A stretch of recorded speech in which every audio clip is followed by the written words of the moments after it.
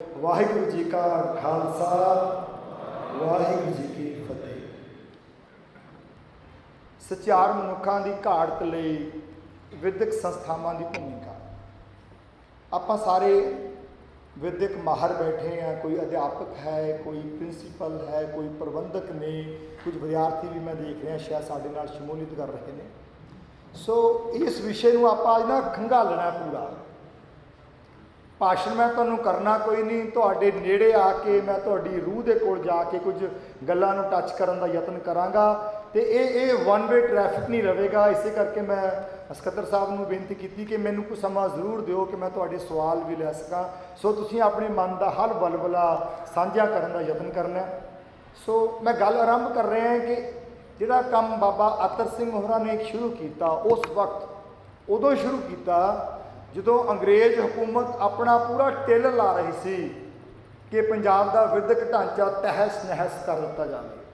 ਉਸ ਵਕਤ ਬਾਬਾ ਅਤਰ ਸਿੰਘ ਜੀ ਨੂੰ ਪਰਮਾਤਮਾ ਨੇ ਸੋਝੀ ਦਿੱਤੀ ਕਿ ਵਿਦਿਅਕ ਅਦਾਰੇ ਸਥਾਪਿਤ ਕਰੋ। ਮੈਂ ਆਪਣੀ ਗੱਲ ਦੀ ਆਰੰਭਤਾ ਇੱਥੋਂ ਕਰਦਾ ਕਿ ਵਿਦਿਅਕ ਅਦਾਰਿਆਂ ਦਾ ਮੁੱਢਲਾ ਫਰਜ਼ ਕੀ ਹੈ। ਕੌਣ ਦੱਸੇਗਾ? ਹੱਥ ਖੜਾ ਕਰੋ। ਵਿਦਿਅਕ ਅਦਾਰਿਆਂ ਦਾ ਕੰਮ ਕੀ ਹੁੰਦਾ ਹੈ? ਸ਼ਾਬਾਸ਼, ਬਹੁਤ ਇੰਟੈਲੀਜੈਂਟ। ਹਾਂਜੀ, ਰਾਜਨੀਤੀ ਦੇ ਮਗਰ ਇੱਕ ਭੈਣ ਜੀ ਬੈਠੇ ਨੇ। ਹਾਂਜੀ ਹਾਂਜੀ, ਹਾਂ, ਬਹੁਤ ਵਧੀਆ। ਆਪਾਂ ਕਹਿੰਦੇ ਹਾਂ ਸਿੱਖਣ ਲਈ ਆਓ, ਸੇਵਾ ਲਈ ਜਾਓ। ਅਤੇ ਖਿਮਾ ਕਰਨਾ, ਮੈਨੂੰ ਕਹਿਣ ਦੇਣਾ, ਨਾ ਤਾਂ ਅਸੀਂ ਉਹਨਾਂ ਨੂੰ ਹੁਣ ਸਿਖਾਉਂਦੇ ਹਾਂ ਅਤੇ ਨਾ ਹੀ ਸੇਵਾ ਲਈ ਵਾਪਸ ਭੇਜਦੇ ਹਾਂ। ਕੁਝ ਹੋਰ ਹੋ ਰਿਹਾ ਟਾਈਪੋਗ੍ਰਾਫਿਕ ਜਿਹੜੀ ਸਾਡੀ ਐਜੂਕੇਸ਼ਨ ਸਿਸਟਮ ਹੈ। ਸੋ ਜੋ ਭੈਣ ਜੀ ਨੇ ਕਿਹਾ, ਜੇ ਇਹਨੂੰ ਮੈਂ ਐਂ ਲਿਖ ਦੇਵਾਂ, ਤੁਸੀਂ ਸਹਿਮਤ ਹੋ ਮੇਰੇ ਨਾਲ? ਵਿਦਿਅਕ ਅਦਾਰਿਆਂ ਦਾ ਮੁੱਢਲਾ ਫਰਜ਼ ਕੀ ਹੈ?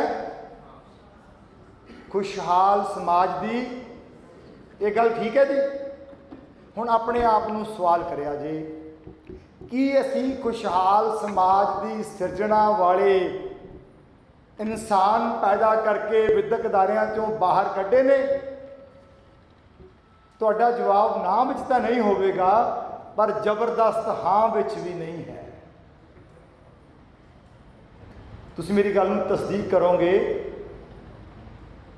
ਵਿਦਿਅਕ ਅਦਾਰੇ ਦੁਕਾਨਾਂ ਦਾ ਰੂਪ ਧਾਰਨ ਕਰ ਰਹੇ ਨੇ। ਇਹ ਇੱਕ ਬਿਜ਼ਨਸ ਬਣ ਰਿਹਾ ਹੈ, ਵਪਾਰ ਬਣ ਨਹੀਂ ਰਿਹਾ, ਬਣ ਚੁੱਕਾ ਹੋਇਆ ਹੈ। 99% ਨੰਬਰ ਲੈਣ ਵਾਲੇ ਬੱਚੇ, 90% ਨੰਬਰ ਲੈਣ ਵਾਲੇ ਬੱਚੇ ਸਮੁੱਚੇ ਦੇਸ਼ ਦੇ ਵਿਦਿਅਕ ਅਦਾਰਿਆਂ ਵਿੱਚੋਂ ਆਏ ਬਾਹਰ ਆਉਂਦੇ ਨੇ ਜਿਵੇਂ ਡਾਰਾਂ ਬਾਹਰ ਆ ਰਹੀਆਂ ਹੁੰਦੀਆਂ ਨੇ। ਪਰ ਪਤਾ ਨਹੀਂ ਉਹ 90% ਵਾਲੇ ਕਿੱਥੇ ਚਲੇ ਜਾਂਦੇ ਨੇ। ਜਦੋਂ ਨੰਗੇ ਦਿਨ ਭ੍ਰਿਸ਼ਟਾਚਾਰ ਹੋ ਰਿਹਾ ਹੁੰਦਾ ਹੈ, ਜਦੋਂ ਨੰਗੇ ਦਿਨ ਭਾਰਤ ਦੇ ਕਾਨੂੰਨ ਨੂੰ ਛਿੱਕੀ 'ਤੇ ਟੰਗ ਦਿੱਤਾ ਜਾਂਦਾ ਹੈ, ਤਾਂ ਉਸ ਵੇਲੇ ਇਹ 99% ਨੰਬਰ ਲੈਣ ਵਾਲੇ ਕਿੱਥੇ ਚਲੇ ਜਾਂਦੇ ਨੇ? ਕਿਉਂ ਨਹੀਂ ਲੱਭਦੇ? ਤੁਹਾਡੇ ਬਣਾਏ ਹੋਏ IPS ਆਫਿਸਰ, ਤੁਹਾਡੇ ਬਣਾਏ ਹੋਏ IAS ਅਫੀਸਰ, ਤੁਹਾਡੇ ਬਣਾਏ ਹੋਏ ਇੰਜੀਨੀਅਰ, ਡਾਕਟਰ, ਵਿਗਿਆਨੀ, ਅਤੇ ਬੜੀ ਲੰਮੀ ਕਤਾਰ ਹੈ, ਇਹ ਕਿੱਥੇ ਚਲੇ ਜਾਂਦੇ ਨੇ? ਕਿੱਥੇ ਜਾ ਕੇ ਸੌਂ ਜਾਂਦੇ ਨੇ? ਸ਼ਾਇਦ ਵਿਦਿਅਕ ਅਦਾਰਿਆਂ ਵਾਲੇ ਡਿਗਰੀ ਦੇਣ ਲੱਗਿਆ ਨਾਲ ਕੋਈ ਨੀਂਦ ਦੀ ਗੋਲੀ ਵੀ ਦੇ ਦਿੰਦੇ ਨੇ ਕਿ ਕਾਕਾ ਇਹ ਸਾਰੀ ਵਿੱਦਿਆ ਤੂੰ ਆਪਣਾ ਪੈਸਾ ਕਮਾਉਣ ਲਈ ਵਰਤਣੀ ਹੈ, ਜਦੋਂ ਸਮਾਜ ਨੂੰ ਲੋੜ ਪਵੇ ਤੇ ਤੂੰ ਸੁਸਰੀ ਵਾਂਗੂ ਸੌਂ ਜਾਣਾ ਹੈ।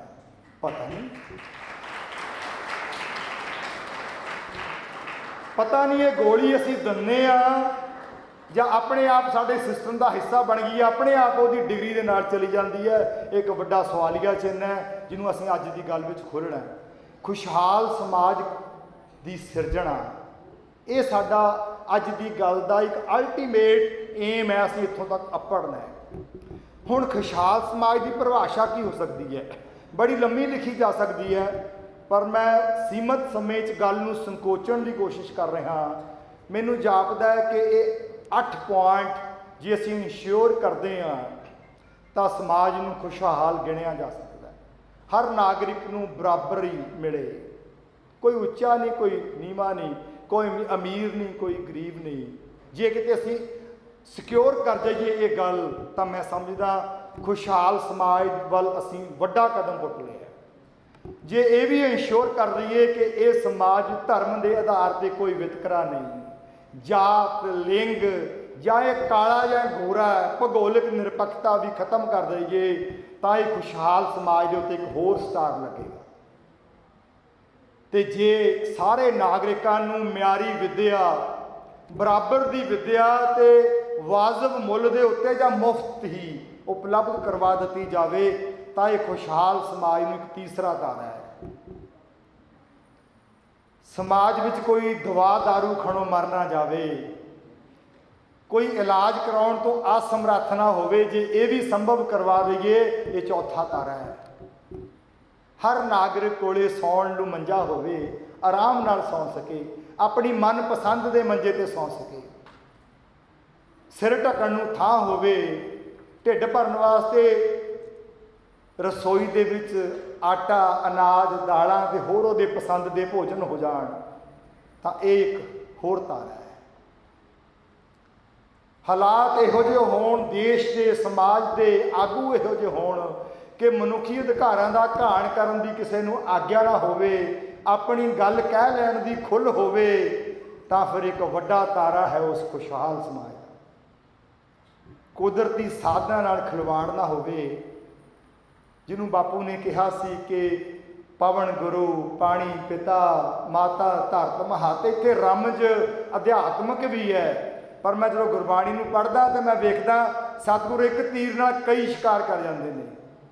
इत्थे एनवायरमेंटलिस्ट गल भी है, पर अध्यात्मक सुनेहा भी बहुत वड्डा है। ये कुदरती साधना की संभाल इंश्योर हो जाए तो प्रायोरिटी गुणवत्ता की होवे। ये नहीं कि ये संस्था मैं शुरू की है, यदा हुण अगला प्रबंध मेरी जनरेशन ने करना, ये पार्टी मेरी है तो ये हुण ये मेरे बच्चों को रहनी है, जां ये एक अदारा ये मैं वड्डा योगदान दिता है तो हुण मेरे जवाक भावें इहदा ना कोको ना जानते हुण इनू उही चलाउणगे।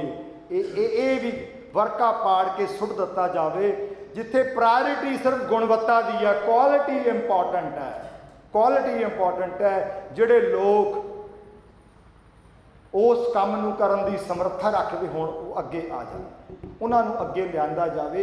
यदी प्रतख उदाहरण सानू गुरु साहब ने आप करके दिखाई है। गुरु नानक साहब ने दुनिया तारी, जिथे बाबा पैर धरे पूजा आसन थापण सोहा। मैनू कई बारी अध्यापकों कोलों बच्चों कोलों सवाल आ जाता है, गुरु नानक साहब ने बाबा श्री चंद लक्ष्मी दास को उदा क्यों ना संभालिया जिदा समाज में संभालते। श्री चंद लक्ष्मी दास की अपनी कॉन्ट्रीब्यूशन है, पर वो मैं कहा करदा मालक दियां रमजां दे सवाल नहीं करीदा हुंदा, बजुर्गों की हर गल विच रमज हुंदी है। जिहड़ी मैनू समझ आउंदी है सतगुरां ने सिखाउणा सी, जिवें साडे अंदर मोह है ना बच्चियां दा, अपने ही बच्चे सब कुछ नज़र आउंदे आ, बाकियां दा फिक्र ही नहीं। अब मेरी मलकीयत मेरे बच्चों की होवे, अंदरों एडा वड्डा साडे अंदर ये पकड़ बनी हुंदी है मोह की माया की। सतगुरां ने यह वर्का पाड़ के सुटना सी, ओ गया कहता श्री चंद लक्ष्मी दास नूं कि भांडा तो लैणे ने तैयार कर लिया, इनू लैण वास्ते तुसीं इहदे योग नहीं हैगे, मेरी भावें मेरी जायदाद तुहाडी है, पर ये मिशन का वाली वारिस हुण लैना मेरा अंग बन के करेगा, अंगद बन के करेगा। गुरु अंगद पिता जियां दे शहजादे दातू सिंह, दातू जी ते दासू जी, दातू जी ते दासू जी ये डिमांड करते रहे कि ये साडी मलकीयत है। दूजे जामे च फिर वर्का पाड़ सुटिया, हो नहीं भलिओ पुरशो लैणे भाई नानको देनी अमरदास कर आई। ये तो हुण अमरू नूं देनी है जिन्हों लोग नथावा कहते हैं। ये अल्टीमेट खुशहाल समाज है जदों इस समाज नूं पिछलियां गल्लां नूं कर लैण वाले लोग समाज नूं इत्थे खड़ा कर देणगे कि हुण इस समाज की वागडोर क्वालिटी वाले बंदे गुणवत्ता वाले बंदे चलाउणगे। तो मैनूं लगदा भी ये जे कुछ गल्लां असीं इंश्योर कर सकीए तो असीं माण नाल कह सकते हैं कि असीं किसी खुशहाल समाज नूं सिरजिआ जां उहदा हिस्सा है। ये एक आपां ने कह लो एक फुरना मन विच पाल लिया। एक इनूं तुसीं हुण ना इंबाइब करो इन्हां चीज़ां नूं अपने माइंड दे विच भी असीं इहो जिहा समाज उलीकना है। ये मत सोचो कि कुछ भी असंभव है, दुनिया के नक्शे उत्ते कुछ भी असंभव नहीं। तुसीं पत्थरां नूं रगड़ के चूरन बना सकते हो, तुसीं दरियावां दे राह मोड़ सकते हो, तुसीं खतरनाक ਜੰਗਲੀ ਜਾਨਵਰਾਂ ਨੂੰ ਆਪਣੇ ਉਂਗਲਾਂ ਦੇ ਇਸ਼ਾਰਿਆਂ 'ਤੇ ਨਚਾ ਸਕਦੇ ਹੋ, ਪਰ ਆਪਣੇ ਆਪ ਨੂੰ ਸੱਚ ਦੇ ਇਸ਼ਾਰਿਆਂ 'ਤੇ ਨਚਾਉਣਾ ਬੜਾ ਮੁਸ਼ਕਲ ਹੈ। ਉੱਥੇ ਆ ਕੇ ਅਸੀਂ ਫਿਸਲ ਜਾਂਦੇ ਹਾਂ। ਇਹ ਸਮੁੱਚੀ ਗੱਲਬਾਤ ਆਪਣੇ ਆਪ ਤੋਂ ਸ਼ੁਰੂ ਹੋਵੇਗੀ, ਇਹ ਕਿਸੇ ਹੋਰ ਨੂੰ ਨਹੀਂ ਕਹਿਣਾ।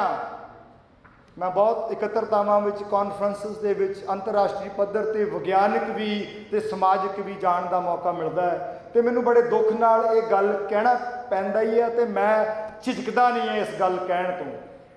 ਬਹੁਤੀਆਂ ਵਿਗਿਆਨਕ ਮਿਲਣੀਆਂ ਜਾਂ ਬਹੁਤੀਆਂ ਸਮਾਜਿਕ ਮਿਲਣੀਆਂ ਸਮੱਸਿਆਵਾਂ ਦੀ ਗੱਲ ਕਰਦੀਆਂ ਨੇ, ਹੱਲ 'ਤੇ ਨਹੀਂ ਪਹੁੰਚਦੀਆਂ। ਬਸ ਸਮੱਸਿਆ ਦੇ ਜ਼ਿਕਰ ਨੂੰ ਅਤੇ ਸਮੱਸਿਆ ਦੇ ਫਿਕਰ ਨੂੰ ਅਸੀਂ ਸਮਝਦੇ ਹਾਂ ਕਿ ਬਹੁਤ ਵੱਡਾ ਕੰਮ ਕਰ ਲਿਆ। ਨਹੀਂ, ਸਮੱਸਿਆ ਦਾ ਜ਼ਿਕਰ ਸਿਰਫ ਉਦੋਂ ਹੀ ਇੰਪੋਰਟੈਂਟ ਹੈ ਜਦੋਂ ਤੁਸੀਂ ਉਹਦਾ ਜ਼ਿਕਰ ਕਰਕੇ ਹੱਲ ਸਾਹਮਣੇ ਰੱਖਦੇ ਹੋ। ਪਰ ਜੇ ਤੁਸੀਂ ਸਿਰਫ ਕਾਨਫਰੰਸਿਸ ਦੇ ਵਿੱਚ, ਮੈਨੂੰ ਯਾਦ ਆ ਗਈ ਕਿ ਮੈਂ ਕਾਨਫਰੰਸ ਫਿਲੀਪਾਈਨਸ ਦੇ ਵਿੱਚ ਵੀਅਤਨਾਮ 'ਚ ਅਟੈਂਡ ਕੀਤੀ ਸੀ। ਉਹਦਾ ਪਰਪਸ ਇੰਟਰਨੈਸ਼ਨਲ ਲੈਵਲ ਦੀ ਉਹ ਗੈਦਰਿੰਗ ਸੀ, ਅਤੇ ਉਹਦਾ ਪਰਪਸ ਸੀਗਾ ਕਿ ਅਸੀਂ ਆ ਵਾਤਾਵਰਨ ਨੂੰ ਕਿਵੇਂ ਬਚਾਉਣਾ ਹੈ। ਅਸੀਂ ਲਗਭਗ 200 ਵਿਗਿਆਨੀ ਦੁਨੀਆ ਤੋਂ ਬੈਠੇ ਸੀ, ਅਤੇ ਜਿਸ ਕਮਰੇ 'ਚ ਅਸੀਂ ਬੈਠੇ ਸੀ ਉੱਥੇ 400 ਬੱਲਬ ਲੱਗੇ ਹੋਏ ਸੀ। ਸਾਰੇ ਗੱਲਾਂ ਕਰਦੇ ਰਹੇ। ਜਦੋਂ ਮੇਰੀ ਵਾਰੀ ਆਈ, ਪਹਿਲਾਂ ਮੈਂ ਉਹਨਾਂ ਨੂੰ ਕਿਹਾ ਵੀ ਬੱਲਬ ਗਿਣੋ ਕਿੰਨੇ ਨੇ ਆਹ। ਫਿਰ ਮੈਂ ਕਿਹਾ ਆਪਣੀ ਗਿਣਤੀ ਤੁਹਾਨੂੰ ਮੈਂ ਦੱਸ ਦਿੰਦਾ। ਦੱਸੋ 200 ਬੰਦਿਆਂ ਨੂੰ ਗੱਲ ਕਰਨ ਦੇ ਲਈ 400 ਬੱਲਬਾਂ ਦੀ ਬਿਜਲੀ ਫੂਕਣੀ ਜ਼ਰੂਰੀ ਹੈ। ਇਹ ਤਾਂ ਇੱਕ ਉਦਾਹਰਨ ਹੈ। ਇਸੇ ਤਰ੍ਹਾਂ ਸਾਡਾ ਆਲਾ ਦੁਆਲਾ ਇੰਨਾ ਗੰਦਲਾ ਹੋ ਚੁੱਕਿਆ, ਅਸੀਂ ਸਿਰਫ ਕਾਰਵਾਈ ਪਾਉਣ ਦੇ ਲਈ ਕਾਰਵਾਈ ਪਾਉਂਦੇ ਹਾਂ।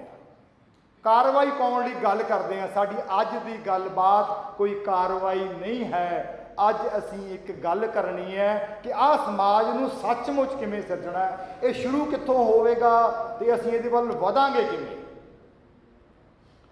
ਹੁਣ ਇਹ ਜੋ ਨਕਸ਼ਾ ਅਸੀਂ ਆਪਣੇ ਮਾਈਂਡ ਵਿੱਚ ਉਲੀਕ ਲਿਆ, ਇਹ ਨਕਸ਼ਾ ਮਟੀਰੀਅਲਾਈਜ਼ ਕਿਵੇਂ ਹੋਵੇਗਾ, ਸੱਚਮੁੱਚ ਅਮਲ ਵਿੱਚ ਦੇਖਣ ਨੂੰ ਕਿਵੇਂ ਮਿਲੇਗਾ। ਇਹਦੀ ਮੁੱਢਲੀ ਲੋੜ ਹੈ ਸਚਿਆਰ ਮਨੁੱਖਾਂ ਦਾ ਕਾਫਲਾ। ਜੇ ਅਸੀਂ ਸਚਿਆਰ ਮਨੁੱਖਾਂ ਦਾ ਕਾਫਲਾ ਖੜਾ ਕਰ ਲਿਆ ਤਾਂ ਉਹ ਕਾਫਲਾ ਖੁਸ਼ਹਾਲ ਸਮਾਜ ਦੀ ਸਿਰਜਣਾ ਕਰ ਲਵੇਗਾ। ਪਰ ਜੇ ਅਸੀਂ ਖੁਸ਼ਹਾਲ ਸਮਾਜ ਦੀ ਸਿਰਜਣਾ ਲਈ ਸਚਿਆਰ ਮਨੁੱਖਾਂ ਦਾ ਇਹ ਕਾਫਲਾ ਖੜਾ ਨਾ ਕਰ ਸਕੇ ਤੇ ਫਿਰ ਉਸੇ ਤਰ੍ਹਾਂ ਹੀ ਅੰਦੋਲਨ ਕਰਦੇ ਰਹਾਂਗੇ, ਸੋਟੀਆਂ ਖਾਂਦੇ ਰਹਾਂਗੇ, ਤੁਹਾਡੇ ਉੱਤੇ ਅਥਰੂ ਗੈਸ ਦੇ ਗੋਲੇ ਡਿੱਗਦੇ ਰਹਿਣਗੇ ਤੇ ਇੱਦਾਂ ਅਸੀਂ 73 ਸਾਲ ਕੱਢ ਲਏ ਨੇ ਤੇ ਪਤਾ ਨਹੀਂ ਹੋਰ ਕਿੰਨਾ ਸਮਾਂ ਕੱਢਾਂਗੇ। ਇਹ ਸਾਰੀਆਂ ਸਮੱਸਿਆਵਾਂ ਦਾ ਹੱਲ ਸਚਿਆਰ ਮਨੁੱਖਾਂ ਦਾ ਕਾਫਲਾ ਖੜਾ ਕਰਨਾ ਹੈ। ਹੁਣ ਤੁਹਾਡੇ ਮਨ ਵਿੱਚ ਸਵਾਲ ਜ਼ਰੂਰ ਖੜਾ ਹੋਵੇਗਾ ਕਿ ਸਚਿਆਰ ਮਨੁੱਖ ਡਿਫਾਈਨ ਕਿਵੇਂ ਕਰਦੇ ਹਾਂ, ਕਿਹੜੇ ਮਨੁੱਖਾਂ ਨੂੰ ਸਚਿਆਰ ਕਹੋਗੇ। ਮੈਂ ਤੁਹਾਡੇ ਨਜ਼ਰ ਕੁਝ ਸ਼ਖਸੀਅਤਾਂ ਰੱਖਾਂਗਾ ਜਿਨ੍ਹਾਂ ਨੂੰ ਸਚਿਆਰ ਕਿਹਾ ਜਾ ਸਕਦਾ ਹੈ। ਮੈਂ ਕਹਿਣਾ ਹੁੰਦਾ ਵੀ ਜਦੋਂ ਤੱਕ ਬੰਦਾ ਇਸ ਸੰਸਾਰ ਤੋਂ ਚਲਿਆ ਨਹੀਂ ਜਾਂਦਾ ਉਦੋਂ ਤੱਕ ਉਹਦੀ ਗੱਲ ਨਾ ਕਰੋ। ਪਤਾ ਨਹੀਂ ਅਜੋ ਸੋ ਨਾਓ ਸੰਬੰਧ ਮੇ ਕਿਆ ਜਾਣਾ ਕਿਆ ਹੋਏ, ਕਿਤੇ ਮੇਰੇ ਮਨ ਰੂਪੀ ਬੇੜੀ ਵੀ ਥੱਲੋਂ ਛੇਕ ਹੋ ਜਾਣਾ ਹੈ ਤੇ ਵਿਕਾਰਾਂ ਨੇ ਮੈਨੂੰ ਸਣੇ ਲੈ ਕੇ ਥੱਲੇ ਗਰਕ ਹੋ ਜਾਣਾ ਹੈ। ਮੈਂ ਤੁਹਾਡੇ ਸਾਹਮਣੇ ਕੁਝ ਉਹ ਉਦਾਹਰਨਾਂ ਰੱਖਣ ਲੱਗਿਆ ਜਿਨ੍ਹਾਂ ਦੇ ਜੀਵਨ ਚਾਨਣ ਮੁਨਾਰ ਨੇ, ਜਿਨ੍ਹਾਂ ਦੇ ਜੀਵਨਾਂ ਅੱਗੇ ਸਿਰ ਝੁਕਾ ਕੇ ਮੰਨ ਸਕਦੇ ਹਾਂ ਕਿ ਇਹ ਸੱਚਿਆਰ ਸਨ। ਤੁਸੀਂ ਸਹਿਮਤ ਹੋਵੋਗੇ ਕਿ ਇਸ ਸ਼ਖਸੀਅਤ ਨੂੰ ਅਸੀਂ ਇਸ ਸਰੀਰ ਨੂੰ ਭਾਈ ਕਨ੍ਹਈਆ ਜੀ ਕਹਿ ਕੇ ਯਾਦ ਕਰਦੇ ਹਾਂ। ਮੈਨੂੰ ਖਿਮਾ ਕਰਨਾ, ਮੈਨੂੰ ਕਹਿ ਲੈਣ ਦੇਣਾ। ਮੈਂ ਵਿਦਿਅਕ ਅਦਾਰਿਆਂ ਵਿੱਚ ਜਾ ਕੇ ਬਹੁਤ ਹੀ ਵਾਰੀ ਕਹਿ ਦਿੰਦਾ ਕਿ ਮੈਨੂੰ ਕਾਗਜ਼ 'ਤੇ ਭਾਈ ਕਨ੍ਹਈਆ ਜੀ ਲਿਖ ਕੇ ਦਿਖਾਓ। ਸੌਰੀ ਟੂ ਸੇ ਸਾਡੇ ਬੱਚਿਆਂ ਨੂੰ ਭਾਈ ਕਨ੍ਹਈਆ ਜੀ ਦੇ ਨਾਮ ਦੇ ਸਪੈਲਿੰਗ ਨਹੀਂ ਲਿਖਣੇ ਆਉਂਦੇ। ਦੇਖਿਓ ਲਿਖ ਕੇ ਪੰਜਾਬੀ ਦੇ ਵਿੱਚ, ਤੇ ਕਿੱਡਾ ਜੀਵਨ ਹੈ। ਇਸ ਨੂੰ ਹਿਸਟੋਰੀਕਲੀ ਇਸ ਇਵੈਂਟ ਨੂੰ ਦੇਖਿਓ। 1686 ਦੇ ਵਿੱਚ ਭੰਗਾਣੀ ਦਾ ਯੁੱਧ ਹੁੰਦਾ, ਜਿੱਥੇ ਮੈਂ ਤੁਹਾਨੂੰ ਸਾਖੀ ਨਹੀਂ ਸੁਣਾਉਣੀ, ਤੁਸੀਂ ਜਾਣਦੇ ਹੋ ਕਿ ਉੱਥੇ ਕੀ ਵਰਤਾਂਤ ਹੋਇਆ। ਮੁਸਲਮਾਨਾਂ ਨੂੰ ਪਾਣੀ ਪਿਲਾਇਆ, ਸ਼ਿਕਾਇਤ ਪਿਤਾ ਗੁਰੂ ਗੋਬਿੰਦ ਸਿੰਘ ਜੀ ਕੋਲੇ ਆਈ। ਸਤਿਗੁਰਾਂ ਨੇ ਆਪਣੇ ਡੱਬ ਦੇ ਵਿੱਚੋਂ ਮੱਲਮ ਦਿੱਤੀ ਕਿ ਕਨ੍ਹਈਆ ਜੀ ਹੁਣ ਤੁਸੀਂ ਪਾਣੀ ਨਹੀਂ ਮੱਲਮ ਵੀ ਲਾਓਗੇ। ਇਹ ਇੱਕ ਹਿਸਟੋਰੀਕਲ ਪੁਲਾਂਘ ਹੈ ਸਚਿਆਰ ਮਨੁੱਖ ਦੀ, ਜਿਹਨੂੰ ਅਸੀਂ ਦੁਨੀਆ ਨੂੰ ਦੱਸ ਨਹੀਂ ਸਕੇ। ਇਹ ਗੱਲ 1686 ਦੀ ਹੈ। ਤੇ ਮੈਨੂੰ ਯਾਦ ਆਉਂਦਾ ਸੈਲੀਫੋਰਨੀਆ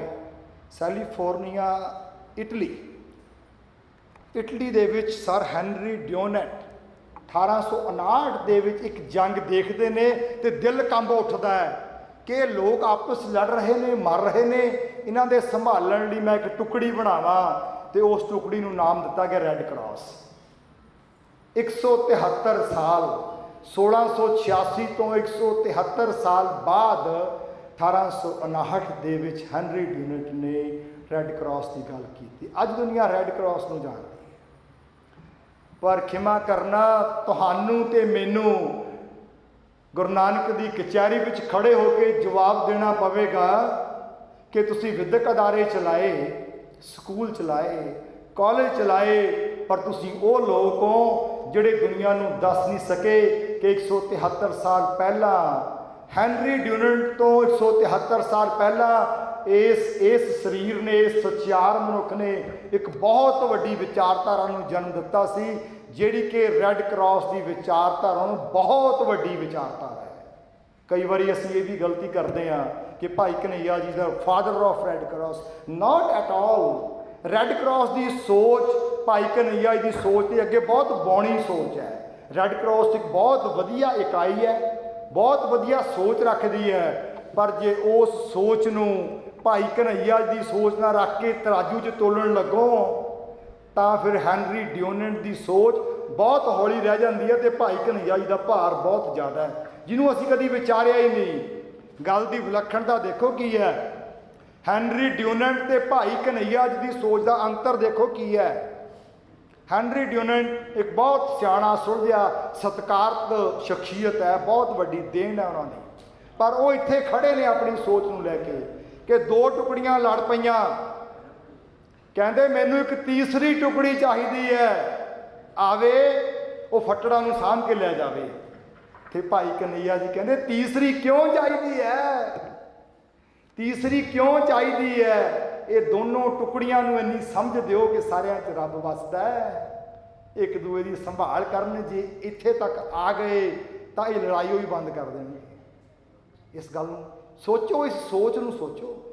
ਭਾਈ ਕਨ੍ਹਈਆ ਜੀ ਨੇ ਇੱਕ ਤੀਸਰੀ ਟੁਕੜੀ ਨਹੀਂ ਬਣਾਈ, ਭਾਈ ਕਨ੍ਹਈਆ ਜੀ ਨੇ ਲੜ ਰਹੀ ਟੁਕੜੀ ਦੇ ਵਿੱਚੋਂ ਆਪਣੇ ਆਪ ਨੂੰ ਬਾਹਰ ਕੱਢਿਆ। ਉਹ ਜੰਗੇ ਮੈਦਾਨ 'ਚ ਲੜਨ ਲਈ ਗਏ ਨੇ, ਦੁਸ਼ਮਣ ਵੀ ਡਿੱਗ ਰਿਹਾ, ਸਿੱਖ ਵੀ ਡਿੱਗ ਰਿਹਾ ਲੜ ਲੜ ਕੇ। ਦੋਹਾਂ ਨੂੰ ਪਾਣੀ ਪਿਲਾਉਣ ਲੱਗਿਆ, ਮੱਲਮ ਕਰਨ ਲੱਗਿਆ, ਦੁਨੀਆ ਨੂੰ ਹੈਨਰੀ ਡਿਓਨੈਟ ਤੋਂ ਵੱਡਾ ਸੁਨੇਹਾ ਦਿੱਤਾ ਕਿ ਲੜਨ ਵਾਲੀਆਂ ਟੁਕੜੀਆਂ ਦੇ ਵਿੱਚ ਸਚਿਆਰ ਮਨੁੱਖ ਹੋਣੇ ਚਾਹੀਦੇ ਨੇ। ਇਹ ਲੜਨ ਵਾਲੀਆਂ ਟੁਕੜੀਆਂ ਦੇ ਵਿੱਚ ਜਦੋਂ ਸਚਿਆਰ ਮਨੁੱਖ ਹੋਣਗੇ ਤਾਂ ਇਹ ਲੜਾਈਆਂ ਹੀ ਮੁੱਕ ਜਾਣਗੀਆਂ, ਤੇ ਜਦੋਂ ਲੜਾਈਆਂ ਹੀ ਮੁੱਕ ਜਾਣਗੀਆਂ ਅਸੀਂ ਤੀਸਰੀ ਟੁਕੜੀ ਤੋਂ ਕੀ ਲੈਣਾ? ਅਸੀਂ ਤਾਂ ਦੋ ਟੁਕੜੀਆਂ ਨੂੰ ਆਪਸ 'ਚ ਭਿੜਨ ਵੀ ਨਹੀਂ ਦੇਣਾ। ਇਹ ਇੱਕ ਬਹੁਤ ਵੱਡਾ ਪਿਆਰ ਦਾ ਸੁਨੇਹਾ। ਇੱਕ ਨਿਊਟਰਲ ਬਾਡੀ ਦੋ ਲੜ ਰਹੀਆਂ ਤਾਕਤਾਂ ਨੂੰ ਇੱਕ ਅੱਖ ਨਾਲ ਦੇਖ ਸਕਦੀ ਹੈ, ਪਰ ਆਪਣੇ ਦੁਸ਼ਮਣ ਨੂੰ ਉਸੇ ਅੱਖ ਨਾਲ ਦੇਖਣਾ। ਧੰਨ ਧੰਨ ਹਰ ਗਿਆਨੀ ਸਤਿਗੁਰ ਹਮਾਰਾ, ਜਿਨ ਵੈਰੀ ਮਿੱਤਰ ਹਮ ਕੋ ਸਭ ਸਮ ਦ੍ਰਿਸ਼ਟ ਦਿਖਾਈ। ਇਹ ਬੜੀ ਵੱਡੀ ਗੱਲ ਹੈ। ਧੰਨ ਗੁਰੂ ਗ੍ਰੰਥ ਸਾਹਿਬ ਦੀ ਬਾਣੀ ਇਹ ਬਲ ਪ੍ਰਦਾਨ ਕਰਦੀ ਹੈ ਕਿ ਮਿੱਤਰ ਨੂੰ ਵੀ ਉੱਦਾਂ ਹੀ ਵੇਖਣਾ ਹੈ, ਦੁਸ਼ਮਣ ਨੂੰ ਵੀ ਉੱਦਾਂ ਹੀ ਦੇਖਣਾ ਹੈ। ਇਹ ਗੱਲ ਲਿਟਰਰੀ ਤਾਂ ਬਹੁਤ ਸੋਹਣੀ ਲੱਗਦੀ ਹੈ, ਸਾਹਿਤਕ ਤੌਰ 'ਤੇ ਗੱਲ ਕਹਿਣੀ ਬਹੁਤ ਸੋਹਣੀ ਲੱਗਦੀ ਹੈ, ਪਰ ਕਿਮਾ ਕਰਨਾ ਅਸੀਂ ਤਾਂ ਸ਼ਰੀਕੇ ਵਿੱਚ ਆਪਣੇ ਚਾਚੇ ਦੇ ਪੁੱਤ ਨੂੰ ਵੀ ਦੇਖ ਕੇ ਨਹੀਂ ਸੁੱਖ ਮਨਾਉਂਦੇ, ਦੁਸ਼ਮਣ ਨੂੰ ਮਨਾਉਣਾ। ਇਹ ਗੱਲ ਅਮਲ ਵਿੱਚ ਹੈ। ਸਚਿਆਰ ਮਨੁੱਖ ਉਹ ਹੁੰਦਾ ਹੈ ਜਿਹਦੇ ਆਚਰਣ ਦੇ ਵਿੱਚ ਸੱਚ ਕੁੱਟ-ਕੁੱਟ ਕੇ ਭਰ ਦਿੱਤਾ ਜਾਂਦਾ, ਉਹ ਹੁੰਦਾ ਹੈ ਸਚਿਆਰ ਮਨੁੱਖ। ਸੋ ਪਹਿਲੀ ਪਰਿਭਾਸ਼ਾ ਭਾਈ ਕਨ੍ਹਈਆ ਜੀ ਦੀ ਗੱਲ ਕਰਦੇ ਹਾਂ ਅਸੀਂ ਇਹ ਗ੍ਰਾਸਪ ਕਰ ਲੈਣੀ ਹੈ ਕਿ ਅਸੀਂ ਉਹ ਲੋਕ ਪੈਦਾ ਕਰਨੇ ਨੇ ਜਿਹੜੇ ਅੰਦਰ ਤੇ ਬਾਹਰ ਇੱਕ ਨੇ, ਕਮਰੇ ਦੇ ਅੰਦਰ ਹੋਰ ਤੇ ਬਾਹਰ ਹੋਰ ਨਹੀਂ। ਨਾਟ ਐਟ ਆਲ, ਇਹ ਨਹੀਂ ਕਿਸੇ ਵੀ ਤਰ੍ਹਾਂ ਅਸੈਪਟ ਕੀਤਾ ਜਾ ਸਕਦਾ। ਬਿਲਕੁਲ ਟਰਾਂਸਪੇਰੈਂਟ, ਉੱਪਰ ਤੋਂ ਥੱਲੇ ਤੱਕ ਸਕੈਨ ਕਰ ਲਿਆ ਜਾਵੇ, ਇੱਕੋ ਹੀ ਗੱਲ ਹੈ। ਰੋਮ ਰੋਮ ਵਿੱਚ ਇੱਕ ਹੀ ਗੱਲ ਹੈ। ਉਹਦੀ ਕਲਾਈਮੈਕਸ ਦੀ ਉਦਾਹਰਨ ਮੈਂ ਭਾਈ ਕਨ੍ਹਈਆ ਜੀ ਨੂੰ ਦੇਖਦਾ। ਉਹ ਭਾਈ ਇੱਥੇ ਇੱਕ ਕਨ੍ਹਈਆ ਨਹੀਂ ਹੈ, ਇੱਥੇ ਕਨ੍ਹਈਆਂ ਦੀ ਕਤਾਰ ਹੈ। 18ਵੀਂ ਸਦੀ ਦਾ ਇਹ ਦ੍ਰਿਸ਼ਟਾਂਤ ਹੈ ਕਿ ਜੰਗਲ, ਲੱਖੀ ਜੰਗਲ ਜਿਹਨੂੰ ਕਹਿੰਦੇ ਨਾ, कि जंग लगे आ, दुश्मन उपर चढ़िया, रात हो गई, ਸਿੰਘਾਂ कोले अंदर वड़ गईयां फौजां, पिछा करदियां, ਸਿੰਘਾਂ ने घेरा पा लिया। तो हुण दुश्मन का पिछों कंटैक्ट टुट गया, मुगल फौजां का पिछों कंटैक्ट ਸਿੰਘਾਂ ने तोड़ लिया कि घेराबंदी इन्नी जबरदस्त कर ली। तो रात को लंगर तैयार होया, तो ਸਿੰਘਾਂ ने उन्होंने मुगल फौजियों को कहा, आ जाओ वीरो लंगर छको। क्या बात है यार, दिस इज़ द क्लाइमैक्स। आप अज भी वेखते हैं ना, किसानी अंदोलन दे विच साडे फौजी किसानों को तो बहुत वायरल हुई, असीं देखिया, कुट रहे ने तो बुजुर्ग अगे कहता तू भुखा हो गया बेटा, प्रशादा छक ले। ये गल साडे रोम रोम दे विच पली हुई है। दुश्मन दे वास्ते एक तरीका हुंदा है कि फौज का रस्त बंद कर दवो, असला बंद कर लवो, तो फिर ढा के रज के कुटो। तो साडे विरसे ने यह सिखाया कि रस्त बंद कर लई, घेरा पा लिया, जी अपनी रस का दुश्मन नूं छका दिओ कि शक वीरा तेरे नाल साडी कोई दुश्मनी नहीं। पर समस्या ये है, तू मजलूमां ते जुल्म करदा है, तो असीं अकाल पुरख की फौज हाँ, तो सानू अपनी ड्यूटी निभानी पै जाती है। अदरवाइज साडी तेरे नाल कोई दुश्मनी नहीं है। असीं परमात्मा की मौज विचों जन्मे हाँ, खंडे की धार विचों जन्मे हाँ, तो साडे दशम पिता ने ये गल सानू समझाई है कि यकीन करके जाणिओ तुसीं अकाल पुरख की आर्मी हो। खालसा अकाल पुरख की फौज, प्रगटिओ खालसा परमात्म की मौज। ये साडा ये ने सचार मनुख कि दुश्मन विचों भी भुखे भाणिਆਂ ਨੂੰ ਕਹਿੰਦੇ ਨੇ ਅੱਜ ਤੁਹਾਡੇ ਕੋਲੇ भोजन नहीं, आओ साडे तपदियां देगां विचों ताज़ा लंगर तुहानूं छकावांगे, असीं तुहाडे नाल लड़ना नहीं चाहुंदे। सानूं इहो ਜਿਹੇ सचार मनुख चाहिए ने। तुसीं ये तस्वीर देखी होनी है, बहुत थावां ते देखी है जी, किते देखी है। भगत पूरन सिंह जी ने यह तस्वीर बहुत थावां ते बना के लाई। मैनूं याद आ, मैं कोई 5वीं या 6वीं जमात पढ़दा हुंदा सी। मेरे माता पिता ने उदों तो बड़ी पुरानियां गल्लां ने, उत्थे कोई दरबार साहब जाना है तो कोई रहायश के प्रबंध नहीं सी। बजुर्ग बैठे ने, इन्हों पता भी परिक्रमा च संगतां सौ जांदियां सी। हुण तां उत्थे आपां नूं जाण तो पहला हुंदा भी उत्थे कमरा बुक हो जाए, फिर वो भी AC बुक हो जाए। इहो जी कहानी नहीं सी हुंदी। मैनूं याद आ, माता जी ने दादा जी ने 4 दिन पहला तैयारियां शुरू करनियां, सर्दियां दे माघ के महीने रजाइयां नाल ही बन लैणियां, सारे टब्बर ने मोढे ते आपो अपनी रजाई कंबल चक लेना तो जाके परिक्रमा में जा लेना। सवेरे संगतां ने धोण आउणा, सारियां रजाइयां चक के सिर ते खड़े रहना भी हुण उहदी धवाई हो रही है। मतलब कि वो एक अपने आप एक आनंद सी। सो मैं गल कर रहा कि मैं उस उम्र विच सां, तो मैनूं मेरे दादा जी ने लै जाना, तो मैं वो सिर पर रजाई करके खड़ा होना, बाहरले पासे लंगर वाले पासे। एक दिन सिर पर मैं रजाई चकी हुई, तो मेरे सामने आ तस्वीर लगी हुई सी, भगत पूरन सिंह जी की पिंगलवाड़े की लाई हुई उत्थे तस्वीर। मैं कोले होया इस तस्वीर नूं, इस निहंग सिंह की बांह ते मोटर बनी हुई है। मैनूं समझ ना आई कि मोटर काहते बनी हुई है। एक पासे पॉजिटिव लिखिया, एक पासे नैगेटिव लिखिया। तो खैर मेरे मन च बड़ा वड्डा सवाल बनया रहा। मैं अपनी भैन नूं कहा कि मैं क्या आ की है मोटर, वो मेरे तो छोटी सी। खैर कहती वीरे मैनूं भी नहीं पता लगता भी की है, काहते बनी है। मैं कोले खड़े 2-3 जणिਆਂ ने होर पुछया भी ये बांह ते मोटर काहते बनी है, कहते नहीं पता काहते बनी है। मैं 8वीं जमात में हो गया, तो मेरे फिजिक्स के प्रोफैसर ने सानूं एक दिन वो समझाया कि सर्किट चलता किवें है, पॉजिटिव नैगेटिव जुड़ के एनर्जी किवें बनती है। मैनूं एकदम याद आया कि मैं दरबार साहब लंगर वाले पासे, गुरु रामदास राम वाले पासे, जोड़ा घर के बिल्कुल बाहर जी वो निहंग सिंह की बांह के उत्ते पॉजिटिव नैगेटिव लिखा होया, वो लिखा कि ताकत जनरेट हो रही है, वो नैगेटिव करंट देखो, पॉजिटिव करंट मोटर। ये गाथा एक निहंग सिंह की है। वो परले पासे कनिंगम बैठा है, खड़ा है, परले पासे कनिंगम खड़ा है। कनिंगम एक बहुत बड़ा इतिहासकार होया है, उन्हें सिख इतिहास ही नहीं दुनिया का इतिहास लिखा है। भगत पूरन सिंह होरां ने कनिंगम के लिखे हुए इतिहास विचों ये दृष्टांत कढ़ के इसकी तस्वीर बना दी। ये है की है, कनिंगम लंघ रहा है, उन्हें देखा एक बंदा दुर्घटना कुट के सड़क बनाई जा रहा है। उन्होंने पूछण लग्या भी तू सड़क बना रहे है भी तेनू अंग्रेज सरकार ने जिम्मेवारी दी है, सतलुज का तो ब्यास के विचाले का जो दुआबे का इलाका उत्थों की घटना भी तेनू कोई सरकार ने जिम्मेवारी दी है, तेनू कोई पिंड वाले ने दी है। मैं कई दिन का देख रहा तू सड़क कल्ला ही बनाना, तेरे नाल होर लेबर नहीं है, कोई तेरे नाल होर मजदूर होण, लेबर होवे, तू कल्ला ही सड़क बना रहा है। वो कहता नहीं जी मेरे नाल कोई मजदूर नहीं, मैं कल्ला ही हाँ। कनिंगम ने कहा भी यार ये तो बड़ी लंबी सड़क बन गई है, तू कल्ला ही बनाई जाना। वो कहता जी मैं कल्ला भी नहीं हैगा, मेरे नाल अलौकिक ताकतां ने, मेरे अंदरों एक वो प्रेरणा आ रही है कि ये जिहड़े पिंड दे लोक ने, इस पिंड नूं सड़क नहीं जाती, तो रात नूं जंगल विचों लंघदे आ कोई जंगली जानवर जां कोई होर इन्हां नूं घटना वापर जाती है, तो मैं सोचा भी इन्हां वास्ते मैं एक सड़क बना देवां, तो मैं लग्या होया। कनिंगम कहंदा तैनूं किसी पिंड वालिਆਂ ने नहीं कहा? कहंदा नहीं मैनूं किसी ने नहीं कहा। तैनूं किसी सरकार ने नहीं कहा? कहंदा मैनूं किसी ने कहा। कनिंगम कहंदा वो कहंदा फिर तू सड़क क्यों बनाई जाना? तैनूं किसी ने नहीं पूछना, तैनूं कोई मान सम्मान नहीं मिलना, तैनूं कोई पैसा नहीं मिलना, तू सड़क क्यों बना दी? फिर कनिंगम नूं उस निहंग सिंह ने गाथा सुनाई।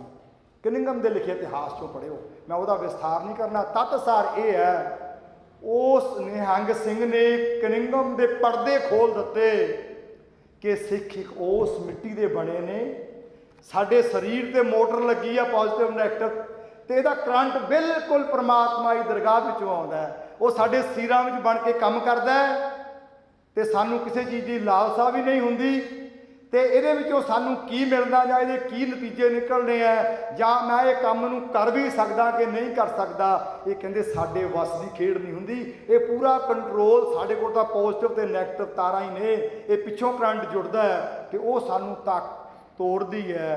तो कनिंगम ने उस वेले खड़ के उन्हें सल्यूट मारिया।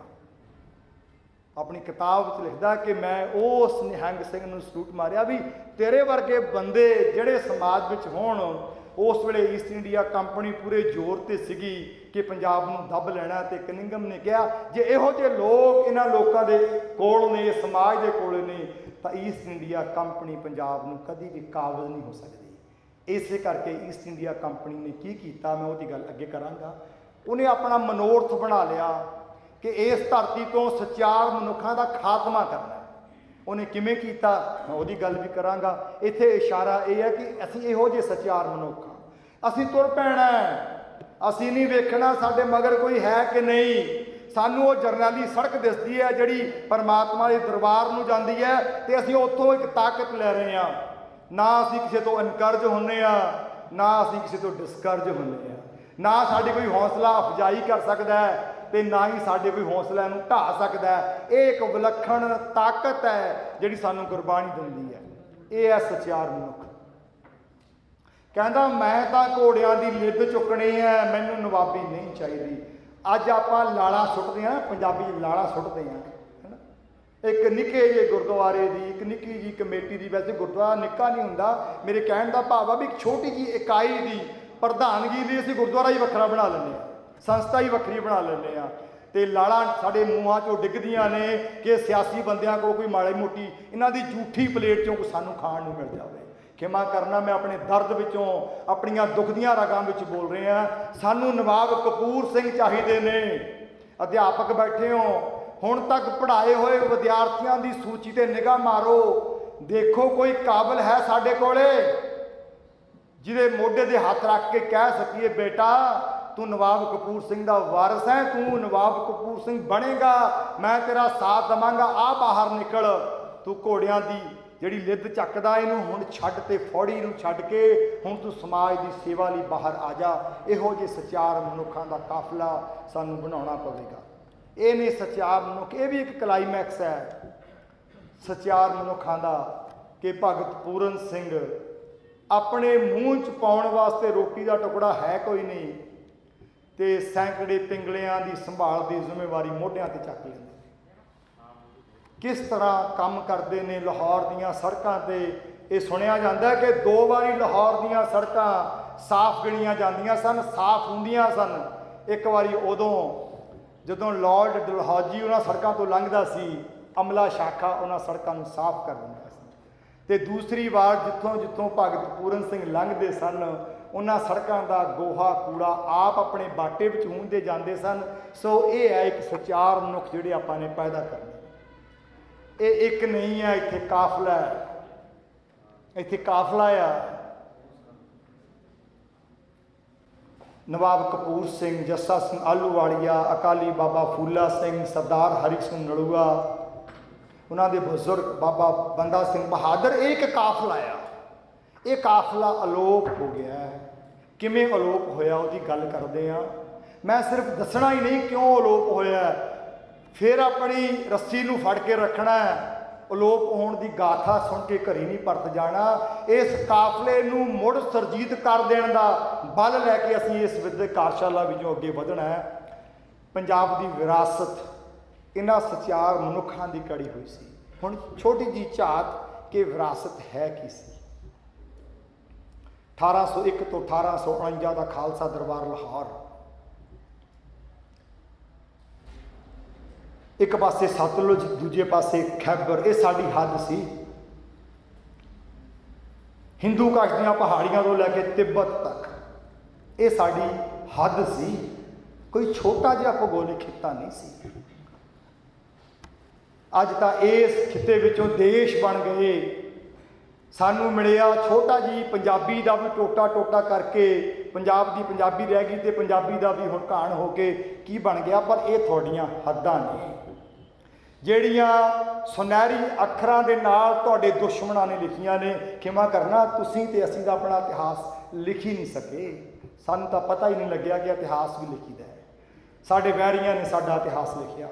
ਪਰ ਮਜ਼ਾ ਉਦੋਂ ਆਉਂਦਾ ਜਦੋਂ ਵੈਰੀ ਤੁਹਾਡੀ ਗੱਲ, ਤੁਹਾਨੂੰ ਗਾਲਾਂ ਕੱਢਦਾ ਕੱਢਦਾ ਤੁਹਾਡੇ ਇਹੋ ਜਿਹੇ ਗੁਣ ਬਿਆਨ ਕਰ ਜਾਂਦਾ ਹੈ ਜਿਨ੍ਹਾਂ ਨੂੰ ਸੁਣ ਕੇ ਰੌਂਗਟੇ ਖੜੇ ਹੋ ਜਾਂਦੇ ਨੇ, ਪੈਰਾਂ ਹੇਠੋਂ ਜ਼ਮੀਨ ਖਿਸਕ ਜਾਂਦੀ ਹੈ ਕਿ ਅਸੀਂ ਵਾਰਿਸ ਕਿਹਨਾਂ ਦੇ ਹਾਂ। ਇਹ ਉਹ ਹੁਕੂਮਤ ਸੀ जिथे हर नागरिक नूं बराबरी सी।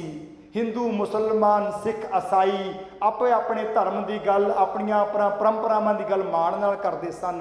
हर नागरिक दे लई विद्यक सहूलतां सन, दवा दारू उपलब्ध सी, मनुखी अधिकारां की रखिया सी। ये साडी विरासत है। गोरियां कलमां लिखदियां ने, Punjab of Sikh empire was a developed nation in early 19th century having education, defence and health services better than Europe. अज साडे बच्चों को चढ़िया ना बुखार आईलैट का, उड्डे जाते हैं बाहर नूं। अच्छा, उहदे नां ते किन्ने कर्म हो रहे ने, लड़कियां दे सौदे हो रहे हैं क्योंकि कुड़ियां अज वध पढ़दियां ने, मुंडियां दा हिसाब तुसीं जाणदे हो। तो फिर वो 6.5 बैंड भी करोड़ां दे विकदे ने। कमाल हो गई, बेड़ा गर्क हो गया। गल करदे शर्म आउंदी है, पर वो भी कल्चर सी, वो भी समा सी ਜਦੋਂ ਤੁਹਾਡੀ ਇਕੋਨਮੀ ਉਹਨਾਂ ਦੀ ਇਕੋਨਮੀ ਨਾਲੋਂ ਜ਼ਬਰਦਸਤ ਸੀ। Economy much better than Europe, acknowledged by the employment of intellectual and various from Europe in Sikh Empire। ਤਰਸਦੇ ਸਨ ਖਾਲਸਾ ਦਰਬਾਰ ਲਾਹੌਰ 'ਚ ਕਲਰਕ ਦੀ ਹੋਈ ਨੌਕਰੀ ਮਿਲ ਜਾਵੇ। ਇਹ ਵਿਰਸਾ ਭੁੱਲੋ ਨਾ, ਅਧਿਆਪਕੋ ਭੁੱਲੋ ਨਾ, ਪੜ੍ਹੋ ਤੇ ਪੜ੍ਹਾਓ। ਇੱਕ ਉਹ ਵਕਤ ਸੀ इंग्लैंड, अमेरिका, न्यूजीलैंड, ऑस्ट्रेलिया, ये लोग इत्थे अपनियां अर्जियां भेजते सन कि सर मेरी, उदों तो ईमेल नहीं सी हुंदियां, खत उदां आउंदे सी ते जवाब उड़ीकिया करते सी कि खालसा दरबार लाहौर तो महाराजा रणजीत सिंह के हस्ताक्षरां नाल एक खत आवेगा, मैनू इंटरव्यू लई पंजाब सद्दिया जाएगा। काश मेरी उत्थे सिलैक्शन होवेगी तो मैं फिर नौकरी करांगा खालसा दरबार लाहौर। ये थोड़ा इतिहास है, ये किसी फिल्म की कहानी नहीं, किसी कल्पना के विचों निकले हुए अल्फाज नहीं, ये तुहाडे बुजुर्गों का सच है। तो अज तुहाडे ते मेरे बच्चे लेलड़ियां कटदे है, लाला सिटदे है कि मैनू कोई कनेडा का प्रोफैसर मेरी स्पॉन्सरशिप कर दे, मैं उत्थे पढ़ लवां, मैं नौकरी कर लवां, होर नहीं उहदे बाग में जाके बेर ही तोड़ लवां। जागो जागो, तुसीं वारिस किहनां दे हो। हुण मैं तुहानूं गाथा शुरू करन लग्या कि तुहाडी ये विरासत का खात्मा कदों ते किवें होया। एक अंग्रेज़ विद्वान है, प्रोफैसर रहा किंग्स कॉलेज लंडन का, लिंगुइस्ट है, 50 भाषावां पानी वांगू बोलण वाला ये अंग्रेज लिखारी विद्वान ते सिविल सर्वेंट भी रहा। Doctor G.W. लैटनर अपनी कलम नाल लिखदा है कि पंजाब के समुचे विद्यक ढांचे का आधार की है। कहता moral education was the foundation of the system. कहता सारी विद्यक प्रणाली क्वालिटी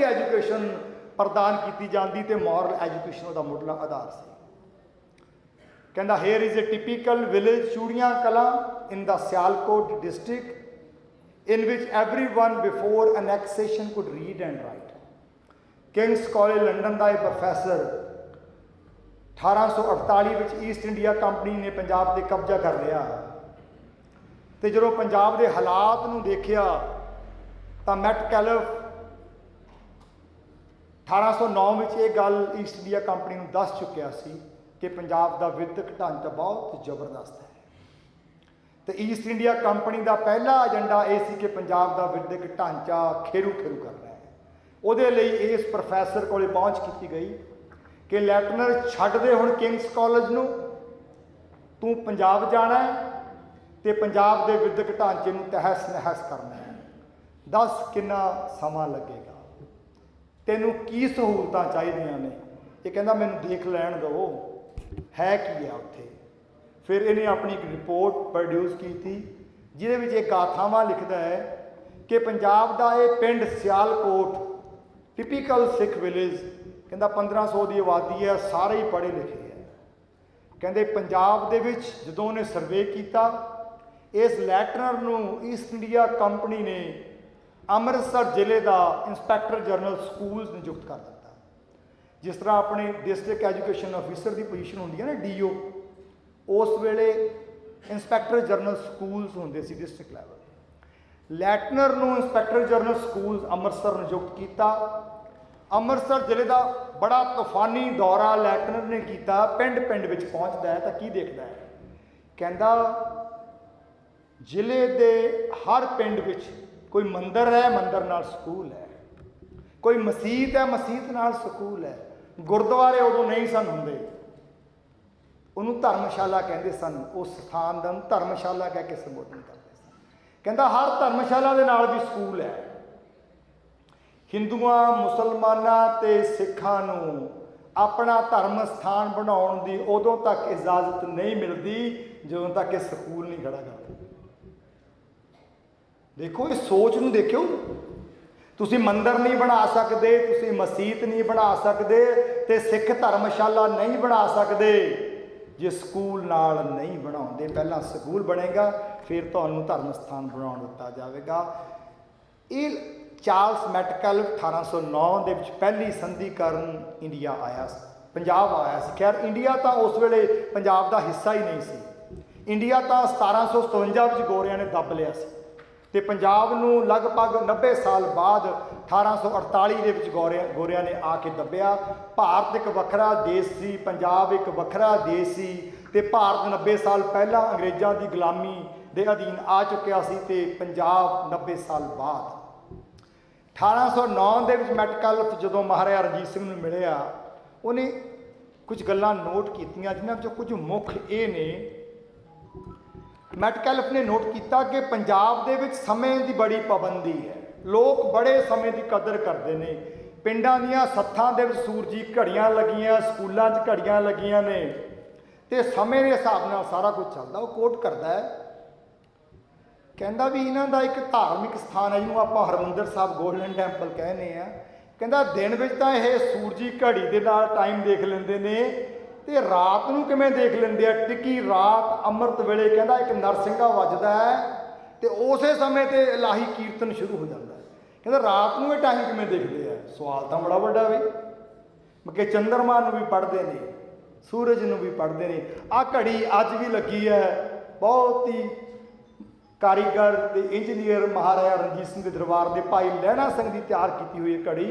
जो दरबार साहब की परिक्रमा नूं जाइए, गौर करियो, कभी इस इतिहासक इस गैजेट नूं ध्यान नाल देखियो कि 19वीं सदी के पहले दहाके का बनया होया ये जंतर है, घड़ी है, जिहड़ी अज भी दरबार साहब नूं जांदियां परिक्रमा के खब्बे पासे लगी हुई है, जिथों टाइम देख के अंदर चौंकियां बदलदियां सन, रागी अपना कीर्तन शुरू करते सन। रात नूं ये घड़ी किवें काम करदी सी, वो बड़ा वड्डिया सवालिया चिन्ह है भी किहड़ियां तकनीक सन। ते मैटकैलफ ने कहा सानू भी इंग्लैंड दे विच समय की कदर करनी सिखाउणी पवेगी। एजुकेशन की गल उन्हें की। 1870 दे विच एलीमेंटरी एजुकेशन एक्ट ब्रिटेन के पार्लीमेंट के विलियम फोस्टर पेश करता है और अंग्रेज हुकूमत फैसला करती है, एक कानून बनाती है कि इंग्लैंड का हर नागरिक पढ़ाने लई यतन आरंभ किए जाएंगे। 1870 में यतन आरंभ हो रहे ने ते तुहाडे बजुर्गों ने 1848 तक पंजाब के हर नागरिक को पढ़ा दिता होया सी। गौर करियो इस गल नूं, कित्थे खड़े हाँ आपां।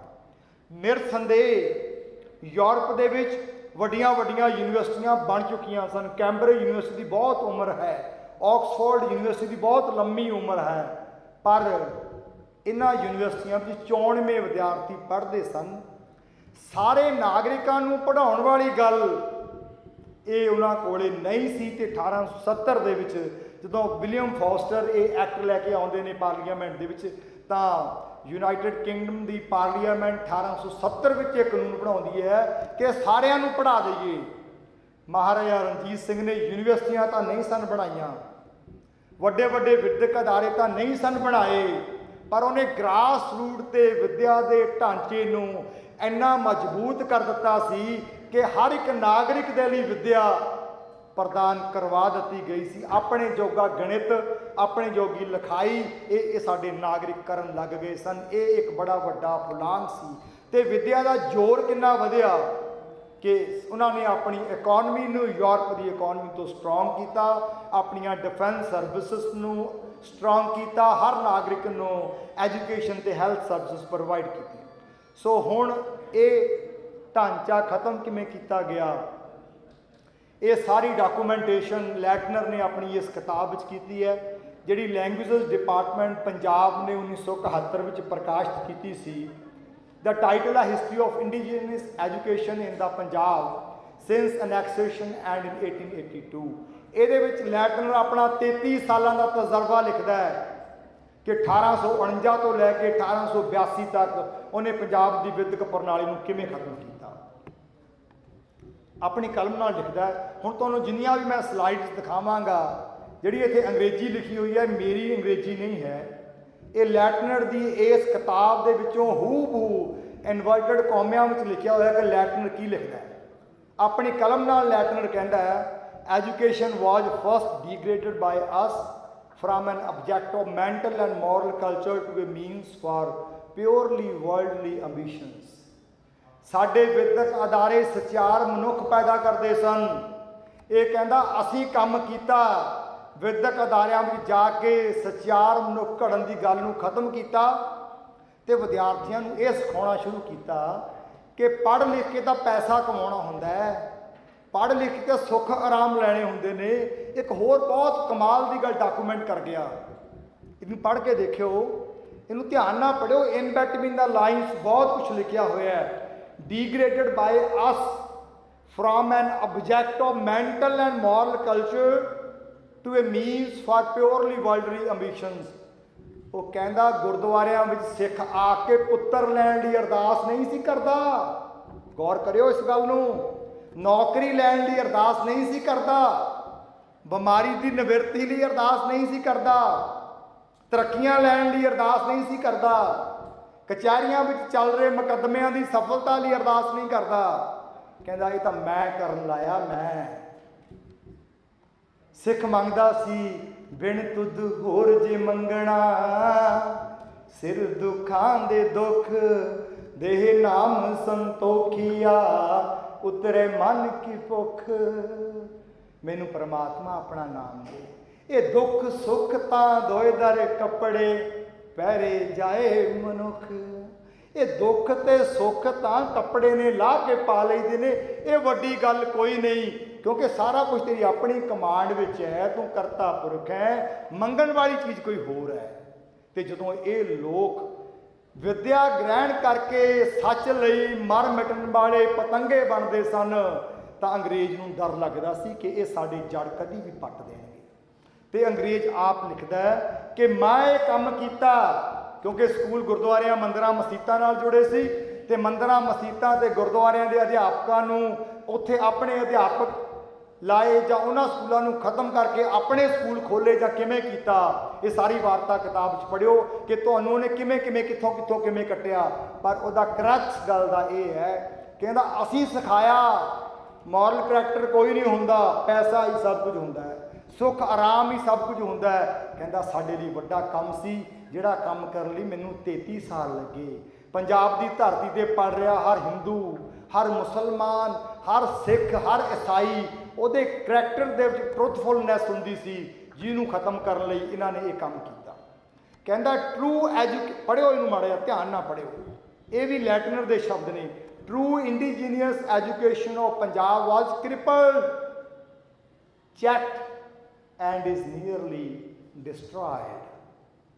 देखो किन्ने खतरनाक अंग्रेजी के शब्द ने, क्रिपल, चैक, डिस्ट्रॉयड। पर तुहाडे विधिक ढांचे नूं कहंदा मैं कीता, क्लेम करदा है 50 साल लिए आया सी, 33 साल कहंदा भोग पाता इन्हां दे विधिक ढांचे दा। A campaign to burn all Punjabi Qaidas was planned in 1858 that searched each and every house of a village, collected Punjabi Qaidas and burned them. ਉਹਦੇ ਸ਼ਬਦ ਨੇ ਕਿ ਅਸੀਂ ਆਏ ਕੰਮ ਕੀਤਾ, ਤੁਹਾਡੇ ਘਰ ਘਰ ਦੀ ਪਿੰਡ ਪਿੰਡ ਦੀ ਤਲਾਸ਼ੀ ਲਈ ਗਈ, ਕਾਇਦੇ ਇਕੱਠੇ ਕੀਤੇ ਪੰਜਾਬੀ ਦੇ, ਉਹਨਾਂ ਨੂੰ ਸਾੜ ਦਿੱਤਾ ਗਿਆ। ਮੈਂ ਇੰਗਲੈਂਡ ਦੀਆਂ ਸਾਰੀਆਂ ਲਾਇਬ੍ਰੇਰੀ ਛਾਣ ਮਾਰੀਆਂ ਨੇ, ਮੈਨੂੰ ਕਿਤੇ ਇਹ ਕਾਇਦਾ ਨਹੀਂ ਮਿਲਿਆ। ਪਾਕਿਸਤਾਨ ਦੇ ਵਿਦਵਾਨਾਂ ਦੇ ਨਾਲ ਸੰਪਰਕ ਬਣਾ ਕੇ ਜਿਹੜੇ ਲਿਟਰੇਚਰ ਤੇ ਸਾਹਿਤ ਤੇ ਕੰਮ ਕਰਦੇ ਨੇ, ਉਹਨਾਂ ਨੂੰ ਪੁੱਛਿਆ ਤੁਹਾਡੀ ਕਿਤੇ ਲਾਇਬ੍ਰੇਰੀ ਵਿੱਚ ਇਹ ਕਾਇਦਾ ਮੌਜੂਦ ਹੋਵੇ। ਅਜੇ ਤੱਕ ਕੋਈ ਨੌਲੇਜ ਨਹੀਂ ਇਹ ਪਬਲਿਕ ਡੋਮੇਨ 'ਚ ਕਿਤੇ ਕਾਇਦਾ ਹੈ ਕਿ ਨਹੀਂ। ਇਸ ਵਿਦਿਅਕ ਢਾਂਚੇ ਦਾ, ਇਸ ਵਿਦਿਅਕ ਸਮੱਗਰੀ ਦਾ ਇਸ ਤਰ੍ਹਾਂ ਘਾਣ ਕੀਤਾ ਗਿਆ ਕਿ ਮੇਰੇ ਤਾਂ ਅਜੇ ਤੱਕ ਨੌਲੇਜ ਵਿੱਚ ਨਹੀਂ ਆ ਸਕਿਆ। ਬਹੁਤ ਥਾਵਾਂ 'ਤੇ ਮੈਂ ਮੰਚ 'ਤੇ ਗੱਲ ਕਹੀ ਹੈ, ਕਿਸੇ ਨੂੰ ਕਿਤੋਂ ਸੁਲਗ ਮਿਲੇ, ਕੋਈ ਪੰਨਾ ਮਿਲੇ, ਕੋਈ ਇਹ ਕਾਇਦਾ ਮਿਲੇ ਕਿਸੇ ਲਾਇਬ੍ਰੇਰੀ ਵਿੱਚ ਪਿਆ ਤਾਂ ਜ਼ਰੂਰ ਇਸ ਨੂੰ ਪਬਲਿਕ ਕਰੋ। ਉਹ ਕਿਹੋ ਜਿਹਾ ਕਾਇਦਾ ਸੀ ਜਿਹਦੇ ਕੋਲੋਂ ਅੰਗਰੇਜ਼ ਹਕੂਮਤ ਥਰ-ਥਰ ਕੰਬਦੀ ਸੀ ਤੇ ਉਹਨੂੰ ਘਰਾਂ ਦੇ ਵਿੱਚੋਂ ਤਲਾਸ਼ੀ ਲੈ ਲੈ ਕੇ ਉਸ ਕਾਇਦੇ ਨੂੰ ਸਦਾ ਲਈ ਸਾੜਨਾ ਪੈ ਗਿਆ। ਅੰਗਰੇਜ਼ਾਂ ਨੇ ਆਪਣੀ ਲਾਇਬ੍ਰੇਰੀ ਵਿੱਚ ਵੀ ਉਸ ਕਾਇਦੇ ਨੂੰ ਰੱਖਣਾ ਜ਼ਰੂਰੀ ਨਾ ਸਮਝਿਆ। ਆਖਰ ਉਹ ਕਾਇਦਾ ਕਿਹੋ ਜਿਹੀ ਤੋਪ ਸੀ ਜਿਹੜੀ ਨੂੰ ਸਾੜ ਦੇਣਾ ਅੰਗਰੇਜ਼ ਹਕੂਮਤ ਦੀ ਸਿਰਦਰਦੀ ਬਣੀ ਹੋਈ ਸੀ। ਤੇ 1857 ਦੇ ਗਦਰ ਨੂੰ ਬਹਾਨਾ ਬਣਾ ਕੇ 1858 ਵਿੱਚ ਤੁਹਾਡੇ ਬਜ਼ੁਰਗਾਂ ਦੇ ਸੰਦੂਕਾਂ ਦੀਆਂ ਤਲਾਸ਼ੀਆਂ ਲਈਆਂ ਗਈਆਂ, ਤੁਹਾਡੇ ਘਰਾਂ ਦੇ ਮੰਜਿਆਂ ਦੇ ਬਿਸਤਰੇ ਚੱਕ ਚੱਕ ਕੇ ਝਾੜੇ ਗਏ, ਕਿਤੇ ਕਾਇਦਾ ਰਹਿ ਨਾ ਜਾਵੇ। ਉਹ ਕਾਇਦੇ ਫੌਜ ਨੇ ਇਕੱਠੇ ਕੀਤੇ, ਉਹਨਾਂ ਨੂੰ ਸਾੜਿਆ ਗਿਆ। ਉਹਨਾਂ ਕਾਇਦਿਆਂ ਵਿੱਚ ਕੀ ਹੋਵੇਗਾ ਇਹ ਤੁਸੀਂ ਅੰਦਾਜ਼ਾ ਲਾ ਸਕਦੇ ਹੋ। ਉਹਦੀ ਗੱਲ ਮੈਂ ਅੱਗੇ ਕਰਦਾ ਕਿ ਇਹ ਸਾਡਾ ਵਿਦਿਅਕ ਢਾਂਚਾ ਕਿੱਥੇ ਖੜਾ ਸੀ ਜਿਸ ਗੱਲ ਤੋਂ ਉਹਨਾਂ ਨੂੰ ਡਰ ਆਉਂਦਾ ਸੀ। ਇੱਥੋਂ ਪੜ੍ਹੋ, ਤੁਹਾਨੂੰ ਇਸ਼ਾਰੇ ਮਿਲਣਗੇ ਕਿ ਇਸ ਢਾਂਚੇ ਵਿੱਚ ਕੀ ਸੀ। ਕਾਇਦਾ ਨਹੀਂ ਲੱਭਦਾ, ਪਰ ਲੈਟਨਰ ਦੀ ਕਲਮ ਦੇ ਵਿੱਚੋਂ ਇਸ਼ਾਰੇ ਮਿਲਦੇ ਨੇ ਕਿ ਉਸ ਵਿਦਿਅਕ ਢਾਂਚੇ ਵਿੱਚ ਕੀ ਹੋਵੇਗਾ। ਕਹਿੰਦਾ ਅਸੀਂ ਕਾਇਦੇ ਸਾੜ ਦਿੱਤੇ। Gurus still continue to teach the sacred ਗ੍ਰੰਥ, ਪਰ ਗੁਰੂ ਉਹ ਲਿਖਦਾ ਅਧਿਆਪਕਾਂ ਨੂੰ ਕਿ ਅਧਿਆਪਕਾਂ ਨੇ ਸੇਕਰਡ ਗ੍ਰੰਥ ਗੁਰੂ ਗ੍ਰੰਥ ਸਾਹਿਬ ਦੇ ਸ਼ਬਦਾਂ ਨੂੰ ਪੜ੍ਹਾਉਣਾ ਜਾਰੀ ਰੱਖਿਆ। Writing the words which came from the mouth of the founder of there religion in Gurmukhi, but then as now the alphabet and the language Punjabi were considered barbarous। कितना खतरनाक शब्द है, किहो जिहा नेगेटिव शब्द है barbarous, and were not used by us for purposes of elementary secular instruction। कहता असी पंजाबी प्रति गुरमुखी प्रति इहो जी नफरत पैदा कर दी कि ये अनपढ़ां दी गवारां दी बोली है। सिखां ने उन्होंने पढ़ाउणा जारी रखिया, पर असी उन्होंने विदਿਅਕ ढांचे विचों उस भाषा नूं बिल्कुल अलग कर दिता कि पंजाबी दा ये गुरमुखी दा कोई सरोकार नहीं है विद्या दे नाल। कहंदा देखो कलम सच किवें बोलदी है। कहंदा sacred classical languages without which the vernaculars cannot be developed became more and more restricted to the priestly classes। तुहाडी भाषा नूं sacred भी मनदा है, क्लासिकल भी मनदा है। क्लासिकल पता की हुंदा है? वो भाषा या कोई भी चीज़ जिहड़ी घड़ घड़ के कसवटियां ते लग लग के एक निखरिया होया रूप हुंदा। आपां क्लासिकल म्यूजिक कहने हैं ना, निखरी हुई चीज़। तुहाडी लैंग्वेज नूं कहंदा क्लासिकल, पवित्र।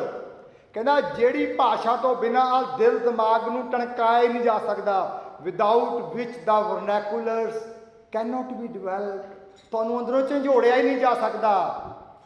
कहंदा असी उस भाषा नूं सिर्फ पुजारियां तक सीमित कर दिता, जिहदे अंदर माड़ी मोटी भी जगदी कणी है ना, ये लैटिनर के शब्द ने, इन्हों पढ़ो तो तुहाडी रात की नींद जे इन्हें ना गवाई।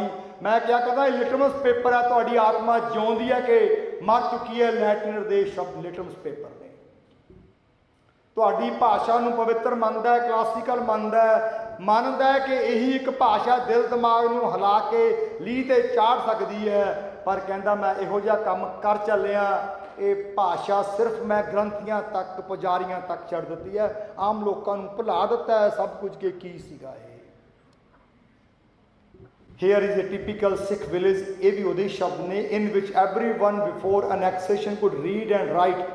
Village Chudiyan Kala in the Sialkot district, out of the population of 1500, only 10% know Gurmukhi and 1 Urdu. ਜਿਹੜੇ ਪਿੰਡ ਦਾ 1500 ਦਾ 1500 ਬੰਦਾ ਪੜ੍ਹਿਆ ਲਿਖਿਆ ਸੀ, 1882 ਚ ਕਹਿੰਦਾ 11 ਬੰਦੇ ਰਹਿ ਗਏ ਨੇ। ਲਾਓ ਹਿਸਾਬ 1500 ਚੋਂ 11 ਕਿੰਨੇ % ਬਣਦਾ? 1% ਨਹੀਂ ਬਣਦਾ, 1% ਨਹੀਂ ਬਣਦਾ। ਜਿੱਥੇ 1849 ਦੇ ਵਿੱਚ ਕਹਿੰਦੇ ਨੇ ਕਿ ਲਗਭਗ 100% ਪੜ੍ਹਾਈ ਸੀ। ਇੱਦਾਂ ਤੁਹਾਡਾ ਘਾਣ ਹੋਇਆ। ਜਾਗ ਪਾਓ, ਅਜੇ ਵੀ ਜਾਗ ਪਾਓ। ਇਹ ਇਤਿਹਾਸ ਤੁਹਾਡੇ ਸਕੂਲਾਂ ਦੇ ਸਿਲੇਬਸ ਦਾ ਹਿੱਸਾ ਹੋਣਾ ਚਾਹੀਦਾ ਹੈ। ਨਾ ਤੁਹਾਨੂੰ ਕਿਸੇ ਪੜ੍ਹਾਇਆ, ਨਾ ਮੈਨੂੰ ਕਿਸੇ ਪੜ੍ਹਾਇਆ। ਇਹ ਮੈਨੂੰ ਇੱਕ ਗੋਰੇ ਨੇ ਕਿਵੇਂ ਦੱਸਿਆ, ਤੁਸੀਂ ਮੇਰੀਆਂ ਵੀਡੀਓਜ਼ ਵਿੱਚ ਉਹ ਸੁਣ ਲਿਆ ਹੋਵੇਗਾ। ਮੈਂ ਉਹਦਾ ਹੁਣ ਦੁਬਾਰਾ ਉਹ ਵਿਸਥਾਰ ਨਹੀਂ ਕਰਾਂਗਾ, ਪਰ ਇਹ ਸਾਡੀਆਂ ਕਿਤਾਬਾਂ ਦਾ ਹਿੱਸਾ ਹੋਣਾ ਚਾਹੀਦਾ ਹੈ, ਸਾਡੇ ਵਿਦਿਅਕ ਅਦਾਰਿਆਂ ਦੇ ਸਿਲੇਬਸ ਦਾ ਹਿੱਸਾ ਹੋਣਾ ਚਾਹੀਦਾ।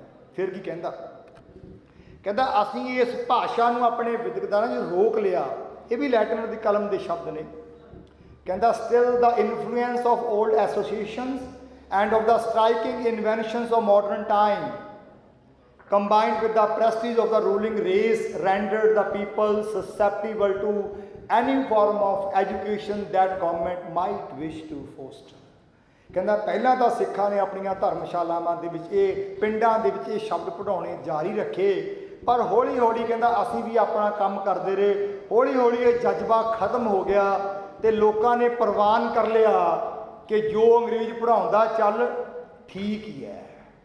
ਇਹ ਉਹ ਵਕਤ ਸੀ ਜਦੋਂ ਸੰਤ ਬਾਬਾ ਅਤਰ ਸਿੰਘ ਹੋਰਾਂ ਦੀ ਜ਼ਮੀਰ ਨੂੰ ਪਰਮਾਤਮਾ ਨੇ ਹਲੂਣਿਆ, ਤੇ ਜਦੋਂ ਸਾਡੇ ਇਹਨਾਂ ਵਿਦਿਅਕ ਅਦਾਰਿਆਂ ਦਾ ਘਾਣ ਹੋ ਰਿਹਾ ਸੀ, ਉਸ ਵਕਤ ਉਹਨਾਂ ਨੇ ਵਿਦਿਅਕ ਅਦਾਰਿਆਂ ਦੀ ਸਥਾਪਨਾ ਕੀਤੀ।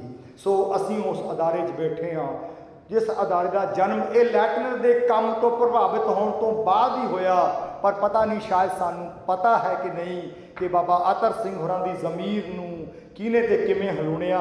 ਕੀ ਸਾਡੇ ਵਿਦਿਆਰਥੀ ਇਸ ਇਤਿਹਾਸ ਤੋਂ ਜਾਣੂ ਨੇ ਕਿ ਨਹੀਂ? ਇਸ ਕੰਮ ਨੂੰ ਜੇ ਅਧੂਰਾ ਤਾਂ ਅਸੀਂ ਅੱਗੇ ਵਧਾਉਣਾ। ਹੁਣ ਆਹ ਸ਼ਬਦਾਵਲੀ, ਹੁਣ ਇਹਨੂੰ ਧਿਆਨ ਨਾਲ ਪੜ੍ਹਿਓ। ਮੈਂ 16 ਸ਼ਬਦ ਲਿਖੇ ਨੇ, ਠੰਡੇ ਦਿਮਾਗ ਨਾਲ ਸਾਰੇ ਪੜ੍ਹ ਲਓ। ਜੇ ਕਿਸੇ ਨੂੰ ਇਹਨਾਂ ਵਿੱਚੋਂ ਕਿਸੇ ਸ਼ਬਦ ਦਾ ਮਤਲਬ ਨਹੀਂ ਪਤਾ ਤਾਂ ਹੱਥ ਖੜਾ ਕਰੋ। ਮੈਨੂੰ ਯਕੀਨ ਹੈ ਤੁਹਾਨੂੰ ਸਾਰਿਆਂ ਨੂੰ ਇਹ ਸਾਰੇ ਸ਼ਬਦ ਆਉਂਦੇ ਨੇ। School, college, class, engine, syringe, modern, doctor, car, form, tax, painter, commission, scooter, circle ਤੇ ਸਰਕਸ, ਸਾਰਿਆਂ ਨੂੰ ਆਉਂਦੇ ਨੇ ਜੀ। ਇਹ ਸ਼ਬਦ ਭਾਸ਼ਾ ਵਿਭਾਗ ਦੀ ਪੰਜਾਬੀ ਯੂਨੀਵਰਸਿਟੀ ਦੀ ਪੰਜਾਬੀ ਦੀ ਡਿਕਸ਼ਨਰੀ ਵਿੱਚ ਉਪਲਬਧ ਨੇ, ਪਰ ਇਹ ਸ਼ਬਦ ਪੰਜਾਬੀ ਦੇ ਨਹੀਂ। ਇਹ ਸ਼ਬਦਾਂ ਦਾ ਮੂਲ ਪੰਜਾਬੀ ਨਹੀਂ, ਪਰ ਇਹ ਪੰਜਾਬੀ 'ਚ ਇੰਨੇ ਪ੍ਰਚਲਿਤ ਨੇ ਕਿ ਪੰਜਾਬੀ ਦੀ ਡਿਕਸ਼ਨਰੀ ਵਿੱਚ ਉਪਲਬਧ ਨੇ। ਸਾਨੂੰ ਕੋਈ ਇਤਰਾਜ਼ ਨਹੀਂ। ਭਾਸ਼ਾਵਾਂ ਆਦਾਨ ਪ੍ਰਦਾਨ ਕਰਦੀਆਂ ਨੇ ਸ਼ਬਦਾਂ ਨੂੰ, ਅਤੇ ਪੰਜਾਬੀ ਦੇ ਵਿਹੜੇ ਆਏ ਇਹਨਾਂ ਅੰਗਰੇਜ਼ੀ ਦੇ ਸ਼ਬਦਾਂ ਨੂੰ ਭਿੱਜੀਆਂ ਅੱਖਾਂ ਨਾਲ ਜਿਉ ਆਇਆਂ ਨੂੰ ਆਓ ਸਾਡੇ ਵਿਹੜੇ ਪ੍ਰਵਾਨ ਕਰਦੇ ਹਾਂ। ਕੋਈ ਇਤਰਾਜ਼ ਨਹੀਂ ਹੈ ਸਾਨੂੰ। ਭਾਸ਼ਾਵਾਂ ਸ਼ਬਦਾਂ ਨੂੰ ਆਦਾਨ ਪ੍ਰਦਾਨ ਕਰਦੀਆਂ ਨੇ, ਇਹਨਾਂ ਨੂੰ ਵੀ ਜਿਉ ਆਇਆਂ ਨੂੰ ਕੋਈ ਇਤਰਾਜ਼ ਨਹੀਂ। ਪਰ ਇਤਰਾਜ਼ ਕੁਝ ਹੋਰ ਹੈ। ਕਿਹੜਾ? ਆ ਵੀ 16 ਸ਼ਬਦ ਨੇ। ਹੱਥ ਖੜੇ ਕਰੋ ਕਿੰਨਿਆਂ ਨੂੰ ਨਾ 16 ਦੇ ਮਤਲਬ ਪਤਾ ਨੇ। ਜਿਹੜੇ ਤੁਹਾਡੀ ਡਿਕਸ਼ਨਰੀ ਦੇ ਸ਼ਬਦ ਸਨ ਤੇ ਅੱਜ ਇਹ ਸ਼ਬਦ ਤੁਹਾਡੀ ਡਿਕਸ਼ਨਰੀ ਵਿੱਚ ਉਪਲਬਧ ਨਹੀਂ ਹਨ। ਹੱਥ ਖੜੇ ਕਰੋ ਜਿਹਨੂੰ ਇਹ 16 ਸ਼ਬਦਾਂ ਦਾ ਮਤਲਬ ਪਤਾ ਹੈ। ਔਰ, ਤਾਣ, ਭਾਨ, ਧੀਨ, ਅਸ, ਅੱਜ, ਗੱਜ, ਸੂਆ, ਸਹਸ, ਪੰਕਜ, ਕੁਰੰਗ, ਸਵਾਨ, ਉਂਦਰ, ਅਜਗਰ, ਮਰਕਟ, ਕਰਹਲਾ। ਹੱਥ ਖੜੇ ਕਰੋ ਕਿਹਨੂੰ ਇਹ 16 ਸ਼ਬਦ ਆਉਂਦੇ ਨੇ।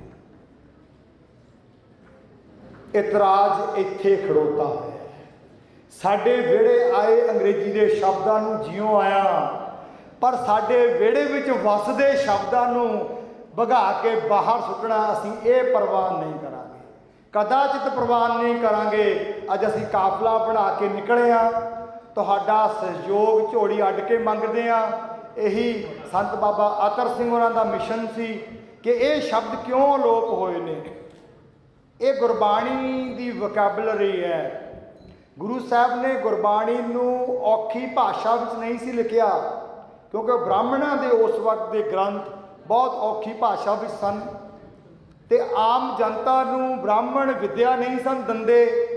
ਜਦ ਵਿੱਦਿਆ ਨਹੀਂ ਸਨ ਦਿੰਦੇ ਅਤੇ ਆਮ ਲੋਕ ਉਹ ਧਰਮ ਗ੍ਰੰਥਾਂ ਵਿੱਚ ਲਿਖੀਆਂ ਗੱਲਾਂ ਸਮਝ ਨਹੀਂ ਸਨ ਸਕਦੇ।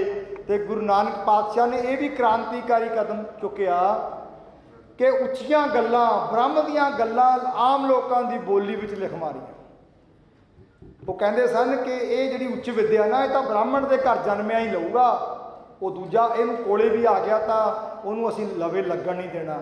ਗੁਰੂ ਨਾਨਕ ਸਾਹਿਬ ਕਹਿੰਦੇ ਕਿਉਂ ਵੰਡੀਆਂ ਪਾਈਆਂ ਨੇ, ਤੁਸੀਂ ਲਵੇ ਲੱਗਣ ਨਹੀਂ ਦੇਣਾ ਅਤੇ ਮੈਂ ਰੱਬ ਦੀਆਂ ਗੱਲਾਂ ਫਿਰ ਆਮ ਬੋਲੀ 'ਚ ਲਿਖ ਦਿੰਦਾ ਲੋਕਾਂ ਨੂੰ ਪੜ੍ਹਨ ਵਾਸਤੇ। ਇਹ ਵਿੱਦਿਆ ਦਾ ਇੱਕ ਕ੍ਰਾਂਤੀਕਾਰੀ ਰਾਹ। ਐਵੇਂ ਤਾਂ ਨਹੀਂ ਡਾਕਟਰ ਇਕਬਾਲ ਨੂੰ ਕਹਿਣਾ ਪਿਆ, ਫਿਰ ਉੱਠੀ ਆਖਰ ਸਦਾ ਤੌਹੀਦ ਕੀ ਪੰਜਾਬ ਸੇ, ਹਿੰਦ ਕੋ ਇੱਕ ਮਰਦੇ ਕਾਮਲ ਨੇ ਜਗਾਇਆ ਖਾਬ ਸੇ।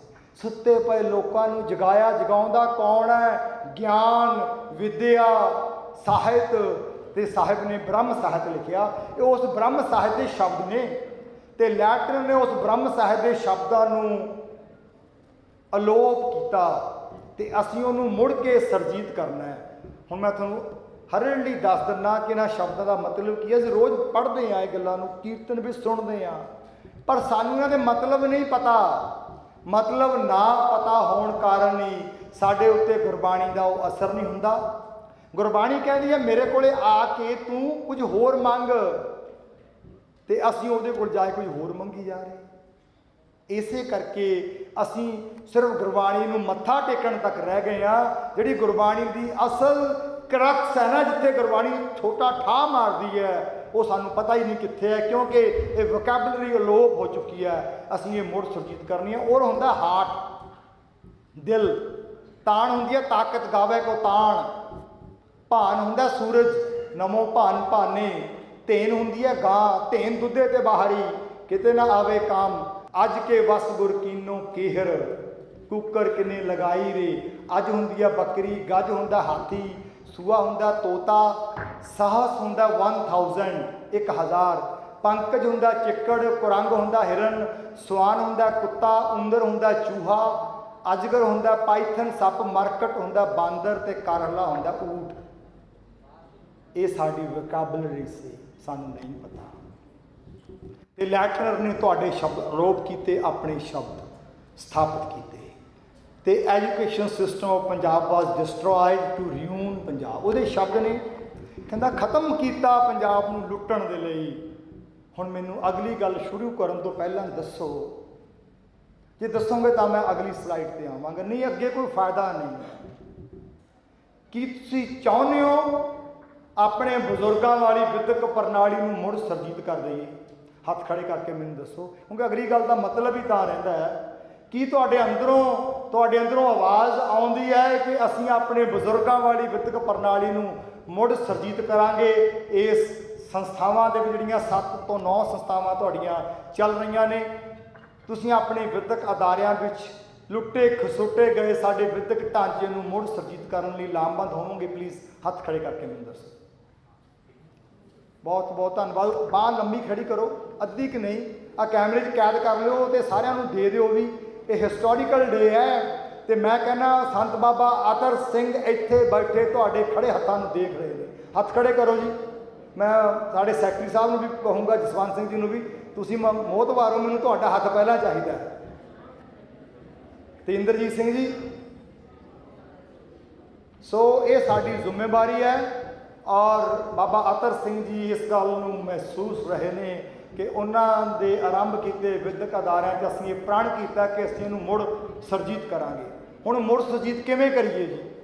ਹੁਣ ਮੈਂ ਬਿਲਕੁਲ ਗ੍ਰਾਸ ਰੂਟ 'ਤੇ ਆਉਣ ਲੱਗਿਆ ਕਿ ਆਪਾਂ ਇਹ ਕੰਮ ਕਰਨਾ ਕਿਵੇਂ। ਹੁਣ ਤੱਕ ਮੈਂ ਤੁਹਾਨੂੰ ਸਿਰਫ ਆਪਣੇ ਇਤਿਹਾਸਿਕ ਪਿਛੋਕੜ ਬਾਰੇ ਦੱਸਿਆ ਕਿ ਅਸੀਂ ਕੌਣ ਹਾਂ, ਸਾਡੀ ਤਾਸੀਰ ਕੀ ਹੈ, ਸਾਡਾ ਇਤਿਹਾਸ ਕੀ ਹੈ, ਸਾਡੀ ਫਿਲਾਸਫੀ ਕੀ ਹੈ। ਸਰਬੱਤ ਦੇ ਭਲੇ ਦੀ ਸੋਚ ਨੂੰ ਅਸੀਂ ਕਿਤਾਬਾਂ 'ਚ ਨਹੀਂ ਲਿਖਿਆ, ਅਸੀਂ ਹੱਡੀ ਹੰਢਾਇਆ ਹੈ ਤੇ ਹੁਣ ਉਸ ਨੂੰ ਮੁੜ ਸੁਰਜੀਤ ਅਸੀਂ ਕਿਵੇਂ ਕਰਨਾ, ਗ੍ਰਾਸ ਰੂਟ ਤੋਂ ਇਹ ਕੰਮ ਕਿਵੇਂ ਸ਼ੁਰੂ ਕਰੀਏ। ਇਹ ਸਾਡੀ ਪਹਿਲੀ ਕਿਤਾਬ ਹੈ। ਇਹ ਬਿਲਕੁਲ ਉਸੇ ਹੀ ਤਰ੍ਹਾਂ ਦਾ ਕਾਇਦਾ ਹੈ ਜਿਸ ਕਾਇਦੇ ਨੂੰ 1858 ਵਿੱਚ ਈਸਟ ਇੰਡੀਆ ਕੰਪਨੀ ਨੇ ਘਰੋਂ ਘਰੋਂ ਲੱਭ ਕੇ ਸਾੜਿਆ ਸੀ। ਉਸ ਕਾਇਦੇ ਦਾ ਨਾਮ ਨੂਰ ਸੀ। ਉਹਨੂੰ ਕਾਇਦਾ ਏ ਨੂਰ ਵੀ ਕਹਿ ਦਿੰਦੇ ਨੇ, ਨੂਰ ਵੀ ਕਹਿ ਦਿੰਦੇ ਨੇ। ਉਸ ਕਾਇਦੇ ਦਾ ਆਧਾਰ ਸੀ ਗੁਰੂ ਗ੍ਰੰਥ ਸਾਹਿਬ ਦੀ ਸ਼ਬਦਾਵਲੀ। ਹਰ ਪਿੰਡ ਵਿੱਚ ਹਰ ਮਾਤਾ ਨੂੰ ਕਾਇਦਾ ਪੜ੍ਹਨਾ ਜ਼ਰੂਰੀ ਸੀ, ਹਰ ਬਜ਼ੁਰਗ ਲਈ, ਹਰ ਬੱਚੇ ਲਈ ਜ਼ਰੂਰੀ ਸੀ। ਔਰ ਤਹਿਸੀਲਦਾਰ ਰਾਹੀਂ ਉਹ ਕਾਇਦੇ ਸਾਰੇ ਪਿੰਡਾਂ ਵਿੱਚ ਖੁੱਲ੍ਹੇ ਮੁਹੱਈਆ ਕਰਵਾਏ ਜਾਂਦੇ ਸਨ। ਇਹ ਉਸੇ ਤਰ੍ਹਾਂ ਦਾ ਇੱਕ ਕਾਇਦਾ ਹੈ ਜਿਹੜਾ ਬੱਚਿਆਂ ਨੂੰ ਆਪਣੇ ਕਲਚਰ ਪ੍ਰਤੀ, ਆਪਣੇ ਵਿਰਸੇ ਪ੍ਰਤੀ ਜੋੜਦਾ ਹੈ। ਊੜਾ ਪੜ੍ਹਾਉਣਾ ਹੈ, ਊੜਾ ਊਠ ਅਸੀਂ ਪੜ੍ਹਦੇ ਹਾਂ, ਊੜਾ ਊਠ ਵੀ ਦਿੱਤਾ ਹੋਇਆ ਹੈ, ਪਰ ਨਵੇਂ ਸ਼ਬਦ ਵੀ ਨੇ। ਊੜਾ ਉਰ ਹਾਟ ਹੁੰਦਾ ਹੈ, ਊਂਦਰ ਚੂਹਾ ਹੁੰਦਾ ਹੈ, ਉਜਾਗਰ ਦੀਵਾ ਹੁੰਦਾ ਹੈ। ਔਰ ਇਹ ਕਿਤਾਬਾਂ ਤੁਸੀਂ ਦੇਖੋਗੇ ਟ੍ਰਾਈਲਿੰਗੁਅਲ ਨੇ। ਸਾਰੇ ਸ਼ਬਦਾਂ ਦੀ ਪ੍ਰੋਨਾਂਸੀਏਸ਼ਨ ਅੰਗਰੇਜ਼ੀ, ਪੰਜਾਬੀ, ਹਿੰਦੀ ਵਿੱਚ ਉਪਲਬਧ ਹੈ। ਸਾਰੇ ਸ਼ਬਦਾਂ ਦੇ ਮੀਨਿੰਗ ਵੀ ਅੰਗਰੇਜ਼ੀ, ਪੰਜਾਬੀ, ਹਿੰਦੀ 'ਚ ਉਪਲਬਧ ਹੈ, ਤਾਂ ਕਿ ਟੀਚਰ ਸਾਹਿਬਾਨ ਉਹਨਾਂ ਨੂੰ ਕੋਈ ਕੋਸ਼ ਖੋਲ੍ਹ ਕੇ ਨਾ ਸਮਝਣਾ ਪਵੇ। ਇਹ ਕਿਤਾਬਾਂ ਆਪਣੇ ਆਪ ਸੈਲਫ ਐਕਸਪਲੇਨੇਟਰੀ ਨੇ ਅਤੇ ਤੁਹਾਨੂੰ ਤਿੰਨੋਂ ਭਾਸ਼ਾਵਾਂ ਵਿੱਚ ਉਸ ਸ਼ਬਦ ਦੀ ਪ੍ਰੋਨਾਂਸੀਏਸ਼ਨ ਅਤੇ ਅਰਥ ਦੋਨੋਂ ਉਪਲਬਧ ਨੇ। ਆੜਾ ਅਸ, ਆੜਾ ਅੰਬ ਅਰਦਾਸ ਅਕਾਲ ਤਖਤ, ਸੱਸਾ ਸੂਆ, ਸੱਸਾ ਸੇਬ, ਸੱਸਾ ਸਵਾਨ, ਕੱਕਾ ਕੜਾ, ਕੱਕਾ ਕੂੰਚਰ ਹਾਥੀ, ਦੱਦਾ ਦਰ ਦਰਵਾਜ਼ਾ। ਸਾਡੀ ਤਾਂ ਇੱਕ ਬਾਣੀ ਦਾ ਨਾਮ ਹੀ ਦਰ ਹੈ। ਕਿਹੜੀ ਭਲਾ ਜੀ? ਸੋਹਦਰ ਹੈ ਨਾ। ਸਾਡੀ ਤਾਂ ਇੱਕ ਬਾਣੀ ਦਾ ਹੀ ਨਾਮ ਹੈ ਸੋਹਦਰ। ਉਹ ਦਰਵਾਜ਼ਾ ਕਿਹੋ ਜਿਹਾ ਜਿੱਥੇ ਰੱਬ ਦੇ ਪਿਆਰ ਦੇ ਵਾਜੇ ਵੱਜਦੇ ਨੇ। ਦਾਦਰ ਡੱਡੂ, ਪੱਗ ਥੱਲੇ ਲਿਖਿਆ ਪੰਕਜ। ਆਪਾਂ ਹੁਣ ਰੋਜ਼ ਰਹਿਰਾਸ ਪੜ੍ਹਦੇ ਹਾਂ ਨਾ, ਪੰਕਜ ਮੋਹ ਪੱਗ ਨਹੀਂ ਚਾਲਾ, ਹਮ ਦੇਖਾ ਤੇ ਡੂਬੀ ਅਲੇ। ਸਾਨੂੰ ਹੁਣ ਇਹ ਬੜੀ ਸੌਖੀ ਜੀ ਪੰਕਤੀ ਹੈ, ਸਾਰੇ ਸ਼ਬਦ ਪਤਾ ਨੇ। ਪੰਕਜ ਮੋਹ ਪੱਗ ਨਹੀਂ ਚਾਲਾ, ਹੁਣ ਪੰਕਜ ਨਹੀਂ ਪਤਾ ਕੀ ਹੈ। ਹਮ ਦੇਖਿਆ ਤਾਂ ਡੂਬੀ ਅਲੇ, ਇਹ ਵੀ ਸਮਝ ਆਉਂਦਾ, ਪਰ ਜਦੋਂ ਪੰਕਜ ਸਮਝ ਨਹੀਂ ਆਉਂਦਾ ਸਾਰੀ ਉਹ ਗੱਲ ਹੀ ਅਰਥਹੀਣ ਹੋ ਜਾਂਦੀ ਹੈ। ਜਿਹੜੇ ਮਿਸਿੰਗ ਲਿੰਕ ਨੇ, ਹੁਣ ਜਿਹੜੇ ਬੱਚੇ ਨੇ ਇਸ ਕਿਤਾਬ 'ਤੇ ਪੜ੍ਹ ਲਿਆ ਪੱਪਾ ਪੱਗ ਅਤੇ ਪੱਪਾ ਪੰਕਜ, ਜਦੋਂ ਰਹਿਰਾਸ ਦੀ ਬਾਣੀ ਪੜ੍ਹੇਗਾ, ਜਦੋਂ ਉੱਥੇ ਆਵੇਗਾ ਪੰਕਜ ਮੋਹ ਪੱਗ ਨਹੀਂ ਚਾਲੇ, ਉਹਦੇ ਸਾਹਮਣੇ ਉਹ ਤਸਵੀਰ ਹੈ ਕਿ ਚਿੱਕੜ ਦੇ ਵਿੱਚ, ਮਾਇਆ ਦੇ ਮੋਹ ਦੇ ਚਿੱਕੜ ਵਿੱਚ ਪੈਰ ਨਹੀਂ ਜੇ ਪੁੱਟਿਆ ਜਾਣਾ। ਫਿਰ ਤੂੰ ਸੋਚੇਂਗਾ ਚੱਲ ਛੱਡ ਮੈਂ ਸਮਝੌਤਾ ਕਰ ਲਵਾਂ, ਤੇ ਬਾਬਾ ਜੀ ਕਹਿੰਦੇ ਸਮਝੌਤੇ ਨਾ ਕਰੀ। ਹਮ ਦੇਖਾ ਤੇ ਡੂਬੀ ਅਲੇ, ਉਹ ਮੇਰੇ ਵੇਖਦਿਆਂ ਕਿੰਨੇ ਡੁੱਬ ਰਹੇ ਨੇ, ਤੂੰ ਵੀ ਨਾ ਡੁੱਬ ਜਾਈ। ਮਨ ਇਹ ਕਿੰਨਾ ਚੇਤ ਸਮੂੜ ਮਨਾ, ਹਰ ਬਿਸਤ ਤੇਰੇ ਗੁਣ ਗਲਿਆ। ਇਹ ਗੱਲ ਸਮਝੋ, ਗੁਣਾਂ ਦਾ ਗਲ ਜਾਣਾ ਹੈ, ਗਲ ਜਾਣਾ। ਜੇ ਤੂੰ ਇੱਕ ਤਾਂ ਸਮਝੌਤਾ ਕਰਦਾ, ਤੂੰ ਫਾਟਕ ਖੋਲ੍ਹਿਆ ਸਮਝੌਤੇ ਕਰਨ ਦਾ, ਬਸ ਹੁਣ ਤੇਰੇ ਗੁਣ ਗਲ ਜਾਣਗੇ। ਜਦੋਂ ਤੂੰ ਆਪਣੇ ਬੱਚਿਆਂ ਲਈ, ਆਪਣੇ ਪਰਸਨਲ ਹਿੱਤ ਲਈ, ਆਪਣੇ ਪਰਿਵਾਰ ਲਈ ਜਾਂ ਆਪਣੀ ਧੜੇਬੰਦੀ ਲਈ ਸਮਝੌਤੇ ਕਰਨੇ ਸ਼ੁਰੂ ਕਰ ਲਏ, ਤੂੰ ਦਲਦਲ ਵਿੱਚ ਡਿੱਗਣਾ ਸ਼ੁਰੂ ਹੋ ਜਾਵੇਂਗਾ। ਫਿਰ ਤੇਰੇ ਸਾਰੇ ਹੀ ਗੁਣ ਗਲ ਜਾਣੇ ਨੇ। ਹਰ ਬਿਸਤ ਤੇਰੇ ਗੁਣ ਗਲਿਆ। ਇਹ ਗੱਲਾਂ ਅਸੀਂ ਨਾ ਕਿਤਾਬਾਂ 'ਚ, ਇਹਦਾ ਜਿਹੜਾ ਬੇਸਿਕ ਵੋਕੈਬਲਰੀ ਹੈ ਉਹ ਅਸੀਂ ਪੰਜਾਬੀ ਪੜ੍ਹਾਉਂਦੇ ਹਾਂ। ਫੱਫਾ ਫਤਿਹ ਅਗਲੀ ਕਿਤਾਬ ਹੈ ਜਿੱਥੇ ਅਸੀਂ ਗੁਰਮੁਖੀ ਨੂੰ ਲਿਖਣਾ ਸਿਖਾਉਂਦੇ। ਗੁਰੂ ਸਾਹਿਬ ਨੇ ਸਾਨੂੰ 35 ਅੱਖਰੀ ਦਿੱਤੀ ਹੈ। ਮੈਨੂੰ ਬਹੁਤ ਮਤਲਬ ਕਿ ਮੇਰਾ ਵਿਸ਼ਾ ਪੰਜਾਬੀ ਨਹੀਂ ਹੈ। ਮੈਂ ਪੰਜਾਬੀ ਦਾ ਉਦੋਂ ਪੜ੍ਹਨਾ ਸ਼ੁਰੂ ਕੀਤਾ ਜਦੋਂ ਮੈਨੂੰ ਪਰਮਾਤਮਾ ਨੇ ਇਹ ਕਿਤਾਬਾਂ ਲਿਖਣ ਦੀ ਪ੍ਰੇਰਨਾ ਕੀਤੀ। ਮੇਰੇ ਮਿਸਿਸ ਨੇ ਪੰਜਾਬੀ ਪੜ੍ਹੀ ਆ, ਪੰਜਾਬੀ ਦੇ ਅਧਿਆਪਕ ਨੇ। ਮੈਨੂੰ ਕਹਿਣ 'ਚ ਕੋਈ ਝਿਜਕ ਨਹੀਂ, ਕਈ ਗੱਲਾਂ ਦਾ ਉਹਨਾਂ ਨੂੰ ਵੀ ਨਹੀਂ ਸੀ ਪਤਾ। ਜਦੋਂ ਮੈਂ ਪੰਜਾਬੀ ਦੇ ਉੱਤੇ ਖੋਜ ਕਰਨੀ ਸ਼ੁਰੂ ਕੀਤੀ, ਪੰਜਾਬੀ ਦੇ ਡਾਕਟਰੇਟ ਪ੍ਰੋਫੈਸਰਾਂ ਨੂੰ ਮਿਲਿਆ, ਅਧਿਆਪਕਾਂ ਨੂੰ ਮਿਲਿਆ, ਬਹੁਤ ਸਾਰੀਆਂ ਗੱਲਾਂ ਇਹੋ ਜਿਹੀਆਂ ਸਾਹਮਣੇ ਆ ਗਈਆਂ। ਜਿਹੜੇ ਸਵਾਲ ਮੈਂ ਉਹਨਾਂ ਨੂੰ ਪੁੱਛੇ ਤਾਂ ਉਹ ਉਹਨਾਂ ਕੋਲੇ ਉਹਨਾਂ ਦੇ ਜਵਾਬ ਨਹੀਂ ਸਨ। ਕੁਝ ਗੱਲਾਂ ਮੈਂ ਤੁਹਾਡੀ ਨਜ਼ਰ ਕਰਾਂਗਾ। ਅਸੀਂ ਬਾਕੀ ਭਾਸ਼ਾਵਾਂ ਸਿਖਾਉਂਦੇ ਹਾਂ ਅਤੇ ਬੱਚਿਆਂ ਨੂੰ ਅਸੀਂ ਕਰਸਿਵ ਰਾਈਟਿੰਗ ਅੰਗਰੇਜ਼ੀ ਦੀ ਖਾਸ ਕਰਕੇ ਚੱਲਦੀ ਹੈ, ਮੈਥਮੈਟਿਕਸ ਦਾ ਵੀ ਆਪਾਂ ਸਿਖਾਉਂਦੇ ਹਾਂ ਅੱਖਰ ਕਿਵੇਂ ਲਿਖਣੇ ਹੈ। ਪੰਜਾਬੀ ਦੀ ਲਿਖਾਈ ਕਿਵੇਂ ਲਿਖਣੀ ਹੈ ਅਸੀਂ ਕਦੀ ਘੁੰਡੀਆਂ ਮੋੜ ਕੇ ਨਹੀਂ ਸਿਖਾਉਂਦੇ। ਅੰਗਰੇਜ਼ੀ ਦੀਆਂ ਘੁੰਡੀਆਂ ਤਾਂ ਮੋੜ ਮੋੜ ਕੇ ਕਿਤਾਬਾਂ ਹੈਗੀਆਂ ਵੀ ਆਏ ਮੋੜੋ ਅਤੇ ਫਿਰ ਏ ਬਣੂ, ਫਿਰ ਬੀ ਬਣੂ।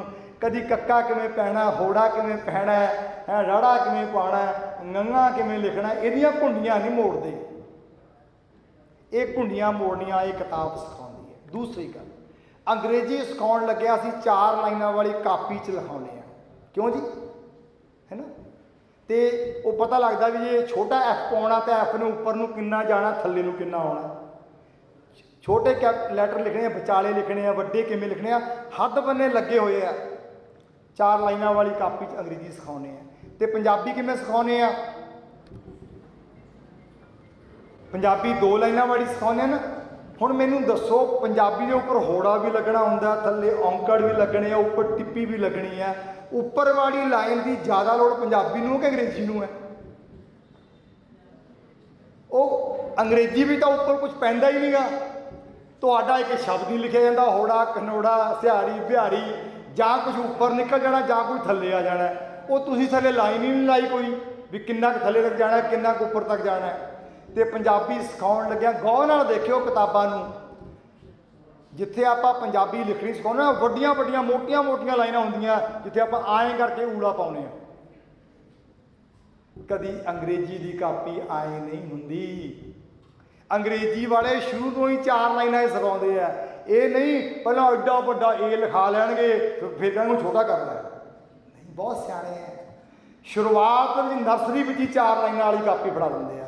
तो आपां पंजाबी नहीं, वो वड्डा ऊड़ा लिखना एड्डी मोटी लाइन दे विच 0.6 सेंटीमीटर का फासला होंदा अखर की सही बनतर दे लई।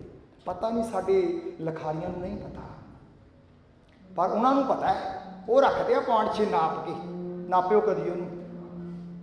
तो असी वो 0.6 च लिया के पंजाबी नूं रखिया, पंजाबी नूं 4 लाइनां वाली कॉपी ते लिखना सिखाया। पहला पंजाबी वड्डी वड्डी लिखा लैंदे आ, मुड़ के छोटी लिखी नहीं जाती, लिखाई विगड़ जाती है। ये भी उन्हां दा ढंग तरीका सी कि पंजाबी नालों कट्टिए, इन्हां नूं बहुत बरीकी नाल तुहानूं वो कट गए। साडे तां दिमागां 'च नैगेटिविटी है ही नहीं, असीं उत्थे तक जा ही नहीं सकते जिथे खड़ के वो लोग काम कर गए। पंजाबी लिखाउणियां तां मोटियां मोटियां लाइनां च लिखा। जिस फासले विच पंजाबी ने सिखण तो बाद लिखिया जाना है, उस फासले में जे पंजाबी नूं लिखा दिता जाए तो पंजाबी सीखण तो बाद पंजाबी लिखण समय बच्चे के हाथ में कोई गड़बड़ नहीं हुंदी, तो वह कमांड नाल पंजाबी लिख लैंदा है। तो आपां अज किन्ने बैठे हैं, मैं हुण तुहानूं ये नहीं कहदा आपां हुणे इहदा टैस्ट लै लईए, बट तुसीं इस नूं विचारिओ, मैं भी तुहाडे विच ही आवांगा। असीं अंग्रेजी ज़्यादा सोहणी लिखदे हां ते पंजाबी सानूं उन्नी सोहणी लिखणी नहीं आउंदी। क्यों बई, हत्थ तो उही है, जे उही हत्थ अंग्रेजी सोहनी लिखता तो पंजाबी सोहनी क्यों नहीं लिखता? सानू सिखाया ही नहीं गया। सो ये किताब उत्ते काम करती है। अच्छा, एक होर ऐड़ा लिखते हैं, अमर सिंह लिखना है, थल्ले आपां कुंडी मोड़ते हैं, कुंडी मोड़ के मोहरी भी बना लें, ऐड़े के थल्ले मोहरी है नहीं। सस्सा संतोख सिंह लिखना है, थल्ले सस्से दे फिर कुंडी मोड़ते हैं, फिर मोहरी बना लें, मोहरी है नहीं। चैक कर लियो किन्ने पंजाबी के टीचर नूं इस गल का पता है। देखियो बाबा दीप सिंह के हथ लिख स्वरूप, देखियो गुरु अर्जन साहब दियां हथ लिख गुरबाणी दियां पोथियां, थल्ले ऐड़े थल्ले कदे मोहरी नहीं बनाउणगे, सस्से थल्ले मोहरी नहीं बनाउणगे, मम्मे थल्ले मोहरी नहीं बनाउणगे। गल्लां किवें अलोप होईयां, बहुत दूर गल जा डिगी है। मैं सिर्फ इस किताब से इन्ना ही कहना, ये वो किताब है पंजाबी दियां हो रही मोटियां गलतियां तो जाणू कराउंदी है, 35 अखरी लिखनी किवें है वो सिखाउंदी है, तो हर लैटर के नाल एक नवा शब्द होर दिंदी है कि बच्चे की वोकैबलरी नूं इनरिच कर रही है। ऊड़ा उजागर गिलाटन, आड़ा अजगर पाइथन सप। बस तुहानूं 2 स्लाइड दिखाइयां ने क्योंकि 24 किताबां ने, मैं बड़ी तेज़ पंछी झात हुण लैनी है। अगलियां ये 4 किताबां प्राइमरी क्लासिस दियां मुढ़लियां किताबां ने। एक गल मैं बिल्कुल क्लीयर कर देवां कि साडियां ये किताबां धर्म अध्ययन दीयां किताबां नहीं हैं। कोई negative mean some other message ना लै लिओ कि इनू साडे डिविनिटी वाले अध्यापक पढ़ाउणगे, ये डिविनिटी वालियां दीयां किताबां नहीं हैं, ये धार्मिक सिक्ख्या दीयां किताबां नहीं हैं। प्रिंसीपल साहब तुहानूं मैं खास तौर पर बेनती करूँगा, तुसीं कमांड देनी है, कोई स्कूल दे विच तुसीं अगवाई दे रहे हो, ये दुनियावी विषयां दीयां किताबां ने, इनू Punjabi arts drawing social science के अध्यापकों ने पढ़ाउणा, ये डिविनिटी वालियां दा काम नहीं जिहड़ा मैं तुहानूं गल कर रहा। ਹੁਣ ਪੰਜਾਬੀ ਵਾਲੇ ਨੇ ਮਾਤਰਾਵਾਂ ਪੜ੍ਹਾਉਣੀਆਂ, ਮੁਕਤਾ, ਕੰਨਾ, ਸਿਹਾਰੀ, ਬਿਹਾਰੀ। ਉਹ ਇੱਕ ਵੱਖਰਾ ਢੰਗ ਹੈ ਜਿਹੜਾ ਕਿ ਨੂਰ ਕਾਇਦੇ ਵਾਲਾ ਢੰਗ ਹੈ, ਜਿਹੜਾ ਕਿ ਮਹਾਰਾਜਾ ਰਣਜੀਤ ਸਿੰਘ ਦੇ ਵਕਤ, ਜਿਹੜਾ ਕਿ ਕਾਇਦੇ ਦਾ ਉਤਾਨ, ਉਹ ਕਾਇਦੇ ਦਾ ਉਦੇ, ਕਾਇਦੇ ਨੂੰ ਜੋ ਤਿਆਰ ਕੀਤਾ ਗਿਆ। ਅਸੀਂ ਤਾਂ ਨਾਂ ਵੀ ਨਹੀਂ ਜਾਣਦੇ ਹੋਵਾਂਗੇ, ਭਾਈ ਦਰਬਾਰਾ ਸਿੰਘ ਜਿਨ੍ਹਾਂ ਨੇ ਉਹ ਕਾਇਦੇ ਬਣਾਏ ਸਨ। ਗੁਰੂ ਸਾਹਿਬ ਤੋਂ ਬਾਅਦ ਬਾਬਾ ਵਿਨੋਦ ਸਿੰਘ ਤੇ ਉਹਨਾਂ ਤੋਂ ਬਾਅਦ ਭਾਈ ਦਰਬਾਰਾ ਸਿੰਘ ਜੀ ਨੇ ਕੌਮ ਦੀ ਅਗਵਾਈ ਕੀਤੀ। ਉਹਨਾਂ ਤੋਂ ਬਾਅਦ ਨਵਾਬ ਕਪੂਰ ਸਿੰਘ, ਜੱਸਾ ਸਿੰਘ ਆਹਲੂਵਾਲੀਏ ਨੇ ਉਹਨਾਂ ਕਾਇਦਿਆਂ ਨੂੰ ਅੰਤਮ ਰੂਪ ਦਿੱਤਾ ਤੇ ਉਹੀ ਕਾਇਦਿਆਂ ਨੂੰ ਮਹਾਰਾਜਾ ਰਣਜੀਤ ਸਿੰਘ ਨੇ ਆਪਣੇ ਰਾਜ 'ਚ ਲਾਗੂ ਕੀਤਾ। ਉਹਨਾਂ ਕਾਇਦਿਆਂ ਦੇ ਆਧਾਰ 'ਤੇ ਮੁਕਤਾ ਸਿਖਾ ਰਹੇ ਹਾਂ, ਤਾਂ ਕਿ ਜਿਹੜੀ ਵੀ ਐਜੂਕੇਸ਼ਨ ਦੇਣੀ ਹੈ ਉਹਦਾ ਬੇਸ, ਉਹਦਾ ਜੋ ਰਾਸ ਸਟਾਫ ਹੈਗਾ ਉਹ ਗੁਰਬਾਣੀ ਹੋਵੇ। ਮੁਕਤਾ ਸਿਖਾਉਣਾ ਹੈ ਕੱਗਾ ਜਮਾ ਰਾਰਾ ਘਰ, ਠੀਕ ਹੈ ਜੀ, ਕੱਕਾ ਜਮਾ ਰਾਰਾ ਕਰ, ਪੱਪਾ ਜਮਾ ਗੱਗਾ ਪੱਗ, ਆੜਾ ਜਮਾ ਜੱਜਾ ਅੱਜ, ਗੱਗਾ ਜਮਾ ਜੱਜਾ ਗੱਜ, ਸੱਸਾ ਲੱਲਾ ਲੱਲਾ ਸਲਲ। ਇਹ ਸਾਰੇ ਮੁਕਤੇ ਨੇ ਨਾ ਜੀ। ਕਿਉਂ ਪ੍ਰਿੰਸੀਪਲ ਸਾਹਿਬ ਪੜ੍ਹਾਈ ਆ ਸਕਦੇ ਨੇ ਮੁਕਤੇ ਦੀ ਕਲਾਸ ਵਿੱਚ? ਕਿਉਂਕਿ ਮੁਕਤੇ ਦੇ ਸ਼ਬਦ ਨੇ। ਅਸੀਂ ਚਾਹੁੰਦੇ ਹਾਂ ਕਿ ਮੁਕਤਾ ਪੜ੍ਹਨ ਲੱਗਿਆ ਪੜ੍ਹਿਆ ਜਾਵੇ। ਅੱਜ ਬੱਕਰੀ ਹੁੰਦੀ ਹੈ, ਗੱਜ ਹਾਥੀ ਹੁੰਦਾ, ਸਲਲ ਪਾਣੀ ਹੁੰਦਾ। ਸੋ ਇਹ ਚੀਜ਼ਾਂ ਅਸੀਂ ਮੁਕਤੇ 'ਚ ਪੜ੍ਹਾ ਦੇਣੀਆਂ ਨੇ। ਅਜਬ, ਅਸਲ, ਅਚਲ, ਸਬਰ, ਸਹਸ, ਇਹ ਅਸੀਂ ਮੁਕਤਾ ਪੜ੍ਹਾਉਣ ਲੱਗੇ ਪੜ੍ਹਾ ਦੇਣੇ ਹੈ। ਸਾਨੂੰ 20 ਦਾ ਵੱਖਰਾ ਪੀਰੀਅਡ ਇਹ ਵੋਕੈਬਲਰੀ ਪੜ੍ਹਾਉਣ ਲਈ ਨਹੀਂ ਚਾਹੀਦਾ। ਖਿਮਾ ਕਰਨਾ, ਮੈਨੂੰ ਕਹਿ ਲੈਣ ਦੇਣਾ। ਜੇ ਅਸੀਂ ਆਪਣੀ ਵਿਦਿਅਕ ਪ੍ਰਣਾਲੀ ਨੂੰ ਠੀਕ ਨੱਕੇ ਦੇ ਵਿੱਚੋਂ ਦੀ ਕੱਢ ਕੇ ਬਾਹਰ ਲੈ ਆਈਏ ਨਾ, ਤੁਹਾਨੂੰ 20 ਪੜ੍ਹਾਉਣ ਦੀ ਲੋੜ ਨਹੀਂ ਰਹਿਣੀ। ਕਿਉਂਕਿ 20 ਵਿਸ਼ਾ ਨਹੀਂ ਹੈ, ਤਾਂ ਜੀਵਨ ਜਾਂਚ ਹੈ। ਜੀਵਨ ਜਾਂਚ ਕਿਹਨੇ ਦੇਣੀ ਹੈ? ਸਾਰੇ ਅਧਿਆਪਕਾਂ ਨੇ ਦੇਣੀ ਹੈ। ਇਹ ਇੱਕ ਇਕੱਲੇ ਕਹਿ ਰਹੇ ਮਾਸਟਰ ਦਾ ਕੰਮ ਨਹੀਂ ਹੈ ਕਿ ਆਹ ਰੱਖ ਲਿਆ ਅਸੀਂ ਇਹ ਪੜ੍ਹਾਊਗਾ ਹੁਣ ਗੁਰਬਾਣੀ। ਨਹੀਂ, ਇਹ ਮੈਥੇਮੈਟਿਕਸ ਵਾਲੇ ਨੇ ਵੀ ਦੇਣੀ ਹੈ। ਅਸੀਂ ਤੁਹਾਨੂੰ ਮੈਥੇਮੈਟਿਕਸ 'ਤੇ ਵੀ 6 ਕਿਤਾਬਾਂ ਦੇ ਰਹੇ ਹਾਂ। ਨਹੀਂ, ਕਿਤਾਬਾਂ ਤਾਂ ਹਿਸਾਬ ਦੀਆਂ ਨੇ ਪਰ ਨਾਲ ਕਰੈਕਟਰ ਬਿਲਡ ਕਰ ਰਹੀਆਂ ਨੇ। ਟ੍ਰਿਗਨੋਮੈਟਰੀ ਦੇ ਸਵਾਲ ਤੁਹਾਨੂੰ ਗੁਰਬਾਣੀ ਦੇ ਆਧਾਰ 'ਤੇ ਦੇਵਾਂਗੇ। ਇਹ ਇੱਕ ਸਟੈਪ ਹੈ ਕਿ ਤੁਸੀਂ ਬੱਚਿਆਂ ਨੂੰ ਮੁਕਤਾ ਪੜ੍ਹਾਉਣਾ। ਅੱਗੇ ਸੈਂਟੈਂਸ ਆ ਗਏ। ਅਸੀਂ ਪਹਿਲਾ ਸੈਂਟੈਂਸ ਬੱਚੇ ਨੂੰ ਕੀ ਸਿਖਾਉਣਾ? ਸਬਰ ਕਰ। ਆਹੀ ਸਾਡੇ ਕੋਲੇ ਹੈ ਨਹੀਂਗਾ। ਪੰਜਾਬੀ ਦੇ ਵਿੱਚ ਮੁਕਤਾ ਪੜ੍ਹਾ ਕੇ ਅਸੀਂ ਕਹਿੰਦੇ ਆ ਮਟਰ ਫੜ ਸੜਕ ਪਰ ਚੱਲ। ਉਹ ਫੜ ਹੀ ਲੈਣੀ ਆ ਮਟਰ, ਉਹਨੇ ਚੱਲ ਹੀ ਪੈਣਾ ਸੜਕ। ਮੁਕਤਾ ਪੜ੍ਹਾਉਣਾ, ਪੜ੍ਹਾਓ, ਸਬਰ ਕਰ। ਪਹਿਲਾ ਸੈਂਟੈਂਸ ਹੈ। ਫਲ ਛਕ, ਛਕਣ ਵਾਲੀ ਚੀਜ਼ ਛਕ, ਮਰਕੜ ਫੜ। ਅੱਗੇ ਦੇਖੋਗੇ ਹਰ ਦਮ ਭਜਨ ਕਰ, ਤਨ ਮਨ ਧਨ ਅਰਪਣ ਕਰ, ਜਨਮ ਸਫਲ ਕਰ। ਇਹ ਅਸੀਂ ਮੁਕਤਾ ਪੜ੍ਹਾ ਰਹੇ ਹਾਂ, ਅਸੀਂ ਗੁਰਬਾਣੀ ਨਹੀਂ ਪੜ੍ਹਾ ਰਹੇ। B crystal clear. ਇਹਨਾਂ 20 ਵਾਲੇ ਮਾਸਟਰ ਨੂੰ ਫੜਾ ਦਿਓ, ਉਹਨੇ ਕਹਿਣਾ ਮੈਂ ਕਿੱਥੋਂ ਪੜ੍ਹਾਵਾਂ। ਇਹ ਮੁਕਤਾ ਹੈ, ਇਹ ਕੰਨਾ ਹੈ, ਇਹ ਸਿਹਾਰੀ ਹੈ। ਇੱਦਾਂ ਹੀ ਅੱਗੇ ਚੱਲੇਗੀ ਕਿਤਾਬ। ਕੰਨਾ ਆ ਗਿਆ। ਇਸੇ ਸਟ੍ਰੈਟਜੀ ਉੱਤੇ ਕੰਨੇ ਦੇ ਸੈਂਟੈਂਸ ਦੇਖੋ। ਤਾਣ ਨਾਲ ਵਾਰ ਕਰ। ਤਾਣ ਕੀ ਹੁੰਦਾ ਹੈ? ਤਾਕਤ। ਗਾਵੇ ਕੋ ਤਾਣ। ਉਹਨੂੰ ਸਮਝ ਆਊਗੀ ਗੱਲ। ਹਰਜਾਪ ਅਰਦਾਸ ਕਰ, ਭਾਣਾ ਪ੍ਰਵਾਨ ਕਰ, ਪਰਮਾਤਮਾ ਦਾ ਨਾਮ ਜਪ, ਸਭ ਦਾ ਭਲਾ ਕਰ, ਆਪਣਾ ਕਾਰਜ ਆਪ ਸਵਾਰ। ਮੈਂ ਫਿਰ ਕਹਿ ਰਿਹਾ ਮੈਂ ਕੰਨਾ ਪੜ੍ਹਾ ਰਿਹਾ, ਮੈਂ ਗੁਰਬਾਣੀ ਨਹੀਂ ਪੜ੍ਹਾ ਰਿਹਾ। ਫਿਰ ਨਾ ਕਿਤੇ ਇਹ ਗੱਲ ਨੂੰ ਤੁਸੀਂ ਕਨਫਿਊਜ਼ਨ ਵਿੱਚ ਚਲੇ ਜਾਇਓ। ਕਿਉਂਕਿ ਮੈਨੂੰ ਸਕੂਲਾਂ ਦਾ ਬਹੁਤ ਤਜਰਬਾ ਹੈ। ਉਹ ਸਾਡੀਆਂ ਕਿਤਾਬਾਂ ਫਿਰ 20 ਵਾਲੇ ਮਾਸਟਰ ਜੀ ਨੂੰ ਫੜਾ ਦਿੰਦੇ ਨੇ। ਉਹ ਕਹਿੰਦੇ ਤਾਂ ਮੁਕਤਾ ਕੰਨਾ ਸਿਹਾਰੀ ਬਿਹਾਰੀ ਹੈ। ਇਹ ਮੁਕਤਾ ਕੰਨਾ ਸਿਹਾਰੀ ਬਿਹਾਰੀ ਗੁਰਬਾਣੀ ਪੜ੍ਹਾਵੇਗੀ। ਸੋ ਇਸੇ ਪੈਟਰਨ 'ਤੇ ਮੈਂ ਅੱਗੇ ਟਾਈਮ ਨਹੀਂ ਲੈਣਾ ਇਹ ਕਿਤਾਬ ਬਾਰੇ ਕਿ ਇਹ ਪੰਜਾਬੀ ਵੀ ਜੋ ਪੜ੍ਹਾਉਂਦੇ ਹੋ, ਅੰਗਰੇਜ਼ੀ ਮਹੀਨੇ, ਦੇਸੀ ਮਹੀਨੇ, ਹਫ਼ਤੇ ਦੇ ਦਿਨ, ਰੁੱਤਾਂ, ਸਰੀਰ ਦੇ ਅੰਗ। ਹੁਣ ਦੇਖੋ ਆਪਾਂ ਸਰੀਰ ਦੇ ਅੰਗ ਪੜ੍ਹਾਉਂਦੇ ਹਾਂ। ਕਿਤਾਬਾਂ ਵਾਲੇ ਨੇ ਕਲੀਨ ਸ਼ੇਪ ਬੰਦਾ ਰੱਖਿਆ ਹੁੰਦਾ ਸਰੀਰ ਦੇ ਅੰਗ ਪੜ੍ਹਾਉਣ ਨੂੰ। ਸਾਨੂੰ ਕਲੀਨ ਸ਼ੇਪ ਨਾਲ ਪ੍ਰੋਬਲਮ ਨਹੀਂ ਹੈ ਕੋਈ, ਬਟ ਦੇਖੋ ਤਾਂ ਸਹੀ ਆਪਾਂ ਬੋਡੀ ਦੇ ਅੰਗ ਪੜ੍ਹਾ ਰਹੇ ਹਾਂ। ਇਸ ਵੇਲੇ topic is the body parts. ਜਿਹੜੀ ਤਸਵੀਰ ਦੇ ਆਪਣੇ ਹੀ ਪਾਰਟ ਪੂਰੇ ਨਹੀਂ, ਉਸ ਤਸਵੀਰ ਨੂੰ ਬੋਡੀ ਦੇ ਪਾਰਟ ਬਣਾਉਣ ਲਈ ਕਿਵੇਂ ਵਰਤਿਆ ਜਾ ਸਕਦਾ। ਸਾਨੂੰ ਕਲੀਨ ਸ਼ੇਪ ਤੋਂ ਕੋਈ ਪ੍ਰੋਬਲਮ ਨਹੀਂ ਹੈ। ਕਿਸੇ ਨੂੰ ਜਿਵੇਂ ਚਿੱਤ ਕਰਦਾ। ਅਸੀਂ ਤਾਂ ਜਾਨ ਵਾਰਦੇ ਹਾਂ। ਗੁਰੂ ਸਾਹਿਬ ਨੇ ਸੀਸ ਹੀ ਦੇਤਾ, ਗੁਰੂ ਤੇਗ ਬਹਾਦਰ ਸਾਹਿਬ ਨੇ। ਜੰਜੂਲੀ ਅਸੀਂ ਵੀ ਦੇਣ ਲਈ ਤਿਆਰ ਹਾਂ। ਬਟ ਇਸ ਵੇਲੇ ਮੈਂ ਆਪਣੇ ਬੱਚਿਆਂ ਨੂੰ ਬੋਡੀ ਦੇ ਪਾਰਟਸ ਬਣਾਉਣੇ ਚਾਹੁੰਦਾ ਅਤੇ ਮੈਨੂੰ ਉਹ ਤਸਵੀਰ ਚਾਹੀਦੀ ਹੈ ਜਿਸ ਤਸਵੀਰ ਵਿੱਚ ਬੋਡੀ ਦੇ ਪਾਰਟਸ ਪੂਰੇ ਹੋਣ।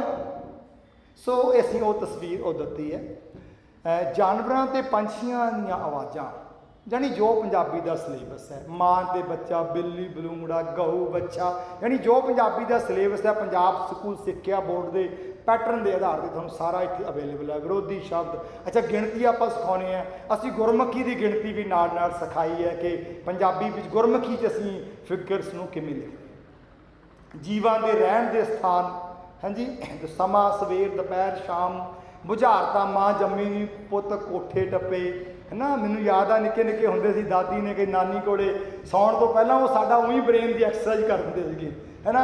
वो भैन नूं भाई नूं पुछी जाना वो की मतलब है, इहदा समझ नहीं सी आउंदा, निक्का जिहा काका घर दा राखा की है ना। सो ये चीज़ां असीं ना किताबां अगे चैप्टर आ गए गुरु नानक देव जी के इतिहास विचों, गुरु साहब के इतिहास चों असीं चैप्टर ही वो बना दिते, सानूं लोड़ ही नहीं बाहरों गल्लां करन, साडा कल्चर ही बड़ा रिच है। पहला चैप्टर है गुरु नानक देव जी ते जनेऊ, ਉਹਦੇ ਵਿੱਚੋਂ ਅਸੀਂ ਕੁਐਸਚਨ ਪਾ ਲਏ। ਫਿਰ ਸੱਚੇ ਸੌਦੇ ਦਾ ਚੈप्टर आ गया, ਉਹ 'ਚੋਂ ਕੁਐਸਚਨ ਆ ਗਏ, ਨਾਲ ਹੀ ਮਾਡਲ ਪ੍ਰਸ਼ਨ ਪੱਤਰ ਨੇ, ਇਸੇ ਤਰ੍ਹਾਂ ਹੋਰ ਚੈप्टर। सो अगली मैं किताब से आ गया। अगली किताब 'ਚ 2 शब्दों की वोकैबलरी है, 2 लैटरस वाली शब्दों की वोकैबलरी है। देखोगे ऐड़े उत्ते अंग, आरा, अजय, अभय, अजू, आद। साढ़े चों बहुतिਆਂ ਨੂੰ मतलब नहीं पता होना अजय की हुंदा है, अभय की हुंदा है, अजू की हुंदा है, आद की हुंदा है। असीं इन्हां नूं स्कूल दे विच पढ़ा देना है। तो मैनूं कई बारी अध्यापक कह दिंदे ने भी सारे तो सानूं आउंदे नहीं, बच्चों नूं किवें आउणगे। तुहाडे भी सवाल पैदा भी सानूं नहीं आउंदे, बच्चों नूं किवें आउणगे। मैं उन्होंने अगला सवाल मैं करिया करदा भी जो तुहाडे बच्चे नूं आउंदा तुहानूं सारा कुछ आउंदा, भी जो तुहाडे बच्चे नूं आउंदा तुहानूं सारा कुछ आउंदा। खिमा करना, गुस्सा ना करिओ, सानूं तां मोबाइल विचों कोई चीज़ लभणी भी नहीं आउंदी। अपने जवाक नूं पुछदे भी काका लभ दे, है ना। घरे नवां टैलीविजन ले आइए, चैनल नहीं बदलना आउंदा, वो भी जवाक नूं कहने आ सिखाया तुसीं, पर जदों आ गल करनी हुंदी है ये तो सानूं नहीं आउंदा जी, बच्चों नूं किवें आ जाऊगा। ये साडी हारी हुई मानसिकता है, ये साडे पाटे हुए लीड़े ने, इहनूं पंजाबी च कहीदा ना, ये साडियां पाटे हुए लीड़ियां दीयां लीरां ने दिमाग दीयां, ਜਿਹੜੀਆਂ ਕਹਿੰਦੀਆਂ ने सानूं नहीं पता जी अजे की हुंदा, बच्चे नूं किवें पता लग जूगा। वो भले पुरशो, लैटनर ने नहीं सी सोचिया इन्हों स्कूल नहीं पता, कॉलेज नहीं पता, कमीशन नहीं पता, टैक्स नहीं पता, किवें सिख लैणगे। उन्हें नहीं सी सौखिया सोचिया, भगा भगा के तुहाडे शब्द बाहर मारे तुहाडी जवान तो। तुहाडे दादियां पड़दादियां नूं नहीं पता school college doctor engineer train syringe की हुंदा है, पर तुहाडीआं जवानां दे उत्ते चढ़े हुए हैं। उन्हें तां ये गल सोची ना, पर असीं अपने घर वापस परतण लगे सोचते हैं भी साडे बच्चे किवें सिख लैणगे। सो ये मैं थोड़े सवाल का जवाब पहले ही दे रहा, हारिओ ना, अपनी मानसिकता नूं खड़े करिओ। तुहाडे बच्चे तुहातों ज़्यादा शार्प ने, ये सब कुछ सीखणगे, पर तुहाडे अंदर जज्बा चाहिए कि इहदा इतिहास दस के उन्होंने ये गल पढ़ाउण दा। आड़ा आलम सानूं पता ही नहीं आलम की हुंदा, आकारख की हुंदा। ਆਪਾਂ बहुत बारी चुपई च पढ़ते हैं, जब उद करख करा करतारा प्रजा धर्म दे अपारा, जब आकर्ख करत हों काबू तुम मैं मिलत दे तरसा। की है आकर्ख होण, की है उदकर्ख होण। उदकर्ख कुदरत की ताकत है कुछ पैदा कर लैण दी, आकर्ख हुंदी है एक ताकत सब कुछ समेट लैण दी, इकट्ठा कर लैण दी। ये गल असीं बच्चे नूं तीसरी चौथी चीज़ पढ़ा देनी है, उदकर्ख की हुंदा ते आकर्ख की हुंदा। ते जदों पढ़ूगा जब उदकर्ख करा करतारा प्रजा धरत तब देह अपारा, जब आकर्ख करत हों काबू तुम मैं मिलत दे कर सकूँ। तो फिर उत्थे उड़ के जाऊगा जो भाई साहब वीर सिंह लिखते हैं ना, जिन्हां उचाइयां तो बुद्धि खंभ सा ढट्ठी मल्लो मली दिल उत्थे मारदा उडारी है। उदों जाऊगा जदों उदकर्ख ते आकर्ख का मतलब पता होगा भी ਉਹ मैं मालिक ਕੋਲੇ ਜਿਹਦੀ ਐਡੀ ताकत है, छिन भर ਵਿੱਚ ਬਣਾਉਂਦਾ, छिन भर ਵਿੱਚ ਇਕੱਠਾ ਕਰ ਲੈਂਦਾ, ਤੇ ਜੇ ਮੈਂ ਉਹਦੇ ਨਾਲ ਹੀ ਰਲ ਮਿਲ ਕੇ ਇੱਕ ਸਰੂਪ ਹੋ ਜਾਵਾਂ ਤਾਂ ਮੇਰੀਆਂ ਵੀ ਤਾਕਤਾਂ ਉਹ ਹੋ ਜਾਣਗੀਆਂ। ਮੈਂ ਵੀ ਉਹ ਕਰਖ ਕਰ ਸਕਦਾ, ਮੈਂ ਵੀ ਇਹ ਕਰਖ ਕਰ ਸਕਦਾ ਜਿੱਥੇ ਬੁੱਧੀ ਨਹੀਂ ਪਹੁੰਚਦੀ। ਜਿਨ੍ਹਾਂ ਉਚਾਈਆਂ ਤੋਂ ਬੁੱਧੀ ਖੰਭ ਸਾ ਢੱਠੀ, ਮੱਲੋ ਮੱਲੀ ਦਿਲ ਉੱਥੇ ਮਾਰਦਾ ਉਡਾਰੀਆਂ, ਪਿਆਲੇ ਅਣਡਿੱਠੇ ਨੂੰ ਬੁੱਲ ਲੱਗ ਜਾਣ ਉੱਥੇ, ਰਸ ਤੇ ਸਰੂਰ ਚੜੇ ਝੂਮਾਂ ਆਉਣ ਪਿਆਰੀਆਂ। ਗਿਆਨੀ ਸਾਨੂੰ ਹੋੜਦਾ ਵਹਿਮੀ ਢੋਲੇ ਆਖਦਾ, ਮਾਰੇ ਗਏ ਜਿਨ੍ਹਾਂ ਬੁੱਧੋਂ ਪਰ ਲਾਈਆਂ ਤਾਰੀਆਂ। ਰਹੋ ਵੇ ਗਿਆਨੀਆਂ, ਰਹੋ ਵੇ ਗਿਆਨੀਆਂ, ਬੁੱਧੀ ਮੰਡਲੇ ਦੀ ਕੈਦ ਵਿੱਚ ਵਲਵਲੇ ਦੇ ਦੇ ਸਾਡੀਆਂ ਲੱਗ ਗਈਆਂ ਯਾਰੀਆਂ। ਸਾਡੇ ਕੰਮ ਵਲਵਲਿਆਂ ਦੇ ਨੇ,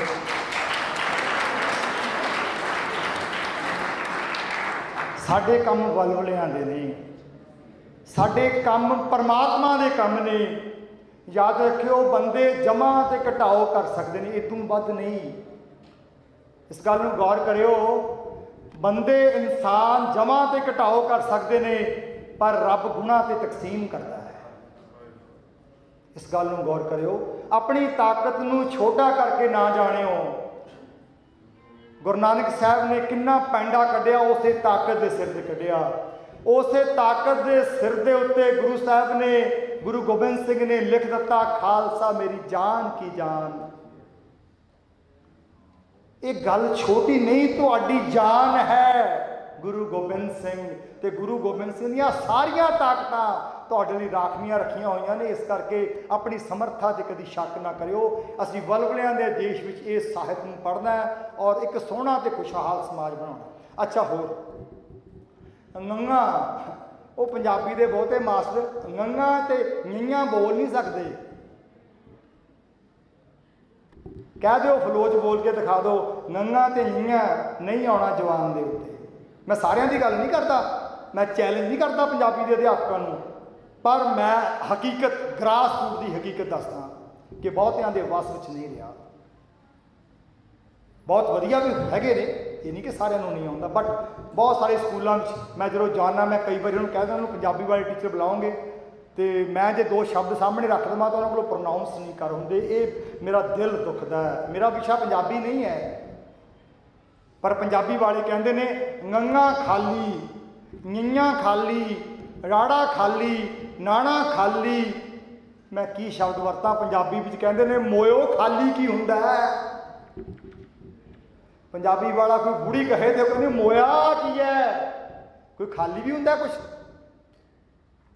नहीं, खाली नहीं है। गुरबाणी नूं पढ़ो, ज्ञानी, नाना, राड़ा खाली किवें हो गया।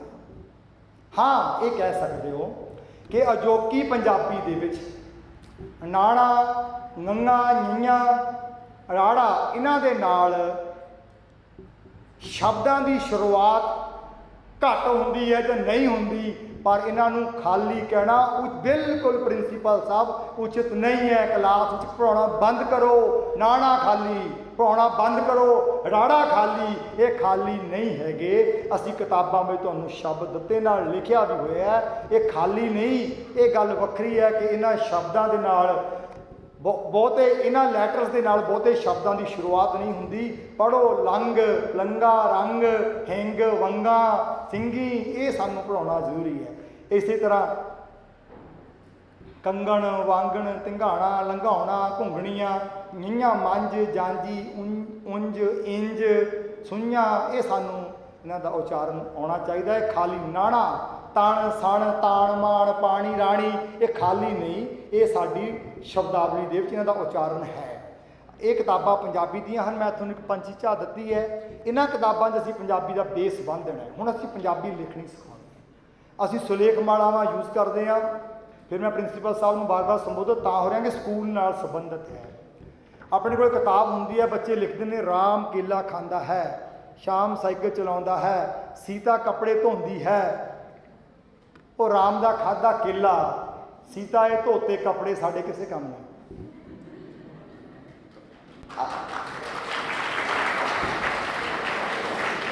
हुण असीं ये गल किवें लिखाउणी है, एक वक्रे ढंग नाल किवें लिखाउणी है। ये 4 किताबां ने, टाइटल तुहाडे सामने ने। मैं तुहानूं 2-3 अंदरों पेज दिखावांगा। ये हर किताब के 30 चैप्टर ने, कुल 120 चैप्टर ने। सारे चैप्टर किहो जिहे ने, आ काम करन समय, आ काम करन समय, आ काम करन समय, मतलब वख समय। समय किदां दे? सवेरे उठण समय, खाना खाण समय, पानी पीण समय, माता पिता नाल झगड़ा करन समय, मित्र बनाउण समय, मित्र नाल लड़न समय, धोखा हो जाण समय, धोखे दे डर समय, निंदिया समय, मतलब वो सारे ही समय तो मरण समय तक जाती है किताब, अखीर तक। जन्म तो शुरू हो के मरण तक, सवेरे उठण तो शुरू हो के मरण तक जाती है। 120 समय असी चुने पहला, वो समय ਜਿਹੜੇ ਸਾਡੇ ਸਾਰਿਆਂ ਦੀ ਜ਼ਿੰਦਗੀ ਵਿੱਚ रोज़ ही आउंदे ने। कभी कोई समा, कभी कोई समा, कभी कोई समा। उस वेले साडी साइकोलॉजी किहो जी होनी चाहिए, ਜਦੋਂ ਧੋਖਾ ਹੋ ਜਾਣ ਦਾ ਡਰ ਹੋਵੇ ਉਦੋਂ ਅਸੀਂ ਕਿਵੇਂ ਸੋਚਣਾ ਹੈ। ਜਦੋਂ ਧੋਖਾ ਹੋ ਗਿਆ ਹੋਵੇ ਫਿਰ ਕਦੋਂ ਸੋਚਣਾ ਹੈ। ਜਦੋਂ ਮਿੱਤਰ ਬਣਾਉਣਾ ਹੋਵੇ ਫਿਰ ਕਿਵੇਂ ਸੋਚਣਾ ਹੈ। ਜਦੋਂ ਮਾਤਾ ਪਿਤਾ ਨਾਲ ਲੜਨਾ ਹੋਵੇ ਫਿਰ ਕਿਵੇਂ ਸੋਚਣਾ ਹੈ। ਜਦੋਂ ਅਧਿਆਪਕ ਦੀ ਗੱਲ ਨਹੀਂ ਮੰਨਣੀ ਉਦੋਂ ਕਿਵੇਂ ਸੋਚਣਾ ਹੈ। ਮਤਲਬ ਕਿ ਸਾਰੇ ਸਮੇਂ ਉਹਨਾਂ 'ਤੇ ਗੁਰਬਾਣੀ ਦੀਆਂ ਪੰਕਤੀਆਂ ਦੇ ਦਿੱਤੀਆਂ। ਮੈਂ ਤੁਹਾਨੂੰ ਟੂਕ ਮਾਤਰ ਕੋਈ ਦਿਖਾਉਣੀਆਂ। ਉਹ ਬੱਚਿਆਂ ਨੇ ਉਹਦੀ ਰਾਈਟਿੰਗ ਕਰਨੀ ਹੈ। ਅਸੀਂ ਨਹੀਂ ਲਿਖਾਉਣਾ ਰਾਮ ਕੇਲਾ ਖਾਂਦਾ ਹੈ, ਅਸੀਂ ਨਹੀਂ ਲਿਖਾਉਣਾ ਸੀਤਾ ਕੱਪੜੇ ਧੋਂਦੀ ਹੈ। ਅਸੀਂ ਆਹ ਲਿਖਾਉਣਾ ਹੈ ਕਿ ਆਹ ਸਮੇਂ 'ਤੇ ਅਸੀਂ ਆਪਣੀ ਸਾਈਕੋਲੋਜੀ ਕਿੱਥੇ ਰੱਖਣੀ ਹੈ। ਸਵੇਰੇ ਉੱਠਣ ਸਮੇਂ ਪਹਿਲਾ ਕੰਮ ਕੀ ਕਰਨਾ ਹੈ? ਬੈਠਤ ਉੱਠਤ ਸੋਵਤ ਜਾਗਤ ਵਿਸਰ ਨਾਹੀਂ ਤੂੰ ਸਾਸ ਗਰਾਸ। ਪਹਿਲੀ ਗੱਲ ਇਹ ਕਹਿਣੀ ਹੈ ਕਿ ਮੈਂ ਬਹਿੰਦਿਆਂ ਉੱਠਦਿਆਂ ਸੌਂਦਿਆਂ ਜਾਗਦਿਆਂ ਪਰਮਾਤਮਾ ਤੈਨੂੰ ਕਿਤੇ ਭੁਲਾ ਨਾ ਦੇਵਾਂ। ਸਵੇਰੇ ਉੱਠਦੇ ਸਾਰ ਇਹ ਗੱਲ ਮਾਈਂਡ ਦੇ ਵਿੱਚ ਲਿਖ ਲੈਣੀ ਹੈ ਕਿ ਮੈਂ ਜੋ ਵੀ ਕਰਨਾ ਉਹਨੂੰ ਯਾਦ ਰੱਖਣਾ। ਇਸ ਤਰ੍ਹਾਂ ਬੱਚੇ ਨੇ ਥੱਲੇ ਉਹਦੀ ਰਾਈਟਿੰਗ ਕਰ ਲੈਣੀ। ਅਗਲਾ ਟੌਪਿਕ ਹੈ ਆਪਣੇ ਚਿਹਰੇ ਦੀ ਸੁੰਦਰਤਾ ਤੱਕਣ ਸਮੇਂ। ਆਪਾਂ ਸਾਰੇ ਆਪਣੇ ਚਿਹਰੇ ਦੀ ਸੁੰਦਰਤਾ ਤੱਕਦੇ ਹਾਂ ਨਾ ਜੀ। ਅੱਜ ਵੀ ਆਪਾਂ ਆਏ ਹਾਂ ਤੇ ਸ਼ੀਸ਼ੇ ਮੂਹਰੇ ਖੜ ਕੇ ਕਿਸੇ ਨੇ ਆਪਣੀ ਪੱਗ ਦੇਖੀ, ਕਿਸੇ ਨੇ ਆਪਣੀ ਚੁੰਨੀ ਦੇਖੀ। ਅੱਜ ਕੱਲ੍ਹ ਤਾਂ ਆਰਕੀਟੈਕਟ ਨਾ ਡਰੈਸ ਨੂੰ ਦੋ ਸ਼ੀਸ਼ੇ ਲਵਾਉਣ ਲੱਗ ਗਏ ਵੀ ਨਾਲੇ ਤੁਹਾਨੂੰ ਪਿੱਛੋਂ ਵੀ ਆਪਣੇ ਆਪ ਦਿਖੀ ਜਾਵੇ ਕਿ ਮੇਰੀ ਚੁੰਨੀ ਮੇਰੀ ਪੱਗ ਕਿੱਦਾਂ ਦੀ ਹੈ। ਅਸੀਂ ਇੰਨੇ ਕੰਸਰਨ ਆ ਸੋਹਣੇ ਬਣਨ ਦੇ। ਮੈਂ ਨਹੀਂ ਕਹਿੰਦਾ ਸ਼ੀਸ਼ਾ ਨਾ ਦੇਖੋ, ਜਿਹੜੇ ਨਹੀਂ ਦੇਖਦੇ ਉਹ ਬਹੁਤ ਅੱਗੇ ਨੇ, ਜਿਹੜੇ ਦੇਖਦੇ ਨੇ ਇਹ ਤੇ ਮੈਂ ਕਮੈਂਟ ਨਹੀਂ ਕਰਦਾ। ਪਰ ਇੱਕ ਗੱਲ ਕਹਿਣ ਵਾਲੀ ਹੋਰ ਹੈ, ਸੋਹਣੇ ਉਹ ਨਹੀਂ ਹੁੰਦੇ ਜਿਹੜੇ ਸੋਹਣੇ ਕੱਪੜੇ ਪਾ ਲੈਂਦੇ ਨੇ, ਸੋਹਣਾ ਸੱਜ ਲੈਂਦੇ ਨੇ, ਡਰੈਸ ਵਧੀਆ ਹੋਣਾ ਆਉਂਦਾ, ਉਹ ਸੋਹਣੇ ਨਹੀਂ ਹੁੰਦੇ। ਸੋਹਣੇ ਤਾਂ ਉਹ ਹੁੰਦੇ ਨੇ ਸਹੀ ਸੁੰਦਰ ਸੋਹਣੇ ਕੀ ਹੈ ਜੀ, ਸਾਧ ਸੰਗ ਜਿਨ ਬਹਿਣੇ। ਸਾਧ ਕੌਣ ਹੁੰਦੇ ਆ? ਜਿਨ੍ਹਾਂ ਨੇ ਆਪਣੇ ਜੀਵਨ ਨੂੰ ਸਾਧ ਲਿਆ ਹੋਵੇ, ਘੜ ਲਿਆ ਹੋਵੇ। ਇਹ ਨਹੀਂ ਕਿ ਸਿਰਫ ਚੋਲੇ ਵਾਲਾ ਹੀ ਸਾਧ ਹੁੰਦਾ ਹੈ। ਚੋਲੇ ਵਾਲਾ ਵੀ ਸਾਧ ਹੁੰਦਾ ਹੈ, ਧੋਤੀ ਵਾਲਾ ਵੀ ਸਾਧ ਹੋ ਸਕਦਾ ਹੈ, ਪੈਂਟ ਕਮੀਜ਼ ਵਾਲਾ ਵੀ ਸਾਧ ਹੋ ਸਕਦਾ। ਉਹ ਬੰਦਾ ਜਿਹਨੇ ਆਪਣੇ ਜੀਵਨ 'ਚੋਂ ਔਗਣਾਂ ਨੂੰ ਕੱਢ ਕੇ ਭਾਂਡਾ ਭੰਨ ਦਿੱਤਾ, ਉਹਨੇ ਆਪਣੇ ਆਪ ਨੂੰ ਸਾਧ ਲਿਆ। ਉਹ ਸਾਧ ਜਿਹੜੇ ਲੋਕ ਸਾਦੇ ਹੋਏ ਜੀਵਨ ਵਾਲੇ ਲੋਕਾਂ ਕੋਲੇ ਬੈਠਦੇ ਨੇ ਉਹ ਸੋਹਣੇ ਹੁੰਦੇ ਨੇ। ਸੋ ਇਹ ਗੱਲ ਜੇ ਬੱਚੇ ਨੇ ਪੜ੍ਹ ਲਈ ਵੀ ਚਿਹਰੇ ਦੀ ਸੁੰਦਰਤਾ ਤੱਕਣ ਸਮੇਂ ਸ਼ੀਸ਼ਾ ਦੇਖੀ ਜਾਂਦਾ, ਪਰ ਚਿੱਤ ਰੱਖੀ ਸੋਹਣੇ ਉਹੀ ਹੁੰਦੇ ਨੇ ਜਿਹੜੇ ਸਾਧ ਸੰਗ ਜਿਨ ਬਹਿਣੇ।